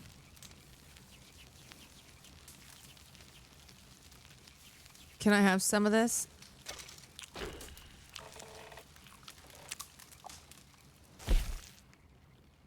No. Ooh, what's this? Oh, we put a little leaves on it. Put some herbs. Good night, lady with amazing hair. Thank you. Good night. Okay. That's got to be enough. Let's go find this bear. All right. Well, we better get some rest. okay, I will not shoot the rabbit with a shotgun anymore. Okay, so I just go to You better sleep. be worth all this drama. Good night, lady with horse blindness. Good night. Good night. Morning, Good night. You ready? Oh, give me a minute. Coffee? Good night. Sure. There you go. Nothing like a fresh So, cup of joe. What's your plan? Well, we'll see if we can track him, but And a we might need fucked to lay up bait back to draw from 'em out. sleeping on the Bears dirt. like fish, obviously, but they also have a sweet tooth.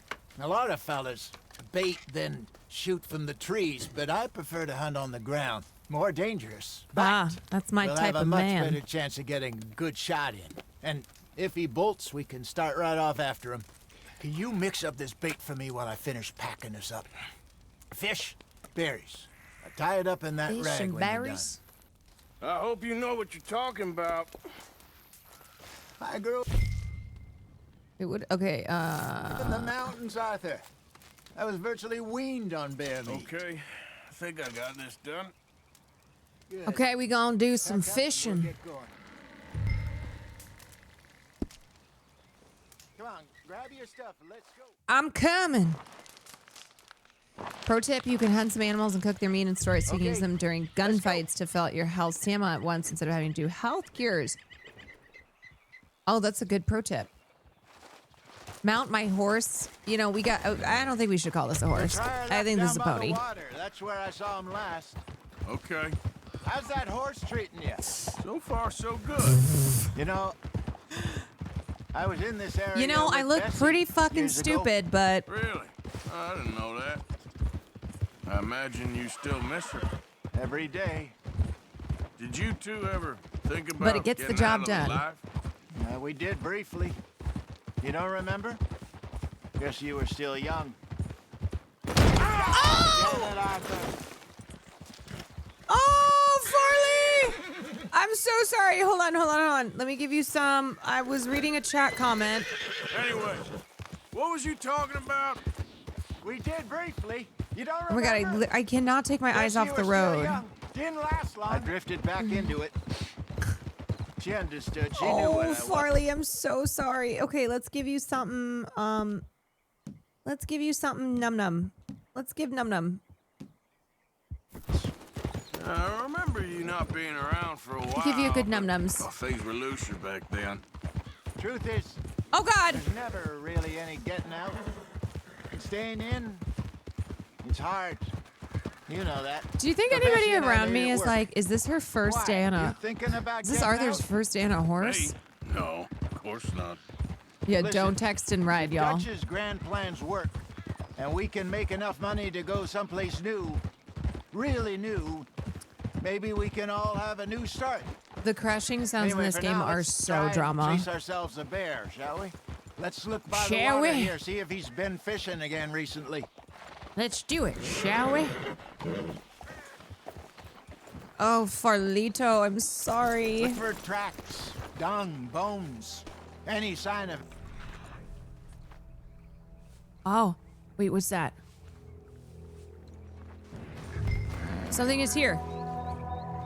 Well, there's some paw marks here, Hosea. They sure look big enough. I've got my secret sleuthing Good. skills. Let's hope it's him.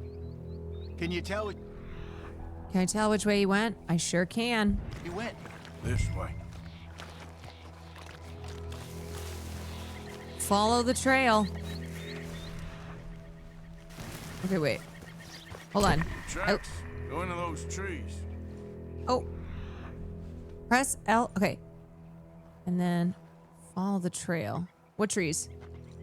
Oh, over here. This way.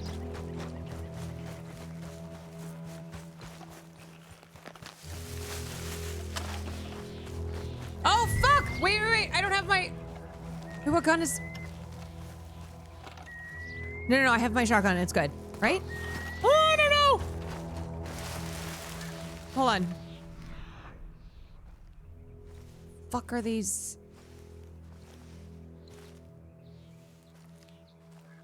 On his tracks, Arthur. I'm trying, old man. Hey, I don't think he went that way. Oh, okay.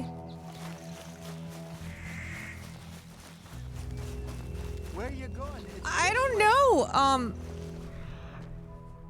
Okay, where the fuck? Oh, over here. Wait a minute. Something on the ground here. Ooh. Half-eaten fish here. Must have been left by our friend, I reckon. Come on, see if there's anything else. Come on. Oh, got it. This way, sir. Something else on the ground. We got something else on the ground. Watch your step. Looks real fresh. Reckon he's got to be close. Let's keep going. Let's keep her going.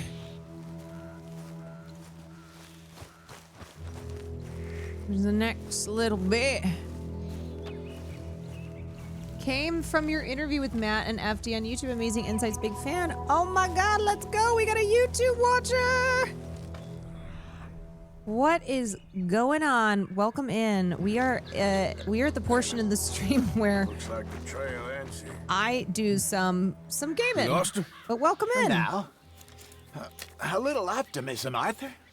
Well, I'm always so excited when someone comes do from you think? YouTube. I think we split up and each look. either that or we could place bait here. That could work. Which you think? Where do you think? Wait, what? Split up or use bait? Arthur? Let's use bait. Let's bait here. Stressed. Fine by me. Stressed. Let's leave the bag over there. By those boulders up ahead, looks like a good spot for it. Plant the bait near the large stones. Which ones? They're all large stones. These ones?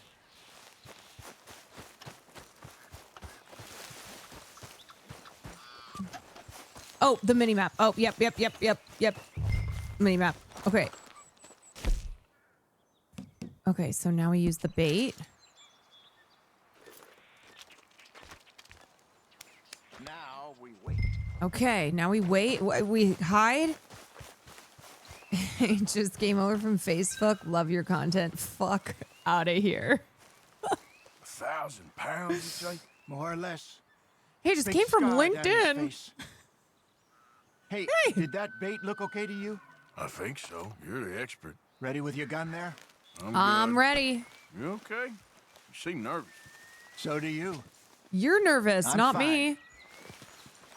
Hey, it came from MySpace. Hey, it came from AOL. Let's Hey. just take a look at that bait. Oh, Sure. why are you questioning my bait? Come on. You Guys, only just said it, Jose. This guy's a I know, dick. but we need to do this right. Discovered you from China streams. You have such great energy and loving your stream so far. Lots of love from... Oh, Canada. Give me a hand here. Welcome in, Canadian friend.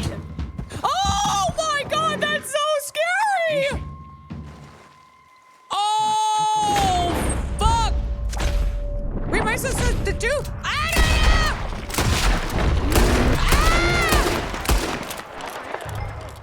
Wait, I like totally forgot how to shoot for a second. Oh, yeah. Jose, you dumb fuck! I told you we should have. I told you we should have waited. It's nothing. Nothing at all. Thank you. I think. That was fun. You know what, Arthur Morgan? I'm a little old and beaten up to be after the biggest game. Are you can have this. ditching? What is it? It's a map. A man in a bar gave it to me. Well, I stole it from him, but that's another story. He said it told him where to find some real big animals. Thank you. Oh boy. Oh You saved boy. my life,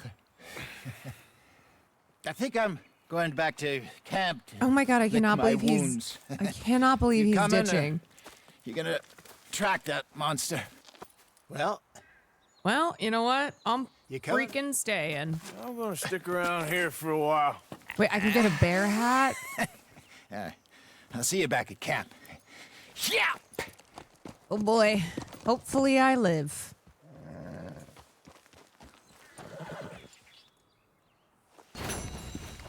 Pick up. Wait. Ooh, ooh, oh, ooh, ooh, ooh, ooh, ooh, ooh, ooh. Oh, it's a plant.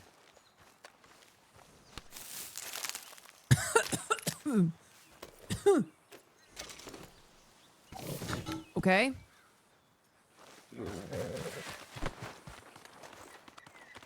So do I just get on my horse and kind of... Do I just follow after it?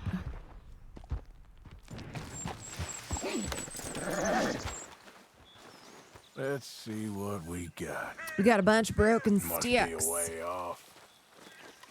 Okay, must be a way off, so...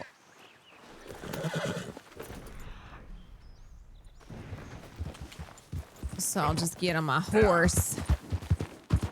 You can get a weapon. Yes, I'm gonna change... I'm gonna change weapons. I'm gonna find me a bear. Bear dung. Gotta be close. Okay, so let me get... What do I want to switch this to? I want to switch it to... That, right? Is this... I want the rifle. Okay. All right, girl. Technically, what you're doing right now is a mission. Not a mission. Okay. I might as well hunt it, though. Yeah. Because I gotta be close. Oh my god, it's right there!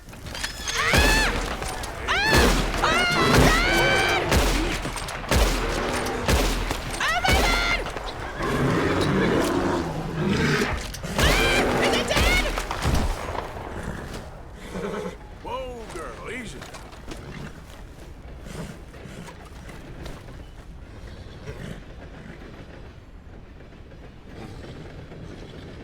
Oh my god! That was so freaking intense. Oh, it instantly skinned. Oh, it looks...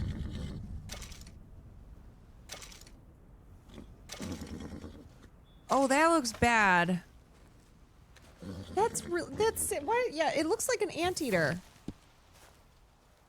Yeah, that horse is bigger than Farley. Okay. This is gonna be real heavy. Now sell the pelt to a trapper. All right, how do I find a trapper?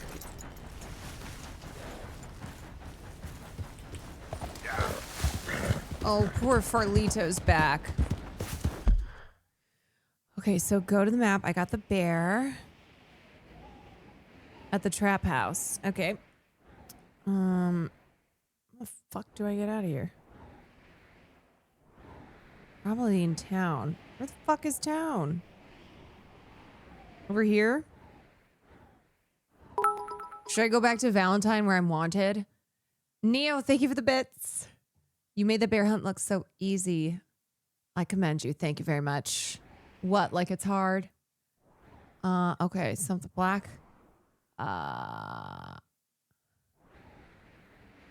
Black. Trapper. Okay. Let's go, Farlito! Yeah.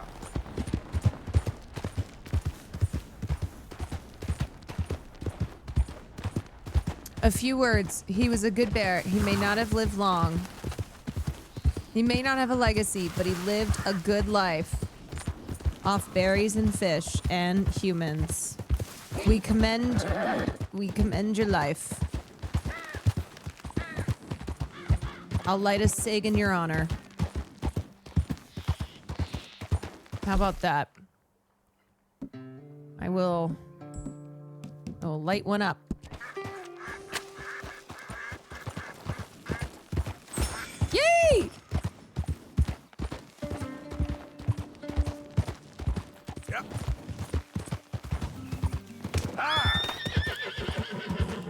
Yo, we sniping the KKK tonight? Wait, did the KKK show up in Red Dead? Her cubs are gonna be so confused. Oh my god, shut up. Shut up. Shut up. Shut up. Shut up! No, she was a spinster. She was a spinster. Just like me.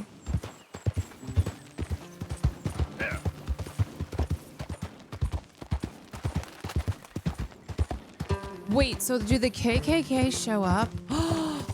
What? Oh, who's that? Okay, don't spoil anything. Don't tell me anything. How will you kill the KKK? I thought you weren't killing animals. I make exceptions. Wow, we're kind of flying. Very impressed. Oh! Okay, I definitely just ran over that bunny.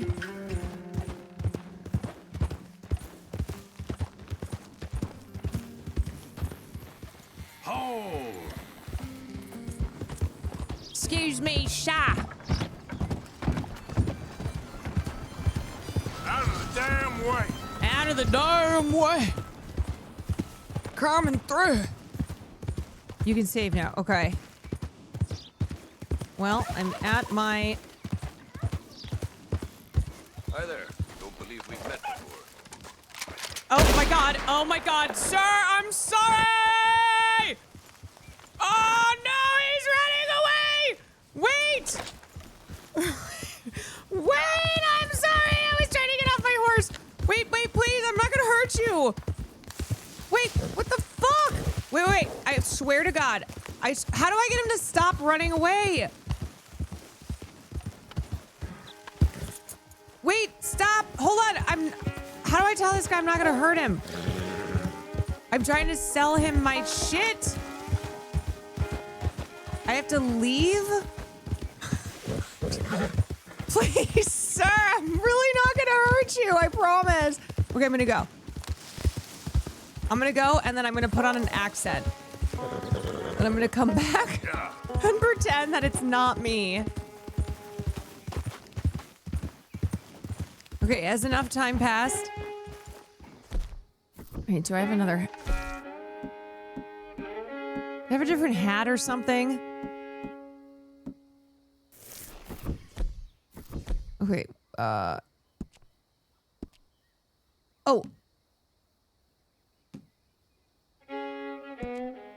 What if I... Wait, I have an idea. Okay, I'm gonna put this on.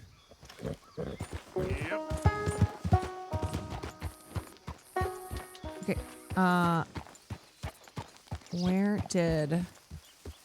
where's my guy? Where's my guy? All right, he's right behind me. Okay, I am gonna... Go. Yep. Oh God. There okay. we go. There we go. Okay, cross this bridge. This guy move his fucking camp?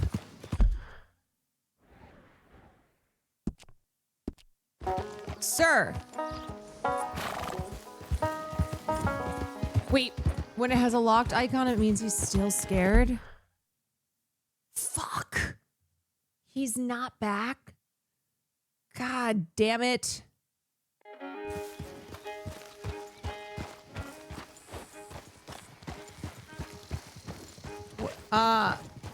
He's taking the day off. Okay.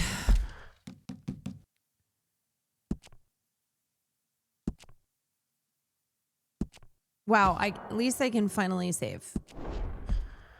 Set up a camp. Oh, set up a camp. Yep. Okay. Okay, good idea. Good idea.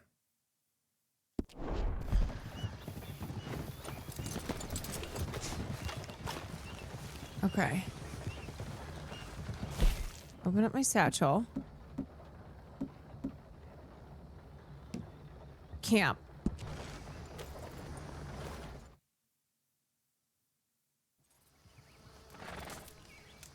Wait, isn't this it? I'm camping. Okay. That's fire. Oh God, Mind if who's I warm my this? bones? No, get out of here! I don't trust this guy! No, I knew these guys were gonna be bad. Y'all knew this was Murphy Hills. You should be careful where you're camping. I can look after myself. Give me my gun. Besides, it's a free country. Free country? Why can't I take my gun out? No. Everything bought and paid for.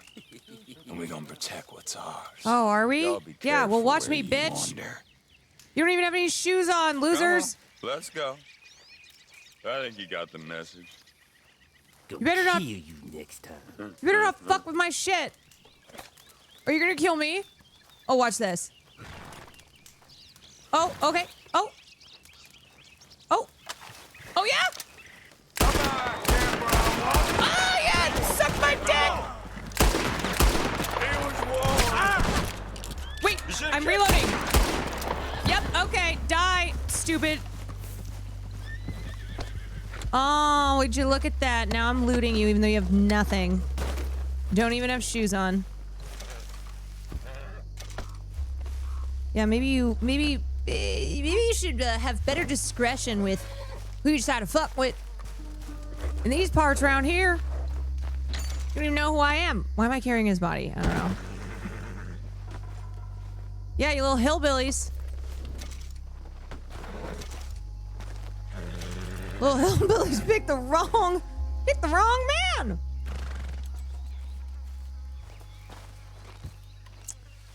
All right. Let's check this map here. Okay. My guy is good to go. Whew! Get him banned. Oh, now I'm pissed. Oh, now I'm pissed. Get him banned. We don't do that here. All right, let's go, Ferlito. Dude, they probably saw my small horse and were like, this guy's weak. And that was their mistake. I take no disrespect. I am not the one, baby.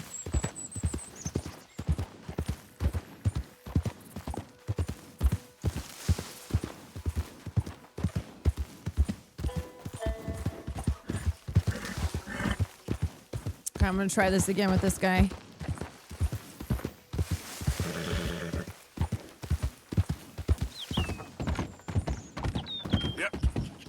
Oh, now I'm pissed. Okay, I'm gonna try real hard here. Let's be chill. I'm not here to cause any problems. I'm not here to cause problems! Okay. Whew! Stay here, girl. Okay, Farlito.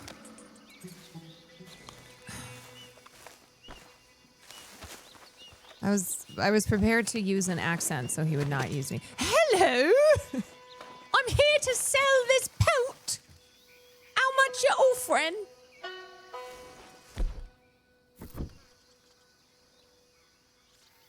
Okay, let's take a look at it. Okay, we've got this rabbit pelt. What else do we have? For rabbit carcass, legendary. Oh my god, I'm so I'd pay rich. just about any price for this. Oh, would ya? All right, none of this stuff is really any money. Oh, but hello. Don't I?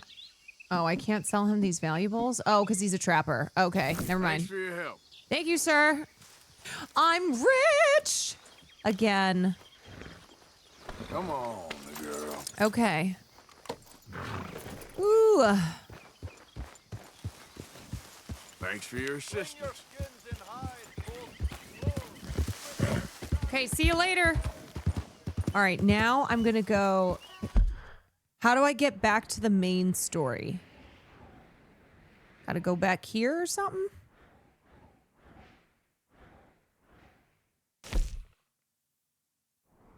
Right here. Wait, my hat? Oh, the bear hat. Oh. Oh. Wait a sec.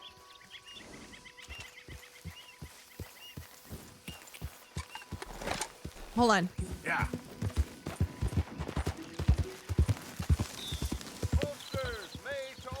Okay. Let me buy this. Oh, hello. Is there something else? Oh, hello. Okay. Quality hide makes the hardiest clothes around. Okay. Don't doubt it. Clothing. Oh, hell yes. Oh my God. Oh. Oh. Oh. A rat cap? No, thank you. Wait. Holy shit. Okay, that looks goofy. Wait, this is kind of drip. This is drippy, but also so is this. Worth the legwork, I assure you.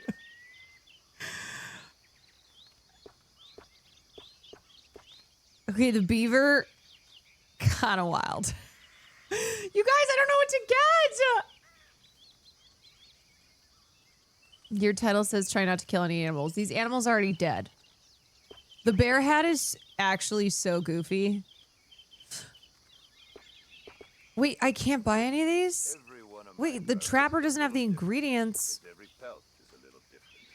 You'll find them nowhere else. Well, what the fuck am I supposed to do? So I can't...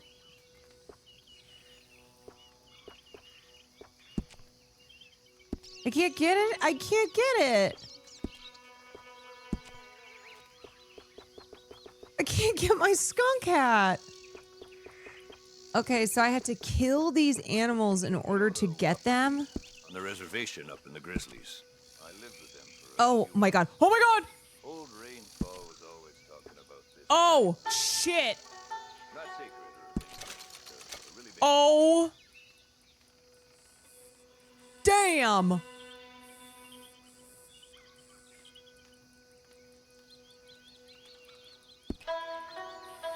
Damn. I look hard.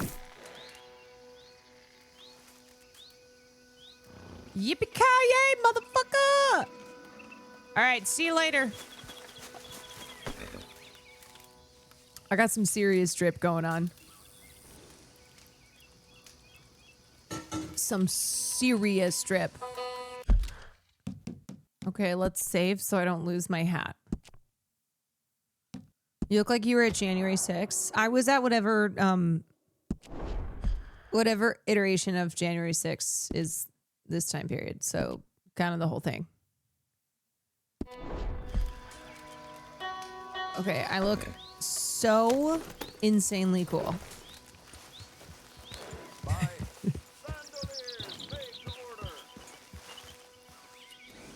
Oh my God. Ladies, not everybody all at once. Yes, of the Civil War. Well, hold on a second. Okay, and now I am checking the map. I'm checking the map, and then I want to go back. So these are all the different. And then how do I know which one? How do I know which one is like the main storyline? Again, sorry. They all are. Okay. How the fuck do I get back? This is so far. The hell?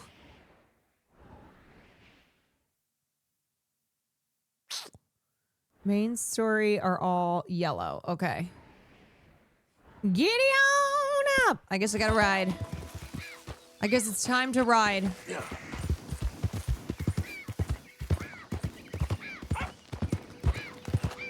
You need to donate money to the camp to unlock fast travel. Okay. Damn it. It's an option to have the horse ride to a place in the past. I gotta give money. I gotta do a little donation.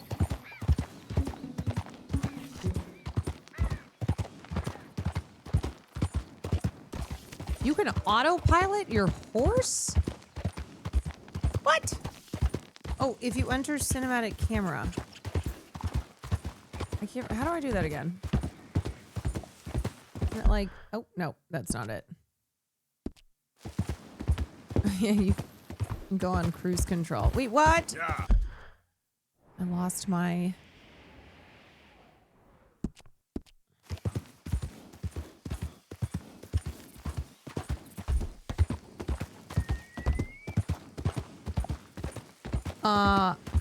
It's the button next to pause. Cinematic camera. There we go.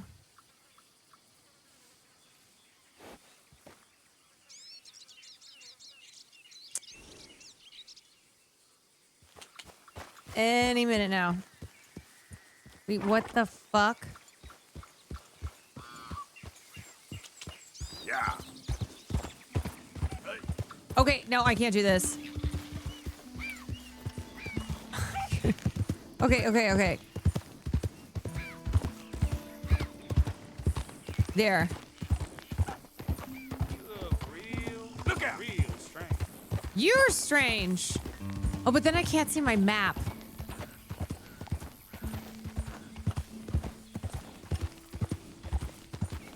Oh, you don't need to? It does it automatically. Oh, right, it's on autopilot.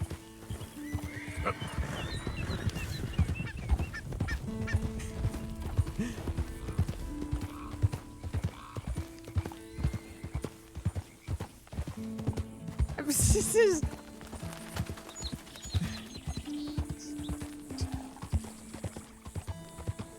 Wow. Cinema.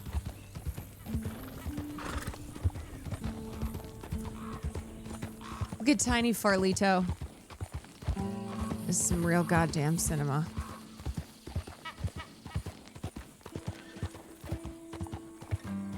That's a fast travel carriage you just passed. Oh. Damn it! Damn it! I feel like I go slower when... Okay, fast travel carriage. Yeah. Right. Yeah. Can I take my horse, though?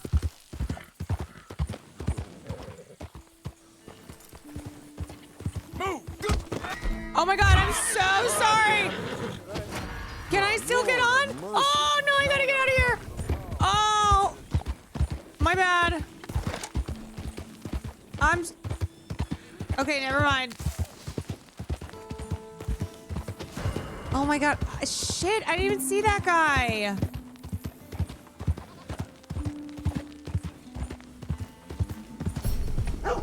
Fuck! Wanted, crime reported, you little snakes. You little rats. You know what? I'm gonna kill one of them and use them for a rat hat.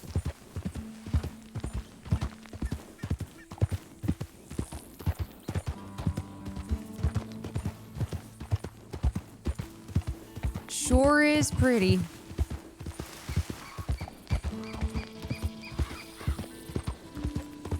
You need to get... Yeah, I probably shouldn't fast travel right now, considering I still am not in control. I don't know who's in... I don't know who's in control, but... It's not me.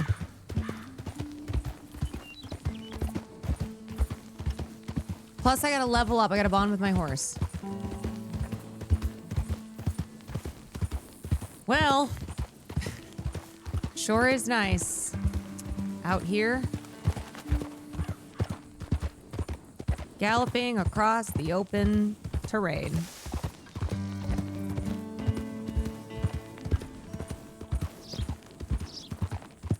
Just nothing but land.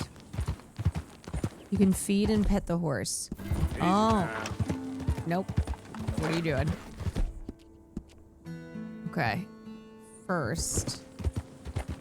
Okay. What if we do this? I give it a little treat.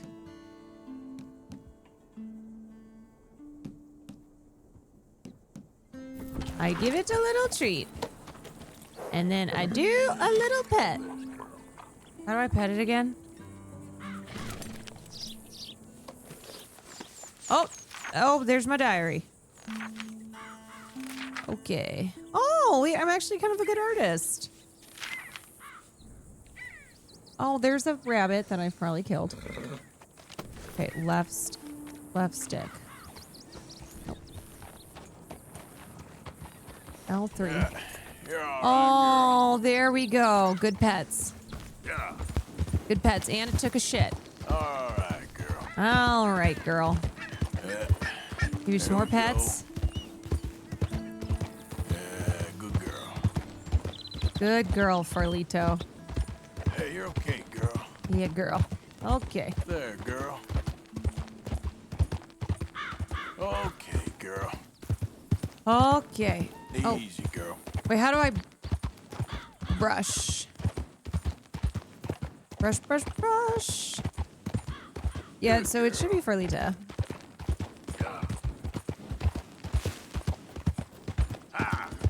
Ah! She'll be coming around the mountain when she comes. She'll be coming around the mountain when she comes. Woo! She'll be coming around the mountain. She'll be coming around the mountain. She'll be coming around the mountain when she comes. Oh! Oh! Whoa, girl. Would you looky here?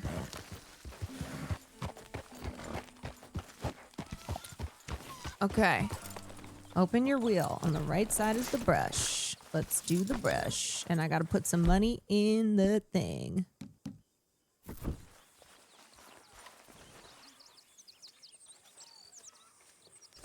Okay, let's try that again. Sorry.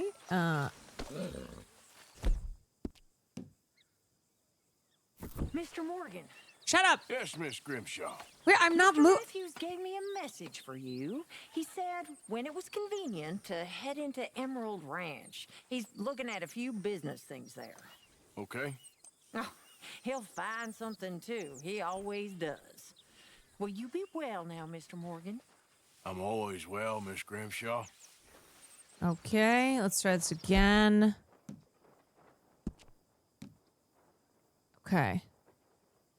Just retweet or what the fuck? Wait. There we go. Oh, good girl, boy. Good boy, girl. Okay, where do I put money into this freaking ass collection?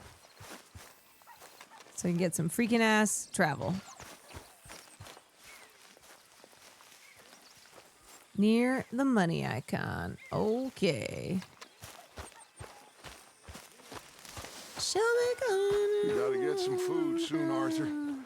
Food or money. Yeah, or these bastards will eat up. I've got it. Dutch, Look at my cool hat. Do you think anyone has noticed my cool hat? Does anybody even know? Does even know I have a cool hat? Okay, I'll put some freaking stuff in the collection box. We need money. Oh, they will. Okay, good. How much money do I have to give? Is 80 cents good? All of it?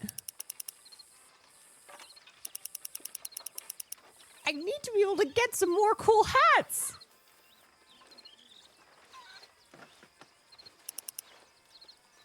You need to upgrade. Wait, upgrade from the ledger. Oh, wait. What if I took money? I'm just kidding. Obviously. Wait, where the freak is the ledger?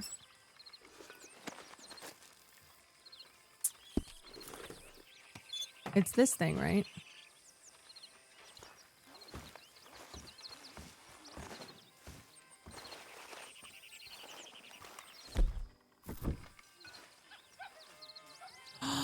$800 to $900. Oh my God. Okay, freaking heck. Okay, I'm gonna give. There you go. Donate. Okay, and now... Is that enough? No, it's not. I will give an item. Oh my god. Okay, fine. I'll give this.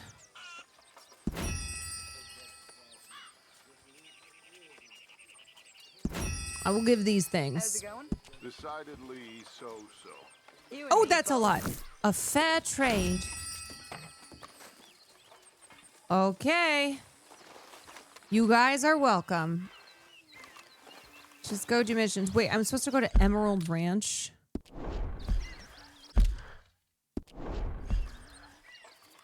Okay, map. Oh my god.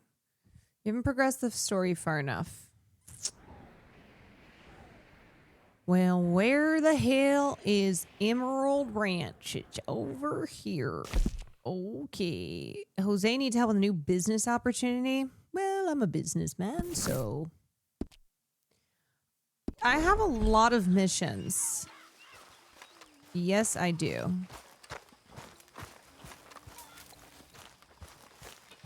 You think I should just do one that's really close? Hey! I ain't cleaned myself in weeks. That is an interesting choice of outfit. The old you would have had this place shipshape in a day. In shipshape. All right. You got some speaking to do. Oh, I forgot about this guy. Not that old gang of yours.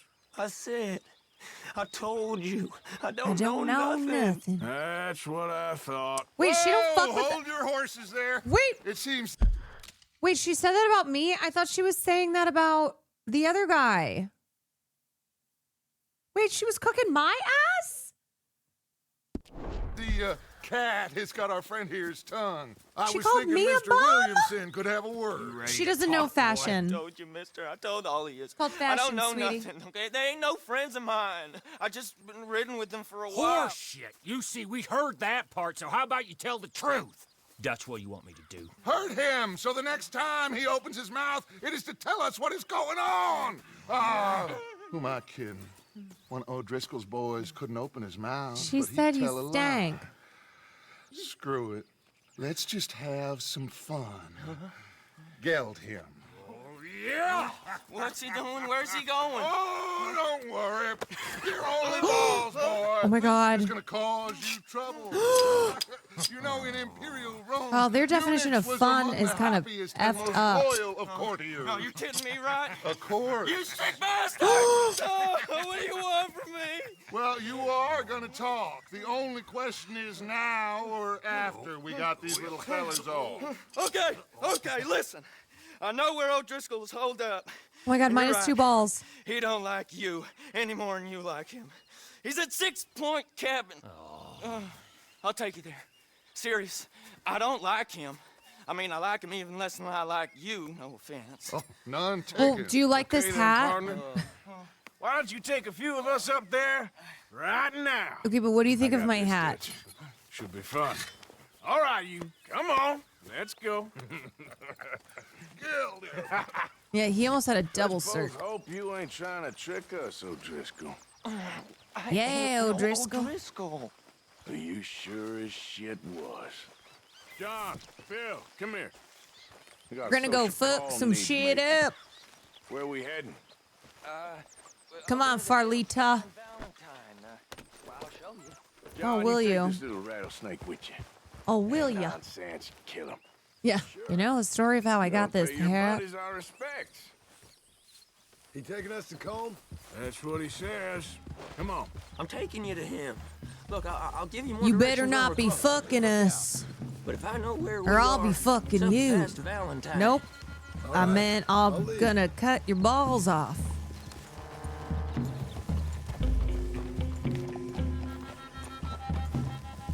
Sharon said. Why are we so slow? Who'd have thought? How many times I gotta say? I ain't an O'Driscoll. Oh my god, my look horse like is one. so small compared to Smell his. Wait, this is a joke. You smell like one too. I smell like horse shit. That's right. Boy, are you high? I look so dumb. You got throwing knives in your saddlebag. Dud said that you might... I was asked to give them, and I'm doing you the further courtesy of telling you about it. Oh my god. Next time you want to give His me horse is something, so big how compared to about mine. you give it to me instead of hiding it somewhere, hoping the opportunity comes up to mention it. Last goddamn favor I do you. Hey, if I got my bearings, it's over here. Well, it better be. I know this country. The pony goes Take so this hard, trek don't up worry. through the Okay, good. rocks. Okay. Hey, watch it. How you holding up, John? Fine. Still ain't right, but I'm fine. You damn well should be after all that bed rest. Hey, all right. Abigail wouldn't let me up. You know her. She won't be reasoned with. Damn it, Arthur.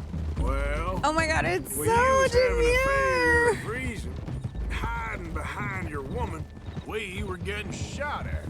And I'd do the same for you. Yeah, I don't need a big horse, whatever. You was in a bad way. I hope so. Stupid. But I fear you don't know how I'm not to help insecure. anyone, except in yourself. Yeehaw! Look how fast I go. If this is how he treats his friends, imagine what he does to his enemies. I got an inkling of what you all do to your enemies when you put those gelding tongs to my parts. Bill, you still got those tongs? Wait, why are they going that way? Road will take us up and round. Okay. Oh. His G area. It's not the size of the horse, it's in the spirit of the hooves. Those are the hills. Oh, I Head forgot I for 'em. set that waypoint. That's right. gotta climb, Yeah. boys. Wait, I gotta take this shit off because I am way too confuselated. Way too confuselated.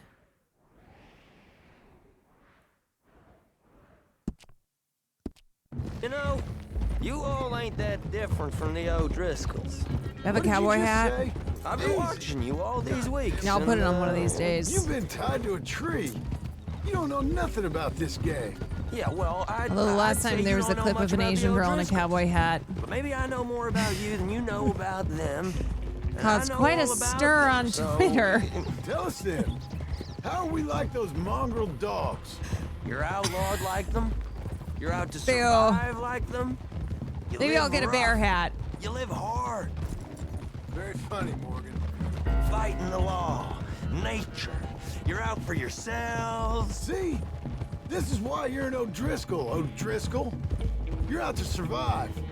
We're out to live. Please stop Free. bumping. There's Cole's not a enough sneak road for thief the and a three of killer. us. Dutch is more like a teacher. From where I've been, you just look the same as all. Then you looked, but you ain't seen. John, shut that You boy up. ain't seen Enough out of you. nothing yet. Okay, now cut left up here. We go down the hill into the forest. You better not be fucking us, boy. Going in quiet. Taking them out as we find them. Okay. Trying not to set things off. But if we What do I think of do, the writing? It's we so move good. quick It's and very hard. in depth. settle this like we know how, okay? What was that, huh? Okay by me. With you, Morgan. All right, then. Me too. Through the trees here. I look like a child. It looks like three fathers and their child. Hey, we're real close. I'd leave your horses the other With side a of this bear hat? clearing. I know. I look I'll silly. get my guns off my horse, and I'm ready. Easy, Bill. Quiet. Just three gay dads and their small son. This is it. The cabin's just the other side of this hill. He loves that hat. Off your horses. Let's go. You gonna get them knives? Okay, hold on. Let me make sure I got a switch. I gotta make sure I got my. Whoa. Here we go. Follow me, all right? It ain't far. We might have shared a horse. We ain't friends. Remember, I'm watching you every moment. I ain't gonna shop you Oh, now. wait. Come I'm on. going in quiet, so I should use the bow. Okay. Suicide. You'll die, Okay. boy. Something But you'll real lose your quiet. balls first. Jesus Christ. Just over the ridge. Feel like this guy's lying. Okay, get down. Cabin's in the clearing down there. There'll be a bunch of fellers hiding out there too. Are these fellas armed? Armed, drunk, wary of strangers, yup. Perfect. He'll be holed up in his cabin. Be passed out, booze blind, likely as not. Hey, over there. Someone's coming. Wait, he has a gun. We ain't got nothing for the pot. Oh, let me think. The fella that spooked the game, I reckon. I'm gonna drain it. I'll catch up. No, we ain't gonna fall for that. We're gonna wait so you can tell him yourself. Yeah. I'm gonna shoot him If through the anyone's dick. actually gonna shoot the messenger, it'd be that mean son of a bitch. Yes, sir. Yes, sir. Shake it off. Come on. Watch this. What are we doing about Wait. the pisser, Morgan? One by the Oh, tree. wait, why do I have my gun? Oh, wait, yeah, okay.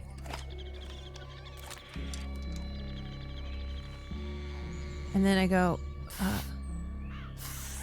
Hush, you I'm gonna want me take, to take him? okay, I'll do it. Let's get closer. Okay, watch this. Wait, no.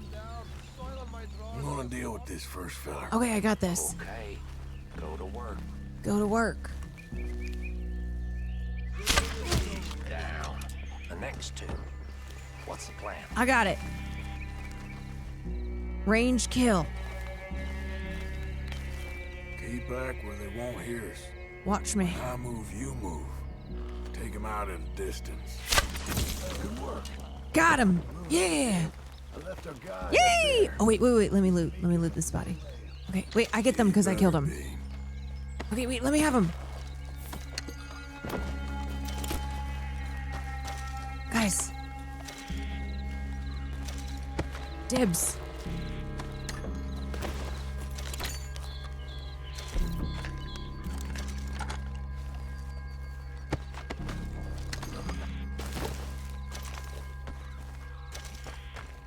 Over here. Fella on the log. Oh, shit. What we doing about him? I got him. This one's mine. We need it done right. Go on and show us then. Oh, I'll show you. Okay. Gotcha. Now what? We're at the perimeter. Gotcha. Oh, thank you. Okay, don't worry. Do we have any bombs? What are we doing? I got this. Wait on my mark. I'm gonna take a look at these boys. Yeah. Got him.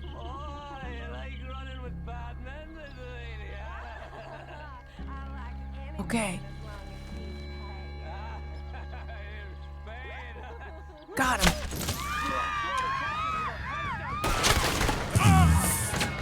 Don't worry. Okay, my hat! Ah! Okay, now we just start shooting. We move quick. Okay. Come on, then. Come on. We caught him on the drink. Como Driscoll, where are you? We can Okay, don't worry, guys. This is the plan. I promise. I promise. You stay here, you're dead, man. You're dead. Don't run away from me. Watch this. Yay! Okay, I'm kind of missing a little bit. Just hold on. It's part of the plan. Okay. God, there's a lot of these Driscoll. Oh, you failed. Whoever that is on my team.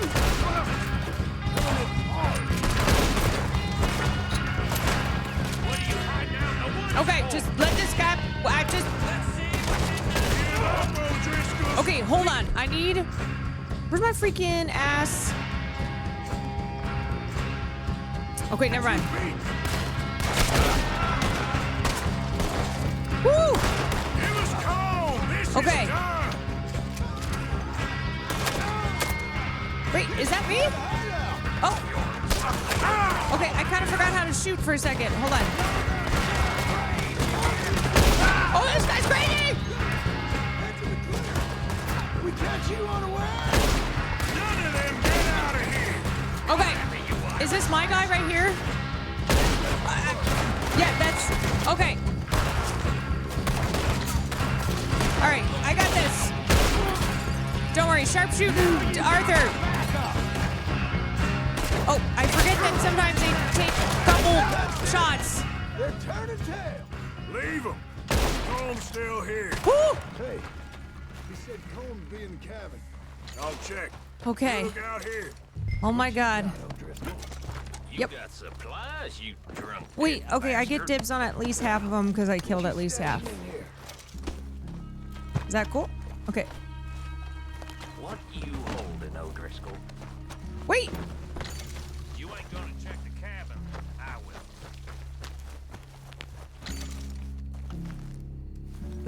will. Wait, where's my... Oh my God, my hat. Why is my hat always flying off? What's that Combs be in the cabin?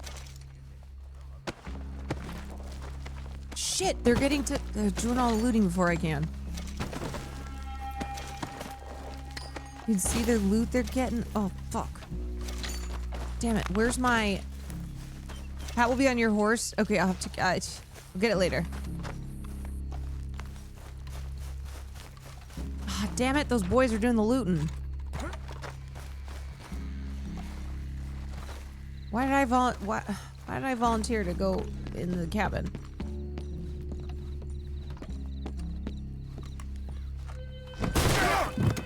Oh shit!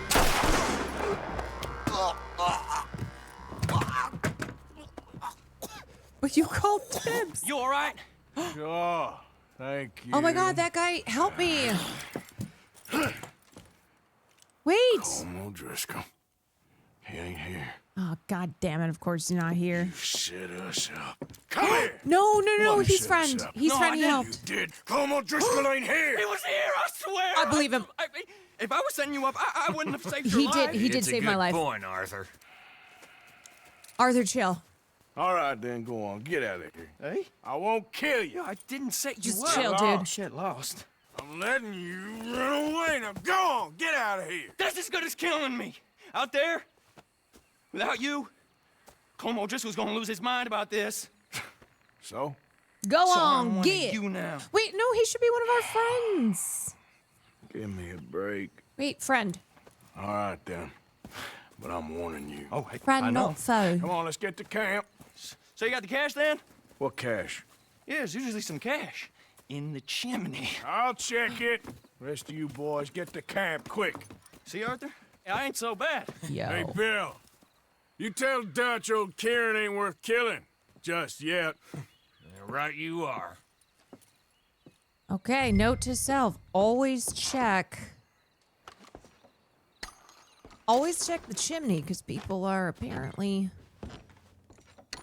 stashing cash there. Got myself some biscuits. Some biscuits and some bourbon. Well, okay. You know what? That sounds real good.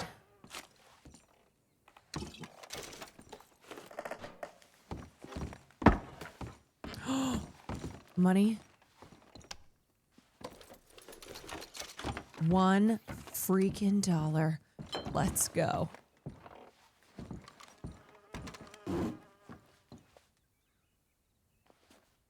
Yes, I do want to be able to hold all the stuff. Want as much stuff as I can carry. Oh, I got a money clip from my money. Oh my God, we got a new shotgun. The weapon is sturdy. Weapons become dirty with use can be maintained by pressing RS when highlighted in the weapon wheel. Okay, it's time to clean the gun.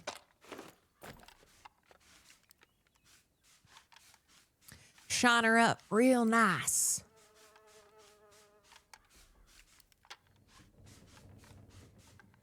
She's looking real good. Call her Big Bertha.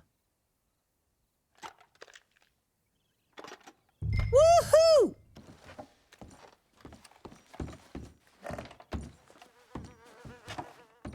Oh, wait. Oh, there's something else here. Drop bow. What?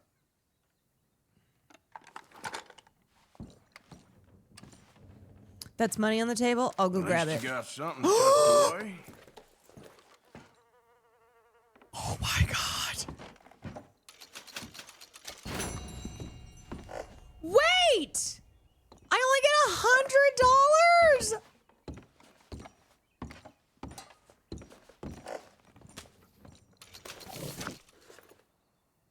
Goddamn communism. Gotta pay my goddamn dues.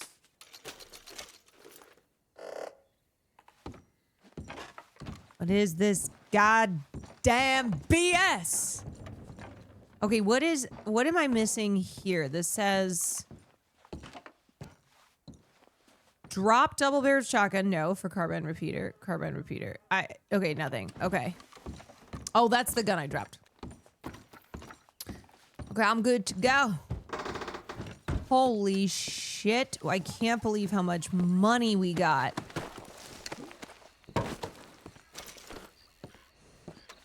Here. What? Wait, what? Was that crime reported on me? Oh shit, I gotta get out of here. I looted a dead guy. Yeah, obviously. Okay, wait, where do they tell, where am I supposed to meet up with those guys? I can't remember. Just escape the red. Oh my god. Oh wait. I'm scared. Yep. Hold on. Okay, I just gotta get out of here.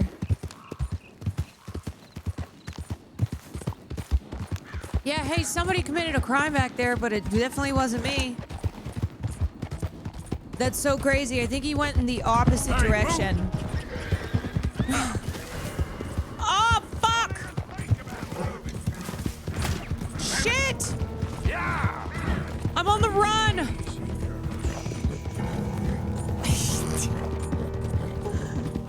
Fuck! Come on, girl.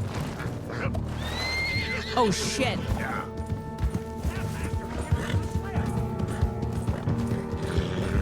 Oh, God! I'm an outlaw.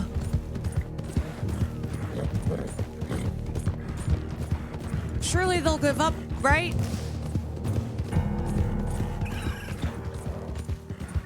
Oh my God.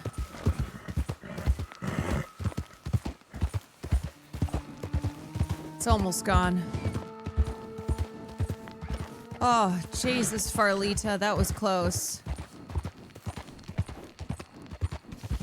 Forced content, I'm out. That's cool. Yep. Thanks for announcing. We were all wondering. Okay, let me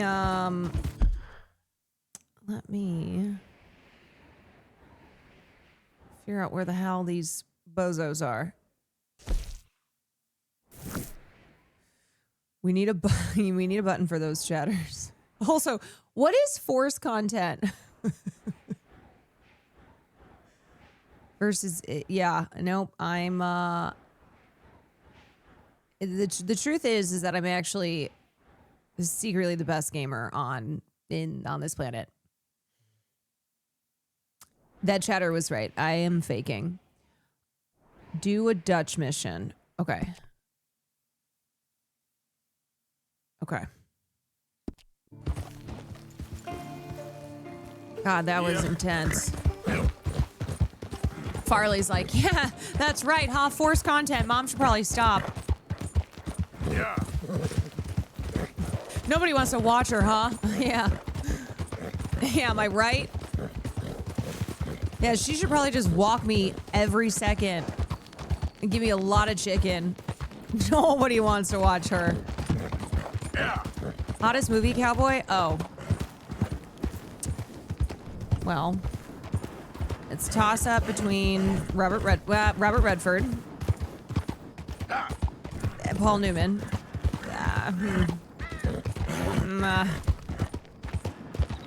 I mean, also, I gotta say, Heath Ledger. Now, come on. Come on, girl. Sam Elliott's he's a sexy cowboy too.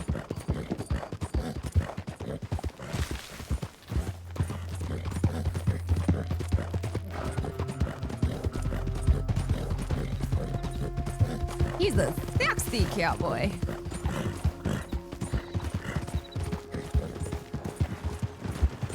Whoa, Nelly. Val Kilmer erasure happening here. No, shouts out. I don't know. There's a lot. I think if I had to pick one, I'd pick Robert Redford. Come on. Come on, girl. Oh, I can't forget to give her love. All right, girl. Yeah.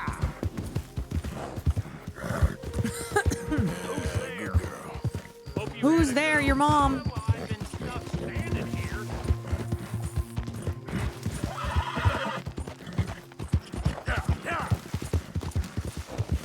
Oh my god, my bear hat. Yeah, I gotta put that back on.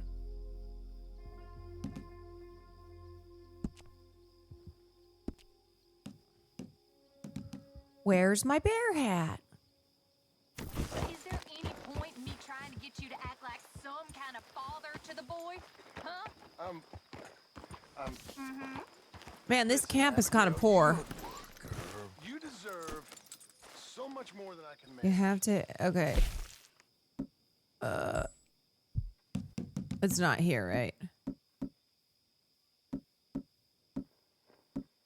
Our feather. It's next to the bed. It's real easy. What do I do? Pretty much the exact opposite of what you have been. Which one's my bed?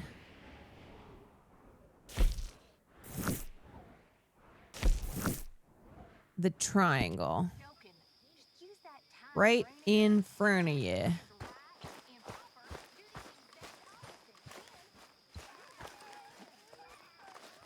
Wait, my bed kind of sucks. Oh, gotta get my hat back on. Hello?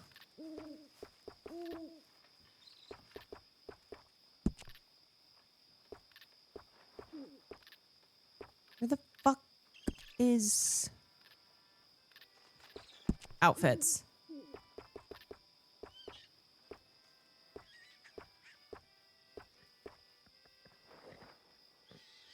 Oh, RB in the hats. Legendary bear hat. Thank God. Thank God.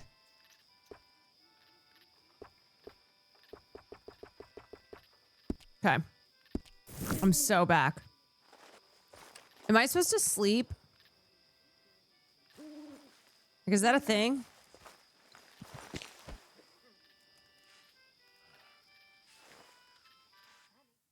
The truth is marching on. Wow, I got a full 8 hours? You've got to be kidding me.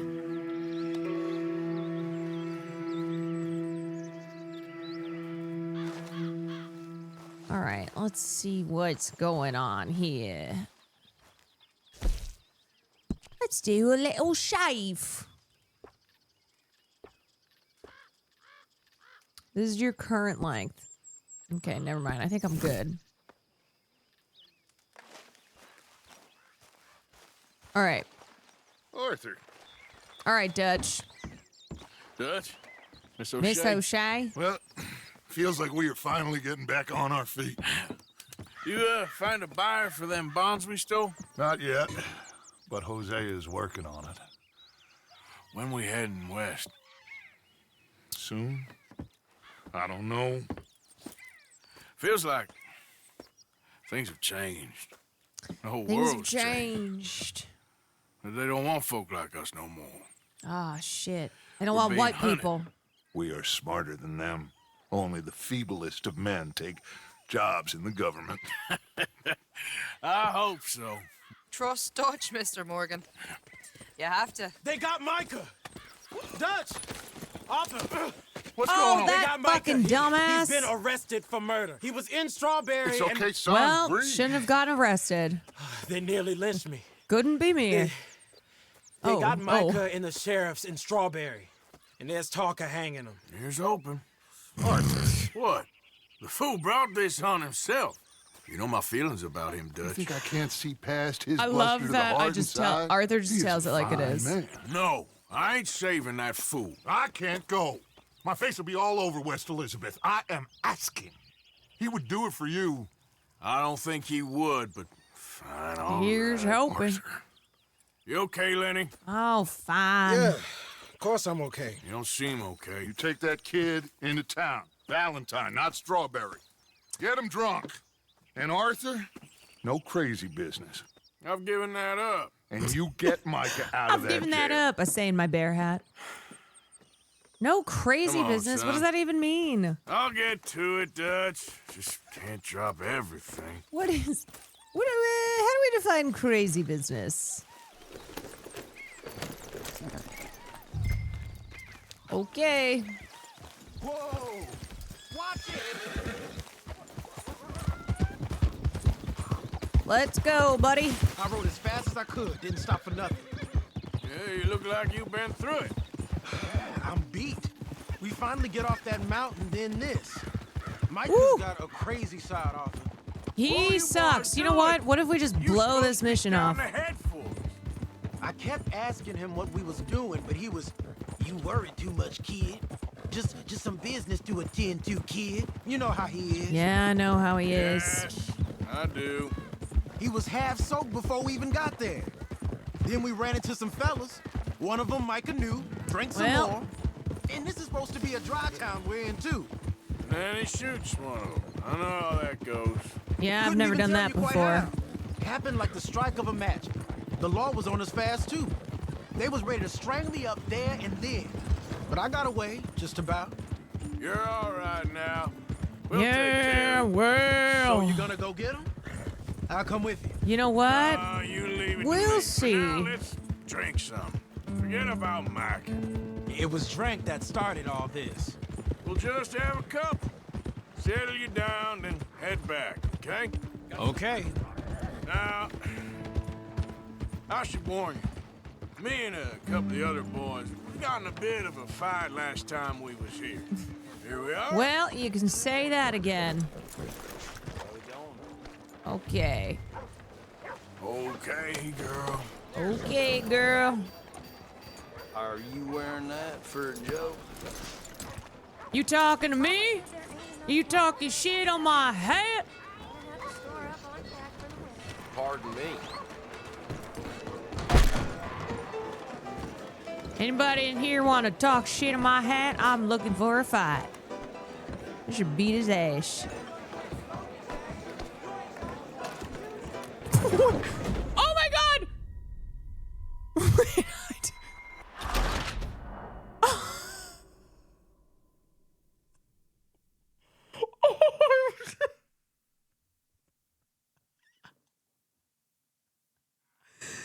Oh, fuck. Wait, retry. Oh, shit.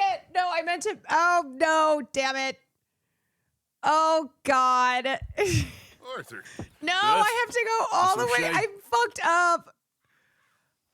Oh, God. I have to do that again. How do I go back fast? Okay, kid, let's go. Whatever. It's close. It's fine. It's fine. Oh, my God. That was so stupid. You look like you've been Buddy, through it. I know. I'm beat. We finally get off that mountain, then this. I didn't mean Micah's to got a draw that crazy again. side off him. What were you boys doing? You were supposed to be scouting ahead for us. I Okay. kept asking him what we was doing, but he was, "You you worry too much, kid. I'm sorry. Business to attend to, kid. You know how he is. Okay, we're so back, almost. I do. He was half soaked before we even got there. They bust me so fast. One of them, Micah knew, drank some more. And this is supposed to be a dry town we're in, too. Then he shoots one of them. I know how that goes. Couldn't even tell you quite how. Happened like the strike of a match. The law was on us fast, too. They was ready to strangle me up there and then. But I got away, just about. You're all right now. We'll take Oh shit, my horse is tired. So you gonna go get him? I'll come with you. Yeah, we'll see. You leave it to me. For now, let's drink some. Forget about Micah. Good job, It was Frank that Farlito. started all this. We'll just have a couple. Settle you down, then head back, okay? Here we are. And no taking our guns out, whether on purpose or on accident. Get your finger. I know my finger rests on the button. I love how aggressively I bust into this place. Move aside, boys. Big Daddy's in town.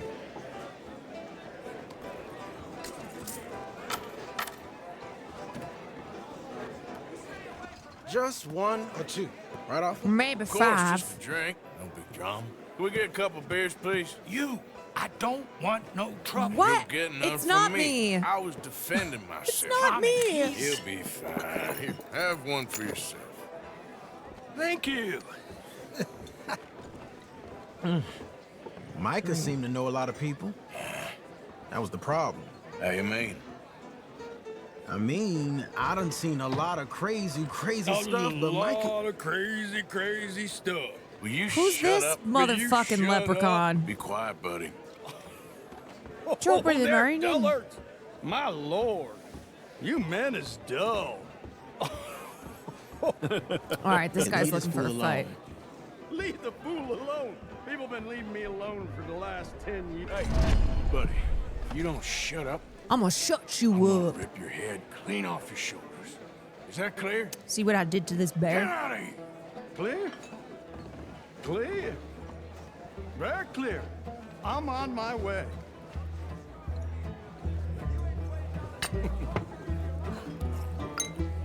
Oh.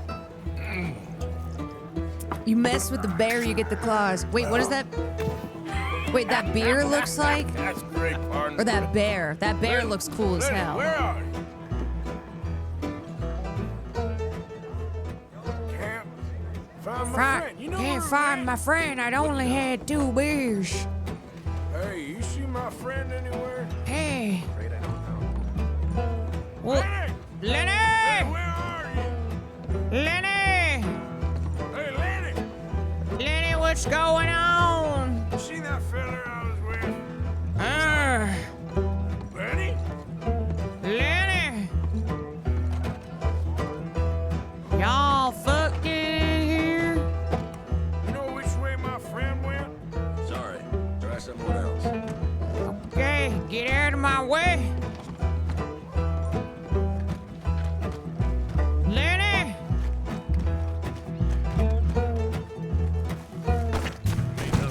Oh, God!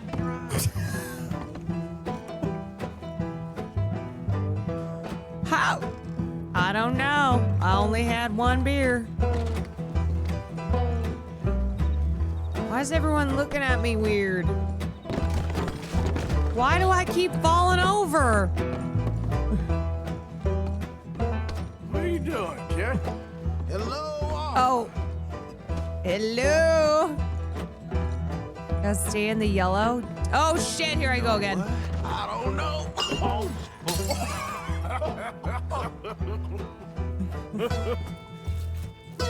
Malak, thank you for the 5 months. Why ain't you never married? Just a couple guys having a good time. Just 2 fellas letting loose. Lenny? How do I keep Hey. losing Lenny? Wait, watch me. Now. Fuck. Slippery little shit, ain't you? Oh shit. Lenny! Leave the kid alone, you goddamn animals. Who do you think you're talking to? Nobody. I'm talking to nobody. Mess with the bear, you get the claw. I said, what did you say? Get lost, buddy. Shut up, mister. Yeah, shut your mouth, mister. Wait, what?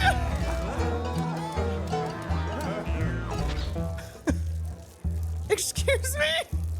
How did we go from almost fighting to like line dancing? Wow, okay, now we're piss maxing. Okay. Dudes Rock 1899. Oh my god, I am so hammered. Holy shit.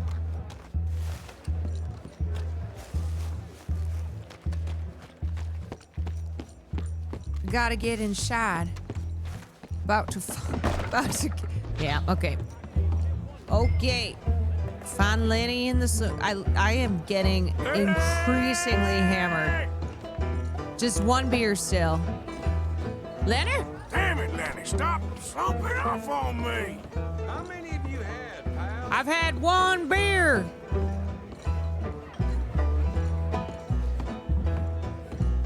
Lenny! Lenny, where are you hiding now? Haley. Up! Lord, let me back in. Anybody seen Lenny? There you are, Lenny. I'm Clyde. Oh God. I'm sorry. I don't think all black people look alike. Lenny! You bastard!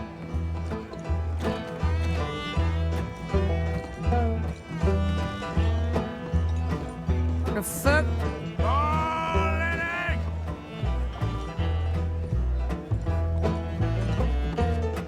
Lenny! Lenny! What are you talking about? Been looking all over for you, Lenny. Lenny! God damn! Where's this son of a bitch? What the hell? Wait, room behind you? I don't see no room.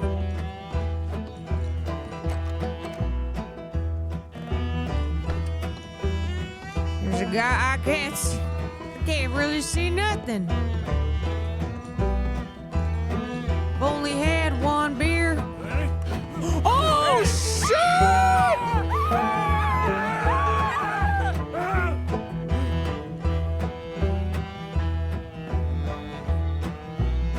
My bad.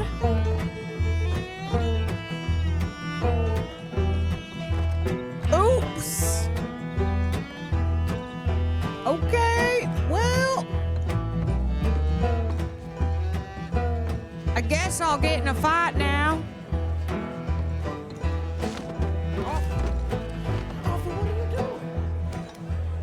Lenny!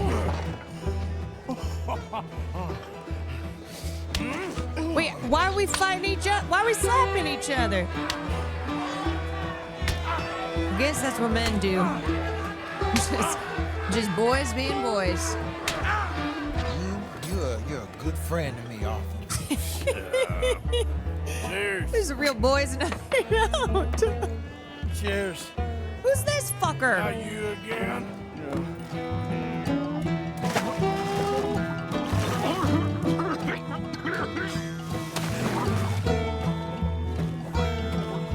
Am I just doing like a casual?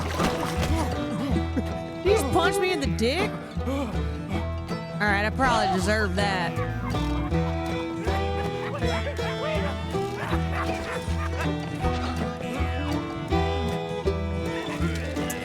Not a cell phone in sight. Everyone just living in the moment. Wait. Oh, fuck. You'll never take me alive because you ain't gonna make it.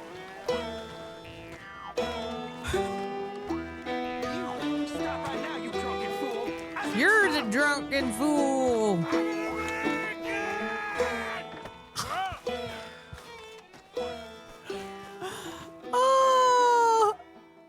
That's the goddamn truth. This America, I can do what I want. Wow, I can't believe I made it. Wow. Okay, so was that the mission? Was that mission accomplished? I did it. We did it, Joe.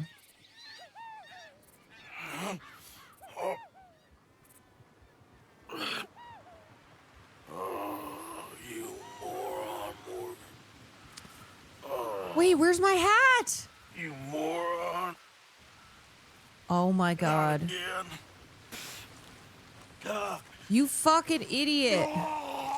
Oh.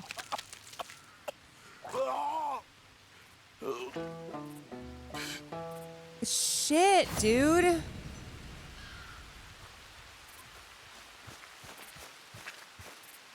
You. What the fuck, brother?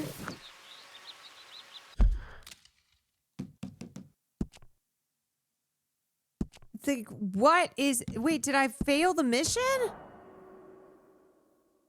You sure? Okay.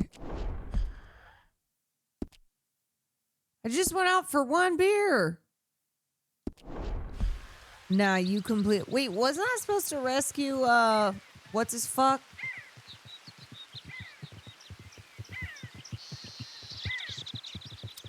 It said mission complete. Micah. Oh, that's a different mission. Ah. Okay. I see. What the hell? Where the hell am I? What the? How'd I end up this way? There's someone here that you can meet. Oh, those are the white ones. Oh, there's someone here that you can meet. All right.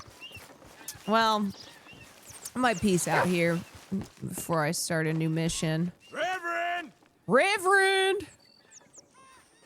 Oh my God, this dog. Swanson, you in here? Oh my God, this dog.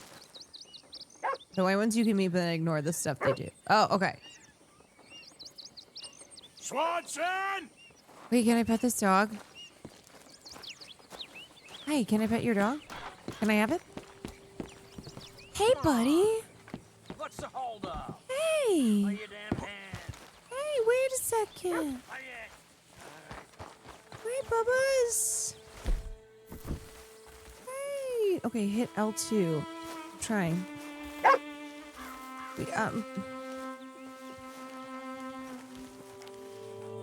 This dog doesn't like my vibes. I don't know. I scared it. I'm scared. I don't want to hurt it. I don't want to hurt it. Mr. Morgan, I took your advice, Well, sir. I la-di-da. took your advice. Then your god has finally deserted you. What you talking about? I took your advice, sir. I have removed myself from Morpheus's embrace. No more shall I sink, sir. I'm free. Oh, this is a new... Oh, I started it. Okay. All right. Well, I'm gonna end before I just saved the spot. So I don't start a new mission now because I'm tight. Okay. Okay. All right, y'all. All right. Oh my God, I love this so much. That's so good. That's so good. Oh my goodness. Oh my God, you guys. All right, we got some good gaming in. We got drunk, we had a good time.